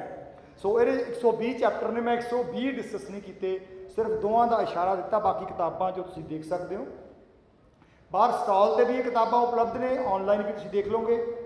ਅਸੀਂ ਤੁਹਾਡੇ ਮੈਨੇਜਮੈਂਟ ਨੂੰ ਇਹਦੀਆਂ ਕਾਪੀਜ਼ ਦੇ ਵੀ ਜਾਵਾਂਗੇ। ਸ਼ਾਇਦ ਮੇਰਾ ਖਿਆਲ ਪਿਛਲੇ ਹਫ਼ਤੇ ਪ੍ਰਿੰਸੀਪਲ ਸਾਹਿਬ ਨੂੰ ਦੇ ਗਏ ਨਹੀਂ ਸਾਡੀ ਟੀਮ। ਅਗਲੀ ਕਿਤਾਬ ਹੈ ਆਰਟ ਬੁੱਕ। ਇਹ ਪੜ੍ਹਾਉਣੀ ਹੈ ਡਰਾਇੰਗ ਦੀ ਟੀਚਰ ਨੇ। 13 ਤਰ੍ਹਾਂ ਦਾ ਆਰਟ ਹੈ ਜਿਹੜਾ CBSE ਕਰਾਉਂਦਾ ਹੈ। ਉਹ CBSE ਦਾ ਦਿੱਤਾ ਹੋਇਆ ਸਾਰਾ ਹੀ ਆਰਟ ਅਸੀਂ ਤੇ ਯੂਜ਼ ਕੀਤਾ ਹੈ, ਪਰ ਉਹਨਾਂ ਐਕਟੀਵਿਟੀਜ਼ ਕੋਈ ਡਿਫਰੈਂਟ ਕਰਾਈਆਂ ਨੇ। ਸਤਰੰਗੀ ਪੀਂਘ 'ਚ ਰੰਗ ਭਰਾ ਲਏ, ਹੁਣ ਨਿਸ਼ਾਨ ਸਾਹਿਬ 'ਚ ਰੰਗ ਭਰਾ ਲਿਆ, ਕਿਰਪਾਨ 'ਚ ਹੋ ਗਿਆ, ਕੜੇ 'ਚ ਹੋ ਗਿਆ, ਕੰਘੇ 'ਚ ਹੋ ਗਿਆ, ਦਸਤਾਰ ਵਿੱਚ ਹੋ ਗਿਆ, ਦੁਮਾਲੇ ਵਿੱਚ ਹੋ ਗਿਆ, ਖੰਡੇ ਵਿੱਚ ਹੋ ਗਿਆ। ਖੰਡੇ ਨੂੰ ਐਕਸਪਲੇਨ ਕਰ ਦਿੱਤਾ। ਸਾਨੂੰ ਬਹੁਤਿਆਂ ਨੂੰ ਨਹੀਂ ਪਤਾ ਹੋਣਾ ਖੰਡੇ ਦੇ 3 ਹਿੱਸੇ ਨੇ। ਅਸਲ 'ਚ ਵਿਚਾਲੇ ਇੱਕ ਖੰਡਾ ਹੈ, ਫਿਰ ਇੱਕ ਸਰਕਲ ਹੈ, ਫਿਰ 2 ਕਿਰਪਾਨਾਂ ਨੇ। ਖੰਡਾ ਇਹਦਾ ਇੱਕ ਹਿੱਸਾ ਹੈ, ਪਰ ਇਹ 'ਚ 2 ਕਿਰਪਾਨਾਂ ਵੀ ਨੇ, ਇੱਕ ਸਰਕਲ ਵੀ ਹੈ। ਸਾਨੂੰ ਬਹੁਤਿਆਂ ਨੂੰ ਨਹੀਂ ਪਤਾ ਹੋਣਾ ਸਰਕਲ ਦਾ ਮਤਲਬ ਕੀ ਹੈ, ਕਿਰਪਾਨਾਂ ਦਾ ਮਤਲਬ ਕੀ ਹੈ। ਅਸੀਂ ਇਹ ਬੱਚੇ ਨੂੰ ਡਰਾਇੰਗ ਦੀ ਕਲਾਸ ਵਿੱਚ ਹੀ ਦੱਸ ਦਿੱਤਾ ਕਿ ਇਹਦਾ ਮੀਨਿੰਗ ਕੀ ਹੈਗਾ। ਅਸੀਂ ਬੱਚਿਆਂ ਨੂੰ ਸਰਕੂਲਰ ਸ਼ੇਪਸ ਪੜ੍ਹਾਉਂਦੇ ਆ, ਟਰਾਈਐਂਗੂਲਰ ਪੜ੍ਹਾਉਂਦੇ ਆ, ਯਾਨੀ ਜੋ ਤੁਹਾਡਾ ਪ੍ਰਿੰਸੀਪਲ ਸਾਹਿਬ ਡਰਾਇੰਗ ਦਾ ਸਿਲੇਬਸ ਹੈ ਇਹਦੇ ਵਿੱਚ ਉਪਲਬਧ ਹੈ, ਬਸ ਉਹਦਾ ਐਂਗਲ ਡਾਇਰੈਕਸ਼ਨ ਚੇਂਜ ਕਰ ਦਿੱਤੀ ਕਿ ਉਹਨੇ ਮਾਰ ਕਿੱਥੇ ਕਰਨਾ ਹੈ। ਫਲਾਵਰਸ ਆ ਗਏ, ਪੈਨਸਲ ਸ਼ੇਪ ਕਰਕੇ ਉਹਨਾਂ ਫੁੱਲ ਬਣਾ ਲਏ, ਪੈਨਸਲ ਦਾ ਮਾਰਕ ਸਟਿਕ ਦਾ ਆਰਟ ਆ ਗਿਆ। ਹਰ ਤਰ੍ਹਾਂ ਦਾ ਆਰਟ ਇਹ 'ਚ ਉਪਲਬਧ ਹੈ। ਹੁਣ ਅਸੀਂ ਬੱਚਿਆਂ ਨੂੰ ਰੂੰ ਦੇ ਨਾਲ ਸਨੋਮੈਨ ਬਣਾਉਣ ਨੂੰ ਕਹਿੰਦੇ ਆ। ਅਸੀਂ ਕਿਹਾ ਰੂੰ ਨੂੰ ਗੂੰਦ ਲਾ ਕੇ ਚੇਪਣਾ ਹੀ ਸਿਖਾਉਣਾ ਨਾ, ਤੇ ਚੌਰਸਾ ਬਣਾ ਲਓ। ਉਹ ਸਨੋਮੈਨ ਤੁਹਾਡਾ ਕਾਹਦਾ ਕਰ, ਨਾ ਤੁਹਾਡੇ ਸਨੋ ਪੈਂਦੀ ਹੈ, ਨਾ ਤੁਹਾਡਾ ਰਾਹ ਦਾ ਵਾਸਤਾ ਉਹਦੇ ਨਾਲ, ਤੇ ਅਸੀਂ ਰੂੰ ਚੇਪਣੀ ਸਿਖਾਉਣੀ ਹੈ ਤੇ ਚੌਰਸਾ ਬਣਾ ਲਵੋ। ਸੋ ਇਸ ਤਰ੍ਹਾਂ ਅਸੀਂ ਉਸ ਡਰਾਇੰਗ ਦੀਆਂ ਐਕਟੀਵਿਟੀਜ਼ ਨੂੰ ਰੀਡਾਇਰੈਕਟ ਕਰ ਦਿੱਤਾ towards our heritage and glory. ਇਹ ਕਿਤਾਬਾਂ ਫਿਨਿਸ਼ ਹੋ ਗਈਆਂ, ਇਹਦੇ 2 ਪਾਰਟ ਨੇ। ਅਗਲੀਆਂ ਕਿਤਾਬਾਂ ਹੁਣ ਜਿਹੜੀਆਂ ਨੇ, ਭਾਗ ਪਹਿਲਾ ਰੰਗਮਾਲਾ ਦਾ, ਇਹ ਉਹੀ ਕਿਤਾਬਾਂ ਨੇ ਜਿਹਦਾ ਜ਼ਿਕਰ ਮੈਂ ਤੁਹਾਨੂੰ ਸੁਲੇਖਮਾਲਾ ਵਿੱਚ ਕਰ ਆਇਆ। ਸੁਲੇਖਮਾਲਾ ਵਿੱਚ ਬੱਚਿਆਂ ਨੇ ਰਾਈਟਿੰਗ ਕਰਨੀ ਸੀ, ਹੁਣ ਬੱਚਿਆਂ ਨੇ ਕਲਰਿੰਗ ਕਰਨੀ ਹੈ। ਉਹੀ ਚੈਪਟਰ ਇੱਕ ਵਾਰੀ ਫੇਰ ਪੈਰਲਲ ਉਹ ਪੰਜਾਬੀ ਦੀ ਕਲਾਸ ਵਿੱਚ ਪੜ੍ਹਾਉਣੇ ਨੇ, ਇਹ ਡਰਾਇੰਗ ਦੀ ਕਲਾਸ ਵਿੱਚ ਪੜ੍ਹਾਉਣਾ ਹੈ। ਹੁਣ ਸਬਕ ਹੈ ਸਵੇਰੇ ਉੱਠਣ ਸਮੇਂ ਬੱਚੇ ਨੇ ਰੰਗ ਭਰਨਾ ਹੈ। ਹੁਣ ਦੇਖੋ ਬੱਚਾ ਅੱਧਾ ਘੰਟਾ ਰੰਗ ਭਰਨ 'ਤੇ ਲਾ ਰਿਹਾ, ਗੱਲ ਅੰਗਰੇਜ਼ੀ ਵਿੱਚ ਪੰਜਾਬੀ ਵਿੱਚ ਲਿਖੀ ਹੋਈ ਹੈ। कि सवेरे उठदियां सार अपने चित्त नूं एकागर करके ये अरदास करनी है कि मैं परमात्मा नालों ना विसरां। तो जदों ये उत्ते बच्चा रंग भर रहा है, अद्धा पौना घंटा बच्चे ने रंग भरदियां लाया, तो वो रंग नहीं भर रहा असर विच, वो एक गुण नूं अपने जीवन च ग्रास्प कर रहा है। ये रंग तुसीं केले विच भी भरा सकते हो, सेब विच भी भरा सकते हो, कार्टून भी भरा सकते हो, जिहड़े तुसीं ते मैं भरा रहे हैं। तो फिर वो कार्टून ही बन जाते हैं, कार्टूनों च रंग भरते भरते फिर तुसीं इतराज़ करते हो कि बच्चे कार्टून बन गए, की हल करें। वो तुसीं ते मैं पढ़ा ही हो रहे हैं, तो फिर इतराज़ भला क्यों करते हो। वो पगडंडियां ते जा चढ़े हैं जरनैली सड़क नूं छड्ड के, फिर कह रहे हैं मंजिल नहीं आ रही। वो मंजिल है ही नहीं पगडंडियां दे उत्ते, ये रस्ते विच ही गुम जांदियां ने। किते बाहर आओ, जरनैली सड़क ते चढ़ो। गुरबाणी वो जरनैली ज्ञान है जिन्हों विदक अदारियां विच गुरबाणी पढ़ाउण वास्ते ना पढ़ाओ, इनू जीवन दान देण वास्ते पढ़ाओ, तो इनू हर विषय का हिस्सा बनाओ। ये ड्राइंग दे विच इसे तरह ही हुण आ देखो, आपां रब नूं कई बारी कहने कोई दुख आ जाए, रब्बा मैं तेरा की बिगाड़िया, तू मेरे घरों दुख ही दूर नहीं करता, है ना। वो डेरेदारां कोल जाने, किसी को सवाह दियां चुटलियां लेने, किसी सुखना सुखते हैं। हुण जिन्हें गुरु नानक की बाणी पढ़ ली, वो तो दुख तकलीफ वेले ये कहता है, कितया दुख भूख सद मार, ए पै दात तेरी दाता। रब किसी नूं दुख ना दवे, दुख जिते पैंदा उही जानदा किन्ना औखा चलना। रब सुख वरतावे, सबना नूं वरतावे, पर ये दुनिया चलदियां चलदियां आ जाता है। हस्पताल जाओ, लगता सारी दुनिया ही बीमार होगी, इन्ना रश बंदे उत्ते बंदा चढ़िया फिरदा, बाहर एमरजेंसी भी वेटिंग खड़े, अंदर थोड़ा नंबर नहीं आ रहा। पर फर्क ये है, गुरु नानक दे कोलों गुड़ती लैण वाला सदमार लिखिया। सदमार पता की हुंदी है, फिर नाल मूरे केतिया दुख भूख सदमार। क्रॉनिक डिजीज़ नूं कहंदे ने सदमार। कहंदे कोई क्रॉनिक डिजीज़ ही पल्ले पै जावे तां भी मेरे सिख ने कहना, सच्चे पातशाह तेरा शुक्र है, शुक्र है तेरा, ये पैदात तेरी दतार। ये बच्चे ने निक्की उम्रे रंग भर लेने ने, तो जे रंग भर लए फिर तुहाडे बच्चों चों ताकत आऊगी कि उच्चा सुट के बोचदे नेजियां ते रद्दा फिर भी ना घबराउंदियां ने। बंद बंद वे कट के वेख चुके, पर फुल महकणों जरा ना बंद। तुसीं इहनूं इमैजिन करो कि तुहाडे सामने तुहाडे बच्चे दे डक्करे कट के जिवें अंब दे गुत्थियां दा अचार पाउणा हुंदा तुहाडी झोली च पा दित्ता जावे, की जर लोगे? की ये संभव हैगा? ये फिल्म की कहानी नहीं है। मीर मनु ने टोटे कर करके जिवें मूलियां गाजरां कट्टी दियां ने, तुहाडे बजुर्गों के बच्चों को कट कट के मावां दीयां झोलियां च पाता सी, पर मावां कहंदियां सी धन गुरु नानक तेरा शुक्र है। ये बाणी है जिहड़ी असीं ड्राइंग के पीरियड च पढ़ा देनी है कि बच्चों के जीवन घटते। पराई इमानत दब लैण का मन करन समय देखो किहो जिहे असीं टॉपिक कड्ढे ने। मेरे को टाइम नहीं कि मैं सारे नशर करांगा, मैं तुहानूं बस एक अद्धी स्लाइड दिखानी है। हुण ये साडे विच बड़ी भैड़ है, एवें ही मन करे आउंदा भी इहदी आ चीज़ दब लईए यार, है ना। गल शुरू होंदी है एक पेंसिल तो, एक रबड़ तो, मुड़ के कित्थों तक जाने आ कि असीं थल्ले ही पढ़ा देना भी पराई अमान क्यों रखी है, दित्ती ही सुख होए। किसी का अरेजर भी नहीं घर लैके जाना, पेंसिल नहीं लैके जानी। सो ये चीज़ां असीं ये है, इहनूं कहंदे आ वैल्यू बेस्ड एजुकेशन, जिहड़ी असीं बच्चों के बचपन विच रंग भराउंदियां भराउंदियां दे देनी। सो अगलियां स्क्रैप बुक्स आ गई, देखोगे किताबां का एक एक पेज तुहाडे अंदरों अश अश करके निकलोगे कि एडे वड्डे वड्डे गुण जे किते बच्चों च भर दईए तो 4 मनुखों का काफला खड़ा कर सकते। स्क्रैप बुक्स अजकल ना आपां स्कूलों में बहुत चलता कि स्टेशनरी दुकान पर जाओ, चार्ट मिल जाते हैं गुड हैबिट्स के, फ्रीडम फाइटर्स के, कॉइनस के, किचन आइटम के, आप कटा के लवाने जी बच्चे असाइनमेंट बना के देने। 2 किताबां ने, असीं वो समान भी पिछे ही दे दिता नाल ही, वो सानूं बाहरों नहीं लेना पैंदा क्योंकि जिहड़ा समान असीं देना चाहुंदे बाहरों मिलना नहीं कितों। हुण गुड हैबिट्स की ने, आ साडियां गुड हैबिट्स ने। उठदिआं सार परमात्मा नूं याद करना, प्रशादा छकण तो पहला परमात्मा नूं याद करना, ये किसी गुड हैबिट वाले स्टेशन पर मिलते चार्ट च नहीं हैगा। एक्सरसाइज करनी, सो ये चीज़ां गुड हैबिट। फिर ग्रोथ ऑफ प्लांट आ गई, फिर गुरुद्वारा साहब ਵਿੱਚ ਕਿਹੜੀਆਂ ਆਈਟਮਸ ਲੋੜ ਹੁੰਦੀਆਂ ਨੇ ਇਹ ਵੀ ਅਸੀਂ ਪਿੱਛੇ ਆਈਟਮਾਂ ਦਿੱਤੀਆਂ, ਬੱਚੇ ਨੇ ਕੱਟ ਕੇ ਜੋੜਨੀਆਂ ਨੇ। ਤੁਹਾਡੀ ਸਕ੍ਰੈਪ ਦੀ ਐਕਟੀਵਿਟੀ ਹੋ ਗਈ, ਨਾਲ ਅਸੀਂ ਉਹਨੂੰ ਗੱਲ ਕਹਿ ਦਿੱਤੀ। ਪਰ ਇਹ ਕਿਤਾਬ ਵੀ ਡਿਵਿਨਿਟੀ ਦੀ ਕਿਤਾਬ ਨਹੀਂ ਹੈ, ਸੋਸ਼ਲ ਸਾਇੰਸ ਦੀ ਕਿਤਾਬ ਹੈ। ਅੱਗੇ ਅਸੀਂ ਉਹਨੂੰ ਅੰਡਰਗਰਾਊਂਡ ਵੈਜੀਟੇਬਲ ਪੜ੍ਹਾ ਦਿੱਤੀਆਂ। ਇੱਕ ਚੈਪਟਰ ਆ ਗਿਆ, ਅਸੀਂ ਉਹਨੂੰ ਮਟਾਰ ਗੁਰੂ ਵੀ ਪੜ੍ਹਾ ਦਿੱਤੇ, ਅਸੀਂ ਉਹਨੂੰ ਚਾਈਲਡ ਮਟਾਰ ਵੀ ਪੜ੍ਹਾ ਦਿੱਤੇ। ਕਿਹੜੇ ਬੱਚੇ, ਹੁਣ ਦੇਖੋ ਇਹ ਦੇਖੇਗਾ ਕਿ ਮੋਤੀ ਮਹਿਰਾ ਜੀ ਦਾ ਬੱਚਾ, ਤੁਸੀਂ ਦੇਖੋ ਕਿੱਡੀ ਕੁਰਬਾਨੀ ਹੈ ਮੋਤੀ ਮਹਿਰਾ ਜੀ ਦੀ। ਉਹਨਾਂ ਦੇ ਬੱਚੇ ਨੂੰ ਕੋਲੂ ਦੇ ਵਿੱਚੋਂ ਦੀ ਪੀੜ ਦਿੱਤਾ ਗਿਆ, ਜਿਵੇਂ ਤੇਲ ਦੀ ਕਹਾਣੀ ਕੱਢੀ ਦੀ ਹੈ ਨਾ। ਦੇਖੋ ਕਿੰਨਾ ਉਹਨਾਂ ਲੋਕਾਂ ਦਾ ਸੀ। ਇਸ ਚੀਜ਼ ਨੂੰ ਦੇਖੋ ਕਿ ਗੁਰੂ ਗੋਬਿੰਦ ਸਿੰਘ ਪ੍ਰਤੀ ਮੁਸਲਮਾਨ ਹੋਣ, ਹਿੰਦੂ ਹੋਣ, ਗੈਰ ਹੋਣ, ਉਹਨਾਂ ਦਾ ਕਿੰਨਾ ਚਾਅ ਚੜਿਆ ਹੋਇਆ ਸੀ ਉਹਨਾਂ ਨੂੰ। ਸੂਬਾ ਸਰਹੰਦ ਨੇ ਢਿੰਡੋਰਾ ਪਟਾ ਦਿੱਤਾ ਸੀ ਕਿ ਜਿਹਨੇ ਵੀ ਗੁਰੂ ਸਾਹਿਬ ਦੇ ਪਰਿਵਾਰ ਦੀ ਸਹਾਇਤਾ ਕੀਤੀ ਉਹਦੇ ਪਰਿਵਾਰ ਨੂੰ ਕੋਲੂ ਵਿੱਚੋਂ ਪੀੜ ਦਿੱਤਾ ਗਿਆ ਸੀ। ਇਹ ਗੱਲ ਦਾ ਮੋਤੀ ਮਹਿਰਾ ਜੀ ਨੂੰ ਪਹਿਲਾਂ ਹੀ ਪਤਾ ਸੀ, ਇਹ ਨਹੀਂ ਕਿ ਬਾਅਦ 'ਚ ਪਤਾ ਲੱਗਿਆ। ਇਹਦਾ ਢਿੰਡੋਰਾ ਪਿੱਟ ਦਿੱਤਾ ਗਿਆ ਸੀ। ਪਰ ਮੋਤੀ ਮਹਿਰਾ ਜੀ ਨੇ ਫੈਸਲਾ ਕੀਤਾ ਕਿ ਕੋਈ ਗੱਲ ਨਹੀਂ, ਮੇਰੇ ਪਰਿਵਾਰ ਨੂੰ ਕੋਲੂ ਵਿੱਚੋਂ ਪੀੜ ਲੈਣ ਦਿਓ। ਪਰ ਮਾਤਾ ਗੁਜਰ ਕੌਰ ਜੀ ਔਰ ਛੋਟੇ ਸਾਹਿਬਜ਼ਾਦਿਆਂ ਨੂੰ ਦੁੱਧ ਪਿਲਾਉਣ ਦੀ ਸੇਵਾ ਮੈਂ ਕਰੂੰਗਾ। ਸੋ ਇਹ ਬਾਲ ਮਰਟਾਇਰ ਜਦੋਂ ਬੱਚੇ ਪੜ੍ਹਨਗੇ ਨਾ ਕਿ ਗੁਰੂ ਗੋਬਿੰਦ ਸਿੰਘ ਪ੍ਰਤੀ ਹਿੰਦੂਆਂ ਦਾ, ਮੁਸਲਮਾਨਾਂ ਦਾ ਕਿੰਨਾ ਪਿਆਰ ਸੀ, ਤਾਂ ਅਸੀਂ ਇੱਕ ਕਾਫਲਾ ਮੁੜ ਤੋਂ ਖੜਾ ਕਰ ਲਵਾਂਗੇ ਸੱਚਾਰ ਮਨੁੱਖਾਂ ਦਾ, ਜਿਹੜੇ ਸਮਾਜ ਨੂੰ ਮੁੜ ਤੋਂ ਸਰਜੀਤ ਕਰ ਸਕਦੇ ਨੇ। ਸੋ ਇਹ ਸਕ੍ਰੈਪ ਬੁੱਕ। ਅੱਛਾ, ਹੁਣ ਐਵੋਲਿਊਸ਼ਨ ਆ ਗਿਆ। ਜਿੱਦਾਂ ਮੈਂ ਤੁਹਾਨੂੰ ਗੱਲ ਕਰਕੇ ਆਇਆ ਨਾ, ਉਹ ਆਪਾਂ ਬੋਡੀ ਪਾਰਟਸ ਪੜ੍ਹਾਉਂਦੇ ਆ ਕਿ ਬੰਦਾ ਕਲੀਨ ਸ਼ੇਵ ਕਰ ਦਿੰਦੇ ਆ, ਉਹਦੇ ਬੋਡੀ ਪਾਰਟ ਪੜ੍ਹਾਉਣ ਲੱਗ ਪੈਂਦੇ ਆ। ਇਹ ਪੜ੍ਹੇ ਲਿਖੇ ਮੂਰਖਾਂ ਵਾਲੀ ਗੱਲ ਹੁੰਦੀ ਹੈ।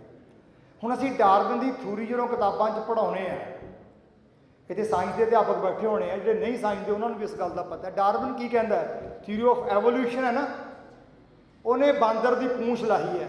ਕਿਉਂ ਜੀ, ਇੱਦਾਂ ਹੀ ਹੈ ਨਾ, ਪੂੰਛ ਲੈ ਗਈ, ਪਰ ਉਹਨੇ ਕੇਸ ਤਾਂ ਨਹੀਂ ਲਾਹੇ ਕਿ ਲਾਤੇ ਉਹਨੇ। Darwin the theory of evolution ਦਾ ਕੀ ਇਹ ਪਾਰਟ ਹੈ ਕਿ ਕੇਸ ਲੈ ਗਏ? ਡਾਰਵਿਨ ਤਾਂ ਖੁਦ ਕੇਸਾਧਾਰੀ ਸੀਗਾ। ਕਿ ਡਾਰਵਿਨ ਦੀ ਥਿਊਰੀ ਵੀ ਜਿਹੜੀ 5th ਸਟੇਜ ਦਿਖਾਉਣੀ ਕਿ ਬੰਦਾ ਕਲੀਨ ਸ਼ੇਵ ਦਿਖਾ ਦੇਣਾ, ਇਹ ਡਾਰਵਿਨ ਦੀ ਥਿਊਰੀ ਨਾਲ ਸੰਬੰਧ ਨਹੀਂ ਰੱਖਦੀ। ਵੀ ਮਸਟ ਬੀ ਰੀਅਲਿਸਟਿਕ।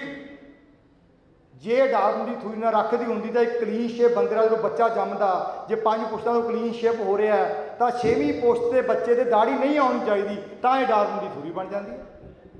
ਪਰ ਇੱਦਾਂ ਨਹੀਂ ਹੋ ਰਿਹਾ। ਇਹ ਗੱਲ ਡਾਰਵਿਨ ਦੀ ਥਿਊਰੀ 'ਚ ਫਿੱਟ ਹੀ ਨਹੀਂ ਹੋ ਰਹੀ। ਤੁਸੀਂ ਡਾਰਵਿਨ ਦੀ ਥਿਊਰੀ ਪੜ੍ਹਾਉਣ ਲੱਗਿਆ, ਇਸ 5ਵੇਂ ਫੇਜ਼ ਨੂੰ ਕਲੀਨ ਸ਼ੇਵ ਕਰਨਾ ਸਾਇੰਸ ਦੇ ਨਾਲ ਅਨਿਆਏ ਹੈ। ਜਿਹੜਾ ਕਿ ਹੋ ਰਿਹਾ ਹੈ ਉਹਨੂੰ ਅਸੀਂ ਖਤਮ ਕੀਤਾ ਹੈ ਕਿ ਇਹ ਬੰਦਾ, ਇਹ ਦੇਖੋ ਇੱਕ ਗੱਲ ਹੋਰ ਮੈਂ ਇੱਥੇ ਕਹਿੰਦਾ ਗਾਹਾਂ ਲੰਘ ਜਾਵਾਂ। ਹਿੰਦੂ ਵੀਰ ਸਾਰੇ ਕੇਸਾਧਾਰੀ ਹੋਇਆ ਕਰਦੇ ਸਨ, ਮੁਸਲਮਾਨ ਵੀ ਕੇਸਾਧਾਰੀ ਹੋਇਆ ਕਰਦੇ ਸਨ, ਈਸਾਈ ਵੀਰ ਵੀ ਕੇਸਾਧਾਰੀ ਹੋਇਆ ਕਰਦੇ ਸਨ। ਬਾਈਬਲ ਦੇ ਵਿੱਚ ਕੇਸਾਂ ਦੀ ਮਹਾਨਤਾ ਉੱਤੇ ਬਕਾਇਦਾ ਇੱਕ ਕੈਪਸ਼ਨ ਹੈ, ਇੱਕ ਚੈਪਟਰ ਹੈ। ਰਿਗਵੇਦ ਦੇ ਵਿੱਚ ਕੇਸਾਂ ਦੇ ਉੱਤੇ ਇੱਕ ਬਹੁਤ ਵੱਡਾ ਚੈਪਟਰ ਹੈ। ਮੁਹੰਮਦ ਸਾਹਿਬ ਦੇ ਕੇਸ ਮੁਸਲਮਾਨਾਂ ਵੀਰਾਂ ਲਈ ਜਾਨ ਤੋਂ ਵੀ ਵੱਧ ਪਿਆਰੇ ਨੇ। ਕੇਸ ਇਸੇ ਕਰਕੇ ਪਿਆਰੇ ਨੇ ਕਿ ਮੁਹੰਮਦ ਸਾਹਿਬ ਨੇ ਕੇਸ ਰੱਖੇ ਹੋਏ ਸੀ। ਸੋ ਕੇਸਾਂ ਦੀ ਗੱਲ ਹਿੰਦੂ ਵੀਰਾਂ ਦੇ ਪੁਰਖਿਆਂ ਨੇ ਵੀ ਸੰਭਾਲੀ ਹੈ, ਮੁਸਲਮਾਨ ਵੀਰਾਂ ਦੇ ਪੁਰਖਿਆਂ ਨੇ ਵੀ ਸੰਭਾਲੀ ਹੈ, ਈਸਾ ਮਸੀਹ ਜੀ ਨੇ ਵੀ ਸੰਭਾਲੀ ਹੈ। ਇਹਨੂੰ ਪਤਾ ਨਹੀਂ ਕਦੋਂ ਕਿਹੜੇ ਲੋਕਾਂ ਨੇ ਕਿਵੇਂ ਇਹਨੂੰ ਕਰ ਦਿੱਤਾ। This is also D evolution of the society. ਜਦੋਂ ਹਿੰਦੂ ਵੀਰਾਂ ਨੂੰ ਪਤਾ ਹੀ ਨਹੀਂ ਲੱਗਿਆ ਕਿ ਸਾਡੇ ਪੁਰਖਾਂ ਨੇ ਤਾਂ ਕੇਸਾਂ ਨੂੰ ਸੰਭਾਲਿਆ, ਸਾਨੂੰ ਕਿਉਂ ਦੱਸਿਆ ਕਿਉਂ ਨਹੀਂ ਗਿਆ। ਸੋ ਇਹਦੇ ਉੱਤੇ ਵੀ ਬੜੀ ਵੱਡੀ ਰਿਸਰਚ ਦੀ ਲੋੜ ਹੈ। ਕਿਸੇ ਵੇਲੇ ਮੈਂ ਤੁਹਾਡੇ ਨਾਲ ਇਸੇ ਵਿਸ਼ੇ 'ਤੇ ਵੱਖਰੀ ਗੱਲ ਕਰਾਂਗਾ। ਸੋ ਕੇਸਾਂ ਦੀ ਸੰਭਾਲ ਇੱਕ ਰੱਬੀ ਸੰਭਾਲ ਹੈ, ਔਰ ਥਿਊਰੀ ਆਫ ਐਵੋਲਿਊਸ਼ਨ 'ਚ ਅਸੀਂ ਇਸ ਗੱਲ ਨੂੰ ਸਾਊਂਡਲੀ ਕਿਹਾ ਕਿ ਡਿਵੈਲਪਡ ਜਿਹੜਾ ਮਨੁੱਖ ਹੈਗਾ, ਬਾਂਦਰ ਤੋਂ ਮਨੁੱਖ ਬਣਿਆ ਆਦਮੀ, ਉਹਦੇ ਕੇਸ ਸਾਬਤ ਸੂਰਤ। ਸਕਾਲਰਸ ਅਸੀਂ ਇਸ ਕਿਤਾਬ 'ਚ ਪੜ੍ਹਾ ਦਿੱਤੇ। ਸੋ ਲਾਸਟ ਕਿਤਾਬ 'ਤੇ ਮੈਂ ਆ ਰਿਹਾ। ਇਹ ਸਾਡੀ ਹਿਸਟਰੀ ਕਾਰਡ 2 ਕਿਤਾਬਾਂ ਨੇ, ਪਾਰਟ 1 ਤੇ ਪਾਰਟ 2। ਇਹਦੇ ਵਿੱਚ ਅਸੀਂ 80 ਪਰਸਨੈਲਿਟੀਜ਼ ਆਪਣੇ ਹਿਸਟੋਰੀਕਲ ਟੈਕਸਟ ਦੇ ਵਿੱਚੋਂ ਤੁਹਾਨੂੰ ਦਿੱਤੀਆਂ ਨੇ, ਜਿਹੜੀਆਂ ਸਾਡੇ ਬੱਚਿਆਂ ਨੂੰ ਪਤਾ ਹੋਣੀਆਂ ਚਾਹੀਦੀਆਂ ਨੇ। ਪਹਿਲਾਂ ਤਾਂ 10 ਗੁਰੂ ਸਾਹਿਬਾਨ ਹੀ ਹਨ। ਗੁਰੂ ਨਾਨਕ ਸਾਹਿਬ, ਗੁਰੂ ਅੰਗਦ ਸਾਹਿਬ, ਗੁਰੂ ਅਮਰਦਾਸ ਜੀ, ਗੁਰੂ ਰਾਮਦਾਸ ਜੀ, ਗੁਰੂ ਅਰਜਨ ਦੇਵ ਜੀ, ਗੁਰੂ ਹਰਗੋਬਿੰਦ ਸਾਹਿਬ, ਗੁਰੂ ਹਰਰਾਏ ਸਾਹਿਬ, ਹਰਕ੍ਰਿਸ਼ਨ ਜੀ, ਗੁਰੂ ਤੇਗ ਬਹਾਦਰ ਸਾਹਿਬ, ਸਾਰੇ ਗੁਰੂ ਸਾਹਿਬਾਨ ਦੇ ਉੱਤੇ ਸੰਖੇਪ ਦੇ ਵਿੱਚ ਚੈਪਟਰ ਨੇ। ਔਰ ਉਸ ਤੋਂ ਬਾਅਦ ਫਿਰ ਗੁਰੂ ਗ੍ਰੰਥ ਸਾਹਿਬ, ਸਾਹਿਬਜ਼ਾਦੇ, 5 ਪਿਆਰੇ, 5 ਤਖਤ, ਇਹ ਕੁਝ ਜਾਣਕਾਰੀ ਦੇਣ ਤੋਂ ਬਾਅਦ 5 ਕਕਾਰ ਕੀ ਹੁੰਦੇ ਨੇ। ਫਿਰ ਕੁਝ ਉਹ ਭੁੱਲੀਆਂ ਵਿਸਰੀਆਂ ਪਰਸਨੈਲਿਟੀਜ਼ ਜਿਨ੍ਹਾਂ ਨੂੰ ਅਸੀਂ ਪੜ੍ਹਾ ਹੀ ਨਹੀਂ ਸਕੇ। ਆਹ ਕੌਣ ਨੇ ਜੀ? हथ खड़ा करो, बोलो ना किन्ने नूं ये तस्वीर नूं किन्ने बने दिंदे पहचान दे, हथ खड़ा करो।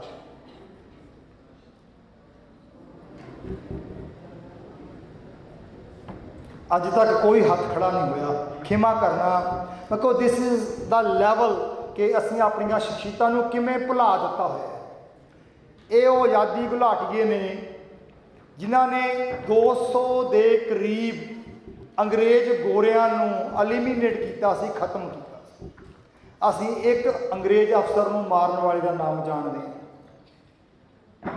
पर उस आज़ादी घुलाटिए का नाम नहीं जानते जिन्हें 200 जालम अंग्रेज अफसरां नूं मौत के घाट उतारिया सी। कारण की है? क्योंकि इस आज़ादी घुलाटिए ने प्रैस नाल समझौता नहीं सी कीता कि मैं अपना बाणा छड्ड देवांगा। प्रैस ने इसकी गल नहीं की। अज भी इस तरह होंदा है। तो गल सरदार भगत सिंह ने भी अखीर ते जान लग्या कमिट की। जो भाई रणधीर सिंह ने पूछ लिया कि तू केस क्यों कटा ले, कहता जी मैं केस ना कटाउंदा, मेरी मीडिया ने गल नहीं सी करनी। मैं लोगों को दसना चाहता सी कि भगत सिंह ने बहुत काम किया उन्होंने काम, उन्होंने महान कुर्बानी है, उन्होंने सदा ही सजदा रहना चाहिए। पर वो भी आज़ादी घुलाटिए सन जिन्होंने समय के हालातों नाल समझौता इस करके नहीं किया कि असीं अपने परंपरावां नूं नहीं छड्डना। उन्हां विचों सरदार किशन सिंह गड़गज ने, अकाली लहर के मोढी,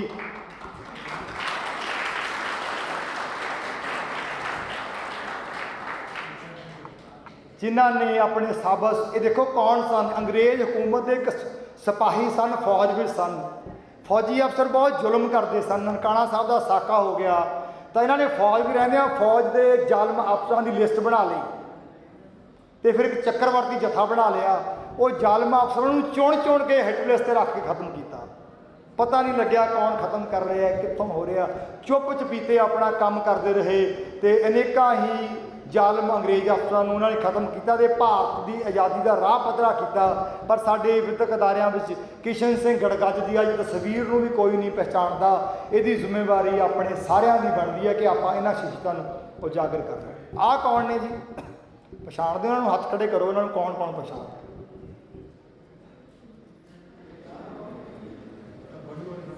हाँ जी, नहीं जी, बड़ू साहब वाले संत नहीं हैं। जे मैं राणी झांसी की गल करा तो समझते हो कौन सी?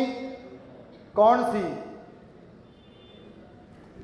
सारिਆਂ ਨੂੰ पता कि 1857 के गदर भी दी हीरो मानते हैं असीं राणी झांसी नूं, क्योंकि राणी झांसी ने असीं कहने 1857 के गदर की अगवाई की। बिल्कुल वो सारी गल प्रवान करते हैं कि 1857 के जंग में राणी झांसी अपनी भूमिका निभा रही है। मैं वो उत्ते किंतु परंतु नहीं करता, पर मैं हिस्टोरिकल रैफरेंसिस विचों ये सवाल पूछना चाहना कि अंग्रेज ये गल मनदा है कि 1857 के गदर तो पहला 1848 के विच हथियारबंद टक्कर अंग्रेज नाल हुंदी है, जिहदे विच अंग्रेज के पैर पुट्टे जाते हैं। 9 साल पहला हुई हथियारबंद जंग नूं आज़ादी का पहला गदर क्यों नहीं कहा जाता? दसो तुहाडे कोले किहड़े तत्थ ने, किन्हां तत्थां के आधार पर 1848 की जंग नूं तुसीं आज़ादी का पहला गदर नहीं मानते? दसो खां। साड़ियाँ सुत्तियां जमीरां, सुत्ते विदक अदारियां के प्रबंधक जिहड़े किताबां च पढ़ाउंदे ने, बच्चे इम्तिहानां ते लिखते हैं कि आज़ादी का पहला गदर 1857। गोरा कहता मेरी छाती के उत्ते बंदूकां चढ़ के आईयां, तोपां दे गोले मेरी छाती ते चले। 1848 में चिल्लियांवाली के मैदान दे विच भाई महाराज सिंह ने उस जंग की अगवाई की, जिन्हों लिखना पिया शाह मुहम्मदा एक सरकार वाजों फौजां जित के अंत नूं हारियां ने।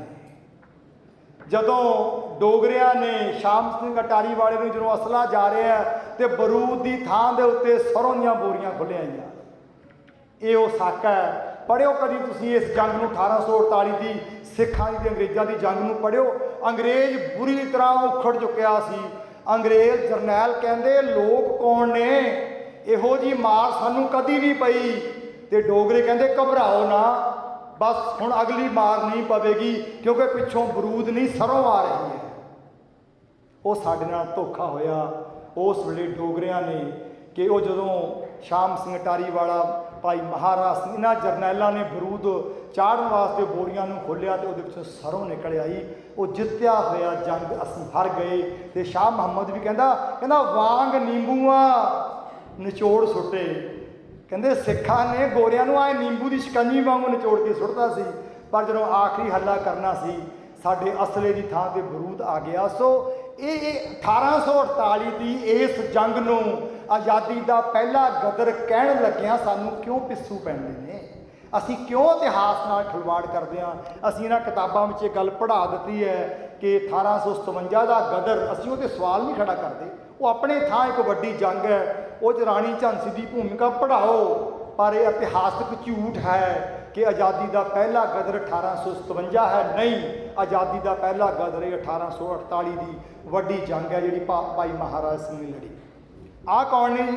ਪਛਾਣੋ ਖਾ ਇਹਨਾਂ ਨੂੰ, ਸ਼ਾਬਾਸ਼। ਕੌਣ ਪਛਾਣੇਗਾ?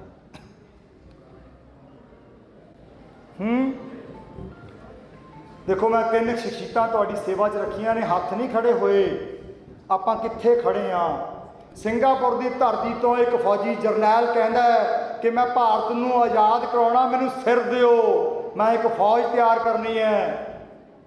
ਉਸ ਫੌਜ ਦਾ ਨਾਮ ਉਹ ਇੰਡੀਅਨ ਨੈਸ਼ਨਲ ਆਰਮੀ ਰੱਖਦਾ ਹੈ, ਆਜ਼ਾਦ ਹਿੰਦ ਫੌਜ। ਉਹਦਾ ਜਰਨੈਲ ਹੈ ਜਰਨਲ ਮੋਹਨ ਸਿੰਘ। ਤੁਹਾਡੇ ਹੱਥ ਨਹੀਂ ਖੜੇ ਹੋ ਰਹੇ, ਤੁਸੀਂ ਪਹਿਚਾਣਦੇ ਨਹੀਂ ਹੋ ਇਸ ਬੰਦੇ ਨੂੰ?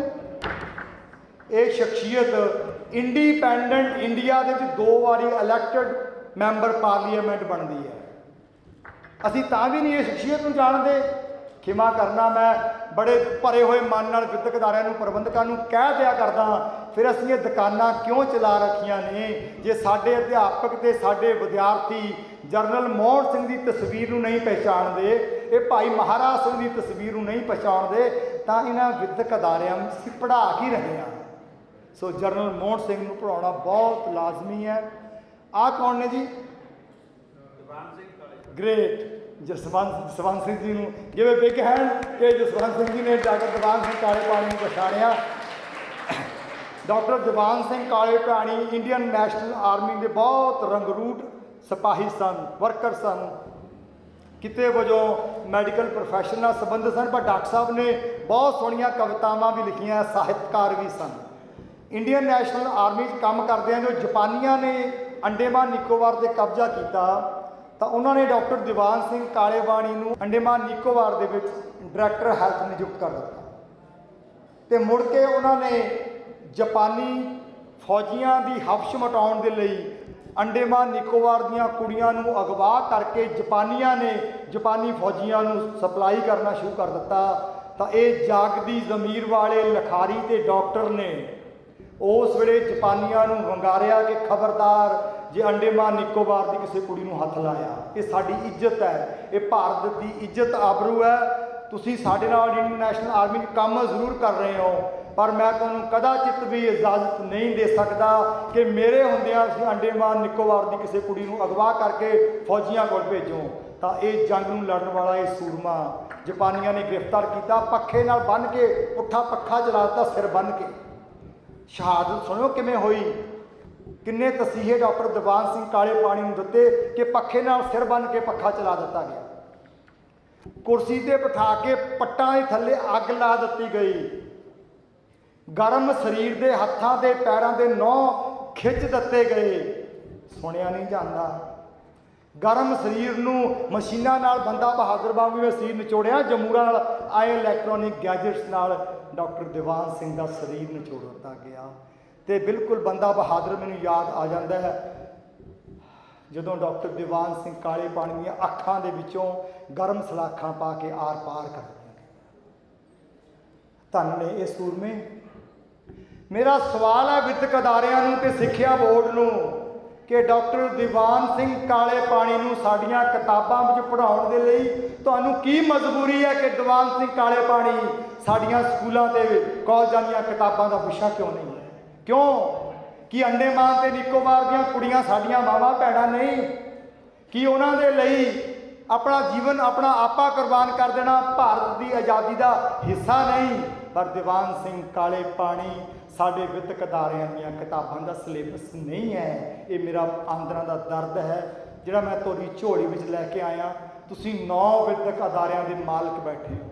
ਮੈਂ ਚਾਹਾਂਗਾ ਕਿ ਇਹਨਾਂ ਜਰਨੈਲਾਂ ਦਾ ਜੀਵਨ ਆਪਣੇ ਬੱਚਿਆਂ ਨੂੰ ਇਸ ਤਰ੍ਹਾਂ ਰਟਾ ਦਿਓ ਤੇ ਆਪਣੇ ਵਿਦਿਆਰਥੀਆਂ ਵਿੱਚੋਂ ਜਨਰਲ ਮੋਹਨ ਸਿੰਘ ਪੈਦਾ ਕਰ ਦਿਓ, ਆਪਣੇ ਵਿਦਿਆਰਥੀਆਂ ਵਿੱਚੋਂ ਭਾਈ ਮਹਾਰਾਜ ਸਿੰਘ ਪੈਦਾ ਕਰ ਦਿਓ, ਆਪਣੇ ਵਿਦਿਆਰਥੀਆਂ ਵਿੱਚੋਂ ਡਾਕਟਰ ਦੀਵਾਨ ਸਿੰਘ ਕਾਲੇ ਪਾਣੀ ਪੈਦਾ ਕਰ ਦਿਓ, ਤਾਂ ਕਿ ਸਾਨੂੰ ਸਮੇਂ ਦੀਆਂ ਸਰਮਾਕਾਰਾਂ ਅੱਗੇ ਝੋਲੀਆਂ ਅੱਡ ਕੇ ਕਹਿਣਾ ਨਾ ਪਵੇ ਕਿ ਕਿਸਾਨੀ ਅੰਦੋਲਨ ਦੇ ਵਿੱਚ ਅਸੀਂ ਆਪਣਾ ਇੰਨੇ ਕਿਸਾਨ ਖਤਮ ਹੋ ਚੁੱਕੇ ਨੇ, ਸ਼ਹੀਦੀਆਂ ਹੋ ਚੁੱਕੀਆਂ ਨੇ, ਤੇ ਸਰਕਾਰ ਦੇ ਨੁਮਾਇੰਦੇ ਅਜੇ ਤੱਕ ਕਹੀ ਜਾਂਦੇ ਨੇ ਕਿ ਇਹ ਕਾਨੂੰਨ ਕਿਸਾਨਾਂ ਦੇ ਹਿੱਤ ਵਿੱਚ ਨੇ। ਇਹ ਇੱਕ ਚਿੱਟੇ ਦਿਨ ਬੋਲਿਆ ਜਾ ਰਿਹਾ, ਚਿੱਟੇ ਦਿਨ ਬੋਲਿਆ ਜਾ ਰਿਹਾ। ਐਡਾ ਵੱਡਾ ਝੂਠ ਹੈ ਜਿਹਨੂੰ ਹਰ ਖੇਤੀ ਵਿਗਿਆਨੀ ਦੇਖ ਰਿਹਾ ਵੀ ਐਡਾ ਝੂਠ, ਹਰ ਵਿਦਵਾਨ ਦੇਖ ਰਿਹਾ ਐਡਾ ਝੂਠ, ਹਰ ਅਰਥ ਸ਼ਾਸਤਰੀ ਵੇਖ ਰਿਹਾ ਕਿ ਐਡਾ ਝੂਠ। ਇਹਦਾ ਸਾਡੇ ਸਭਿਅਤਾ ਨਾਲ ਕਿਤੇ ਵੀ ਵਾਹ ਦਾ ਵਾਸਤਾ ਨਹੀਂ। ਇਹਨਾਂ ਦਾ ਵਾਸਤਾ ਸਿਰਫ ਕਾਰਪੋਰੇਟ ਘਰਾਣਿਆਂ ਦੇ ਨਾਲ ਹੈ। ਇਹ ਇੱਕ ਸਮੱਸਿਆ ਹੈ। ਇਹ 3 ਕਾਨੂੰਨ ਵਾਪਸ ਵੀ ਹੋ ਜਾਣ ਤਾਂ ਕਿਤੇ ਮੱਤ ਜਾਣ ਲੈਣਾ ਕਿ ਬੜੀ ਵੱਡੀ ਜੰਗ ਜਿੱਤ ਲਈ। ਇਹ ਤਾਂ ਆਇਆ ਹੋਇਆ ਨਿੱਕਾ ਜਿਹਾ ਵਾਵਰੋਲਾ ਹੈ। ਤੁਹਾਡੀਆਂ ਧਰਾਤਲ ਦੀਆਂ ਸਮੱਸਿਆਵਾਂ ਤਾਂ ਕੁਝ ਹੋਰ ਨੇ ਜਿਨ੍ਹਾਂ ਬਾਰੇ ਸਾਨੂੰ ਪਤਾ ਹੀ ਨਹੀਂ, ਜਿਹੜੀਆਂ ਕਿ ਇੰਨੀਆਂ ਡੂੰਘੀਆਂ ਨੇ। ਉਹਨਾਂ 'ਤੇ ਕੰਮ ਕਰਨ ਦੇ ਲਈ ਸਾਨੂੰ ਜਨਰਲ ਮੋਹਨ ਸਿੰਘ ਚਾਹੀਦੇ ਨੇ, ਸਾਨੂੰ ਡਾਕਟਰ ਦੀਵਾਨ ਸਿੰਘ ਕਾਲੇ ਪਾਣੀ ਚਾਹੀਦੇ ਨੇ। ਮੈਂ ਤੁਹਾਨੂੰ ਭਾਸ਼ਣ ਦੇਣ ਨਹੀਂ ਆਇਆ, ਮੈਂ ਆਪਣੀ ਝੋਲੀ ਅੱਡ ਕੇ ਤੁਹਾਡੇ 9 ਵਿਦਿਅਕ ਅਦਾਰਿਆਂ ਵਿੱਚੋਂ ਡਾਕਟਰ ਦੀਵਾਨ ਸਿੰਘ ਕਾਲੇ ਪਾਣੀ ਮੰਗਣ ਆਇਆ। ਮੈਨੂੰ ਤੁਹਾਡੇ ਵਿਦਿਅਕ ਅਦਾਰਿਆਂ ਵਿੱਚੋਂ ਜਨਰਲ ਮੋਹਨ ਸਿੰਘ ਚਾਹੀਦੇ ਨੇ, ਜਿੱਥੇ ਮੈਂ ਤੁਹਾਡਾ ਹੱਥ ਵਟਾ ਸਕਾਂ, ਸੇਵਾ ਕਰ ਸਕਾਂ, ਇਹ ਚਿੰਨ੍ਹ ਜਗਾਉਣ ਲਈ ਕੰਮ ਕਰ ਸਕਾਂ। ਮੈਂ ਦਿਨ ਰਾਤ ਤੁਹਾਡੀ ਸੇਵਾ ਵਿੱਚ ਹਾਜ਼ਰ ਹਾਂ। ਸੋ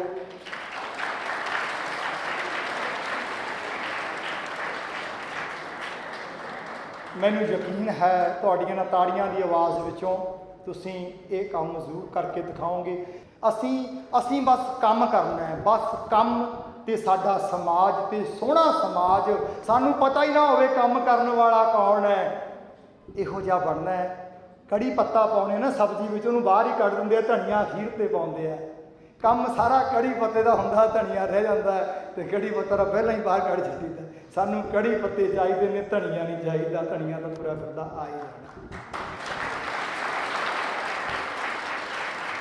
ਸੋ ਮੈਂ ਸਮਾਪਤੀ ਵੱਲ ਵਧ ਰਿਹਾ। 2-3 ਸਲਾਈਡਸ ਨੇ, ਇਹ ਉਹ 24 ਕਿਤਾਬਾਂ ਨੇ ਜਿਹੜੀ ਮੈਂ ਪ੍ਰਿੰਸੀਪਲ ਸਾਹਿਬ ਦੇ ਚਰਨਾਂ 'ਚ ਹੱਥ ਬੰਨ੍ਹ ਕੇ ਬੇਨਤੀ ਕਰਾਂਗਾ ਕਿ ਤੁਸੀਂ ਆਪਣੇ ਸਿਲੇਬਸ ਵਿੱਚ ਸ਼ਾਮਿਲ ਕਰ ਲਵੋ। ਸਿਲੇਬਸ ਵਿੱਚ ਸ਼ਾਮਿਲ ਕਰਕੇ ਬੱਚਿਆਂ ਦੀ ਘਾਟ ਕਰੋ। ਅਸੀਂ ਹੋਰ ਬਹੁਤ ਸਾਰੇ ਪ੍ਰੋਗਰਾਮ ਕਰਦੇ ਹਾਂ ਬੱਚਿਆਂ ਦੀ। ਤੁਹਾਡੇ ਕਾਲਜ ਸਕੂਲ ਦੇ ਜਿਹੜੇ ਉਹ ਬੱਚੇ ਜਿਹੜੇ ਕੱਲ੍ਹ ਨੂੰ ਹੈਲਮ ਆਫ ਅਫੇਅਰਸ 'ਤੇ ਆਉਣ ਦੀ ਸਮਰੱਥਾ ਰੱਖਦੇ ਨੇ, ਪ੍ਰਿੰਸੀਪਲ ਸਾਹਿਬ ਬੱਚੇ ਬਹੁਤੇ ਨਹੀਂ ਹੁੰਦੇ। ਵੱਧ ਤੋਂ ਵੱਧ ਡਾਕਟਰ ਮਨਮੋਹਨ ਸਿੰਘ ਕਿਹਾ ਕਰਦੇ ਸਨ ਜਦੋਂ ਪਹਿਲਾ ਭਾਸ਼ਣ ਉਹਨਾਂ ਦੇ ਭਾਰਤ ਦੇ ਪ੍ਰਧਾਨ ਮੰਤਰੀ ਵਜੋਂ ਦਿੱਤਾ ਸੀ, ਮੈਨੂੰ ਯਾਦ ਹੈ ਉਹਨਾਂ ਦੇ ਸ਼ਬਦ। ਉਹ ਕਹਿੰਦੇ ਸਨ ਕਿ ਇੱਕ ਸਕੂਲ ਦੇ ਪ੍ਰਿੰਸੀਪਲ ਤੋਂ ਚੱਲ ਕੇ, ਕਿਉਂਕਿ ਡਾਕਟਰ ਮਨਮੋਹਨ ਸਿੰਘ ਵੀ ਇੱਕ ਅਧਿਆਪਕ ਸਨ, ਪੰਜਾਬੀ ਯੂਨੀਵਰਸਿਟੀ ਪਟਿਆਲਾ 'ਚ ਪੜ੍ਹਾਉਂਦੇ ਰਹੇ ਨੇ। ਫਿਰ ਉਹ ਕਿਸ ਤਰ੍ਹਾਂ ਉਹਨਾਂ ਦਾ ਜੀਵਨ ਬਦਲਿਆ ਉਹ ਮੈਂ ਉੱਤੇ ਵਿਸਤਾਰ ਨਹੀਂ ਕਰਨਾ, ਪਰ ਉਹ ਅਕਸਰ ਕੋਟ ਕਰਿਆ ਕਰਦੇ ਕਿ ਇੱਕ ਸਕੂਲ ਦੇ ਹੈਡਮਾਸਟਰ ਤੋਂ ਲੈ ਕੇ ਇੱਕ ਦੇਸ਼ ਦੇ ਪ੍ਰਧਾਨ ਮੰਤਰੀ ਤੱਕ ਮਨਮੋਹਨ ਸਿੰਘ ਚੱਲ ਕੇ ਆਇਆ। ਤੇ ਮੈਂ ਸਮਝਦਾ ਵੀ ਸਕੂਲ ਦਾ ਹੈਡਮਾਸਟਰ ਇੱਕ ਛੋਟੀ ਵੱਡੀ ਇਕਾਈ ਹੈ, ਛੋਟੀ ਵੱਡੀ ਇਕਾਈ। ਉਹਦੀ ਤਾਕਤ ਬਹੁਤ ਵੱਡੀ ਹੈ ਪਰ ਛੋਟੀ ਜਿਹੀ ਇਕਾਈ 'ਤੇ ਕੰਮ ਚਲਾ ਰਿਹਾ ਹੈ ਤੇ ਪ੍ਰਧਾਨ ਮੰਤਰੀ ਪੌੜੀ ਦੇ ਸਿਰੇ 'ਤੇ ਬੈਠਾ ਹੈ। ਤੇ ਇਹ ਸਕੂਲ ਦੇ ਹੈਡਮਾਸਟਰ ਤੋਂ ਲੈ ਕੇ ਪ੍ਰਧਾਨ ਮੰਤਰੀ ਤੱਕ ਜਿਹੜੇ ਲੋਕ ਸਮਾਜ ਨੂੰ ਚਲਾ ਰਹੇ ਨੇ, ਇਹਨਾਂ ਦੀ ਗਿਣਤੀ 5% ਤੋਂ ਵੱਧ ਨਹੀਂ ਹੈਗੀ। ਪਰ ਡਾਕਟਰ ਸਾਹਿਬ ਕਹਿੰਦੇ ਮੈਨੂੰ ਅਫਸੋਸ ਹੈ ਅਸੀਂ ਦੇਸ਼ ਨੂੰ ਚਲਾਉਣ ਲਈ 5% ਲੋਕ ਵੀ ਨਹੀਂ ਪੈਦਾ ਕਰ ਸਕੇ। ਸਕੂਲ ਦੇ ਹੈਡਮਾਸਟਰ ਤੋਂ ਲੈ ਕੇ ਪ੍ਰਧਾਨ ਮੰਤਰੀ ਤੱਕ ਉੱਚੇ ਅਹੁਦਿਆਂ 'ਤੇ ਬੈਠੇ ਲੋਕਾਂ ਦੀ ਗਿਣਤੀ ਭਾਰਤ ਦੀ ਜਨਸੰਖਿਆ ਦਾ 5% ਵੀ ਨਹੀਂ, ਪਰ ਭਾਰਤ ਕੋਲ 5% ਵੀ ਨਹੀਂ। ਇਹ ਆਪਾਂ ਨੇ ਪੈਦਾ ਕਰਨੇ ਨੇ। ਇਹਨਾਂ ਬੱਚਿਆਂ ਦੀ ਘਾਟ ਲਈ ਅਸੀਂ ਵੱਖਰੇ ਪ੍ਰੋਜੈਕਟ ਚਲਾਉਣੇ ਆ, ਕਿਉਂਕਿ ਉਹ ਪ੍ਰੋਜੈਕਟ ਐਕਸਪਲੇਨ ਕਰਨ ਲਈ ਮੈਨੂੰ ਹੋਰ 2 ਘੰਟੇ ਚਾਹੀਦੇ ਨੇ। ਅੱਜ ਮੈਂ ਤੁਹਾਨੂੰ ਸਿਰਫ ਉਹਦਾ ਇਸ਼ਾਰਾ ਦੇ ਰਿਹਾ, ਕਿਸੇ ਵੇਲੇ ਅਸੀਂ ਉਹਦੀ ਗੱਲ ਵੀ ਕਰਾਂਗੇ। ਸੋ ਸਚਿਆਰ ਮਨੁੱਖਾਂ ਦੇ ਕਾਫਲੇ ਦਾ ਮਨੋਰਥ ਹੈ ਸਰਬੱਤ ਦਾ ਭਲਾ। ਸਾਡਾ ਮਿਸ਼ਨ ਹੈ, ਸਾਡੀ ਅੰਤਲੀ ਆਵਾਜ਼ ਹੈ।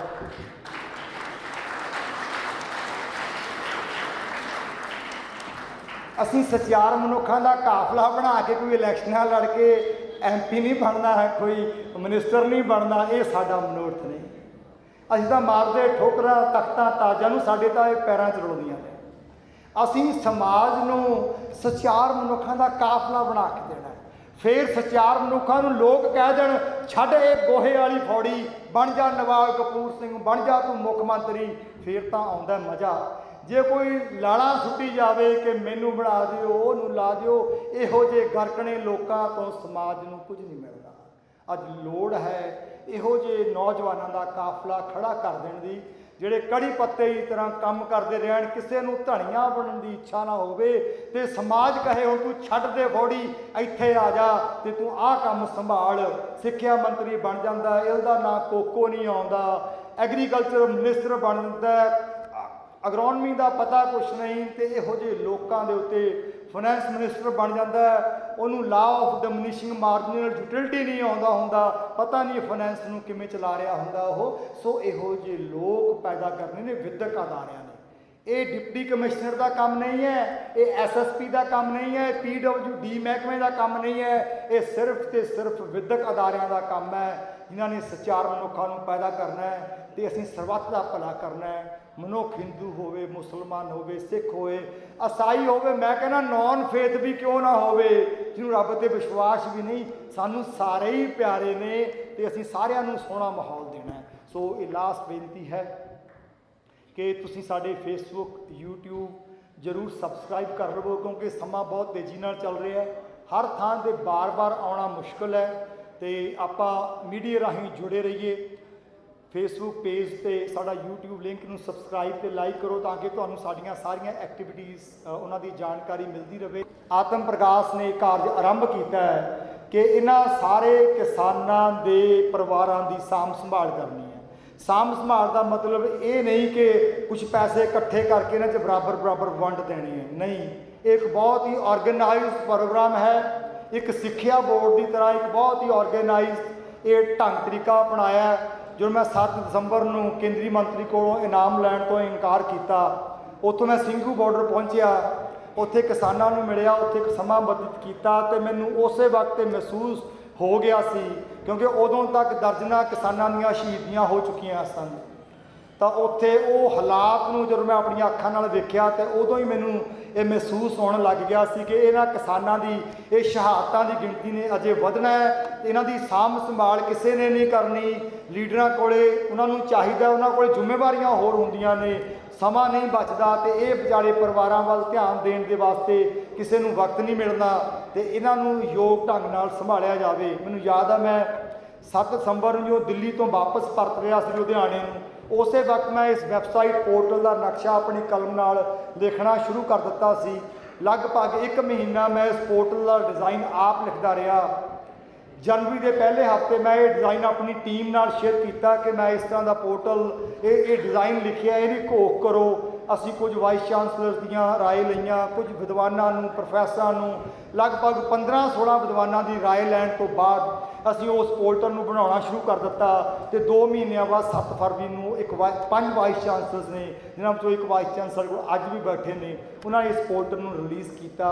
सो इस पोर्टल के मगर एक बहुत वड्डी भावना, दर्द ते दूर अंदेशी है।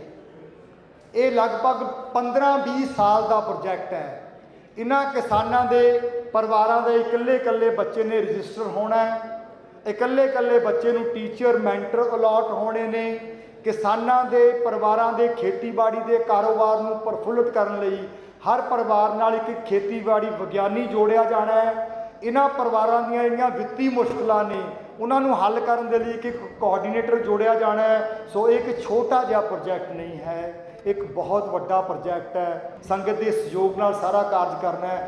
उस तो बाद जिहड़े कोआर्डीनेटर नियुक्त होणगे, मैंटर नियुक्त होणगे, एग्रीकल्चर साइंटिस्ट परिवारां नाल जुड़नगे, सारिਆਂ ਦੇ ट्रेनिंग प्रोग्राम्स लगणगे, सारिਆਂ ਨੂੰ गाइडलाइनस मिलणगियां कि किस तरह इन्हां परिवारां ਦੇ ਬੱਚਿਆਂ ਨੂੰ संभालना है। तो साड़ी इच्छा है, जिस तरह मैं तुहाडे कोल भीख मंगी है कि मैनूं तुहाडे विद्यक अदारिਆਂ ਨੂੰ जनरल मोहन सिंह चाहिए, इस ही तरह असीं इन्हां किसानां दे परिवारां विचों हरि कृष्ण नलूआ, अकाली बाबा फूला सिंह पैदा करने ने, ये साड़ी भावना है। सो आस करांगा कि तुहाडे सहयोग नाल असीं इस कार्य नूं अंतिम पड़ाਅ तक लैके जावांगे, परमात्मा बल बख्शेगा। सो इन्हां ही शब्दां नूं मैं अपनी पासों सुना मंगदा। बुलाओ फतेह। वाहिगुरू जी का खालसा, वाहिगुरू जी की। मौली धरती मौले आकाश, कट कट मौलिया आत्म परगास आत्म परगास आत्म परगास आत्म परगास।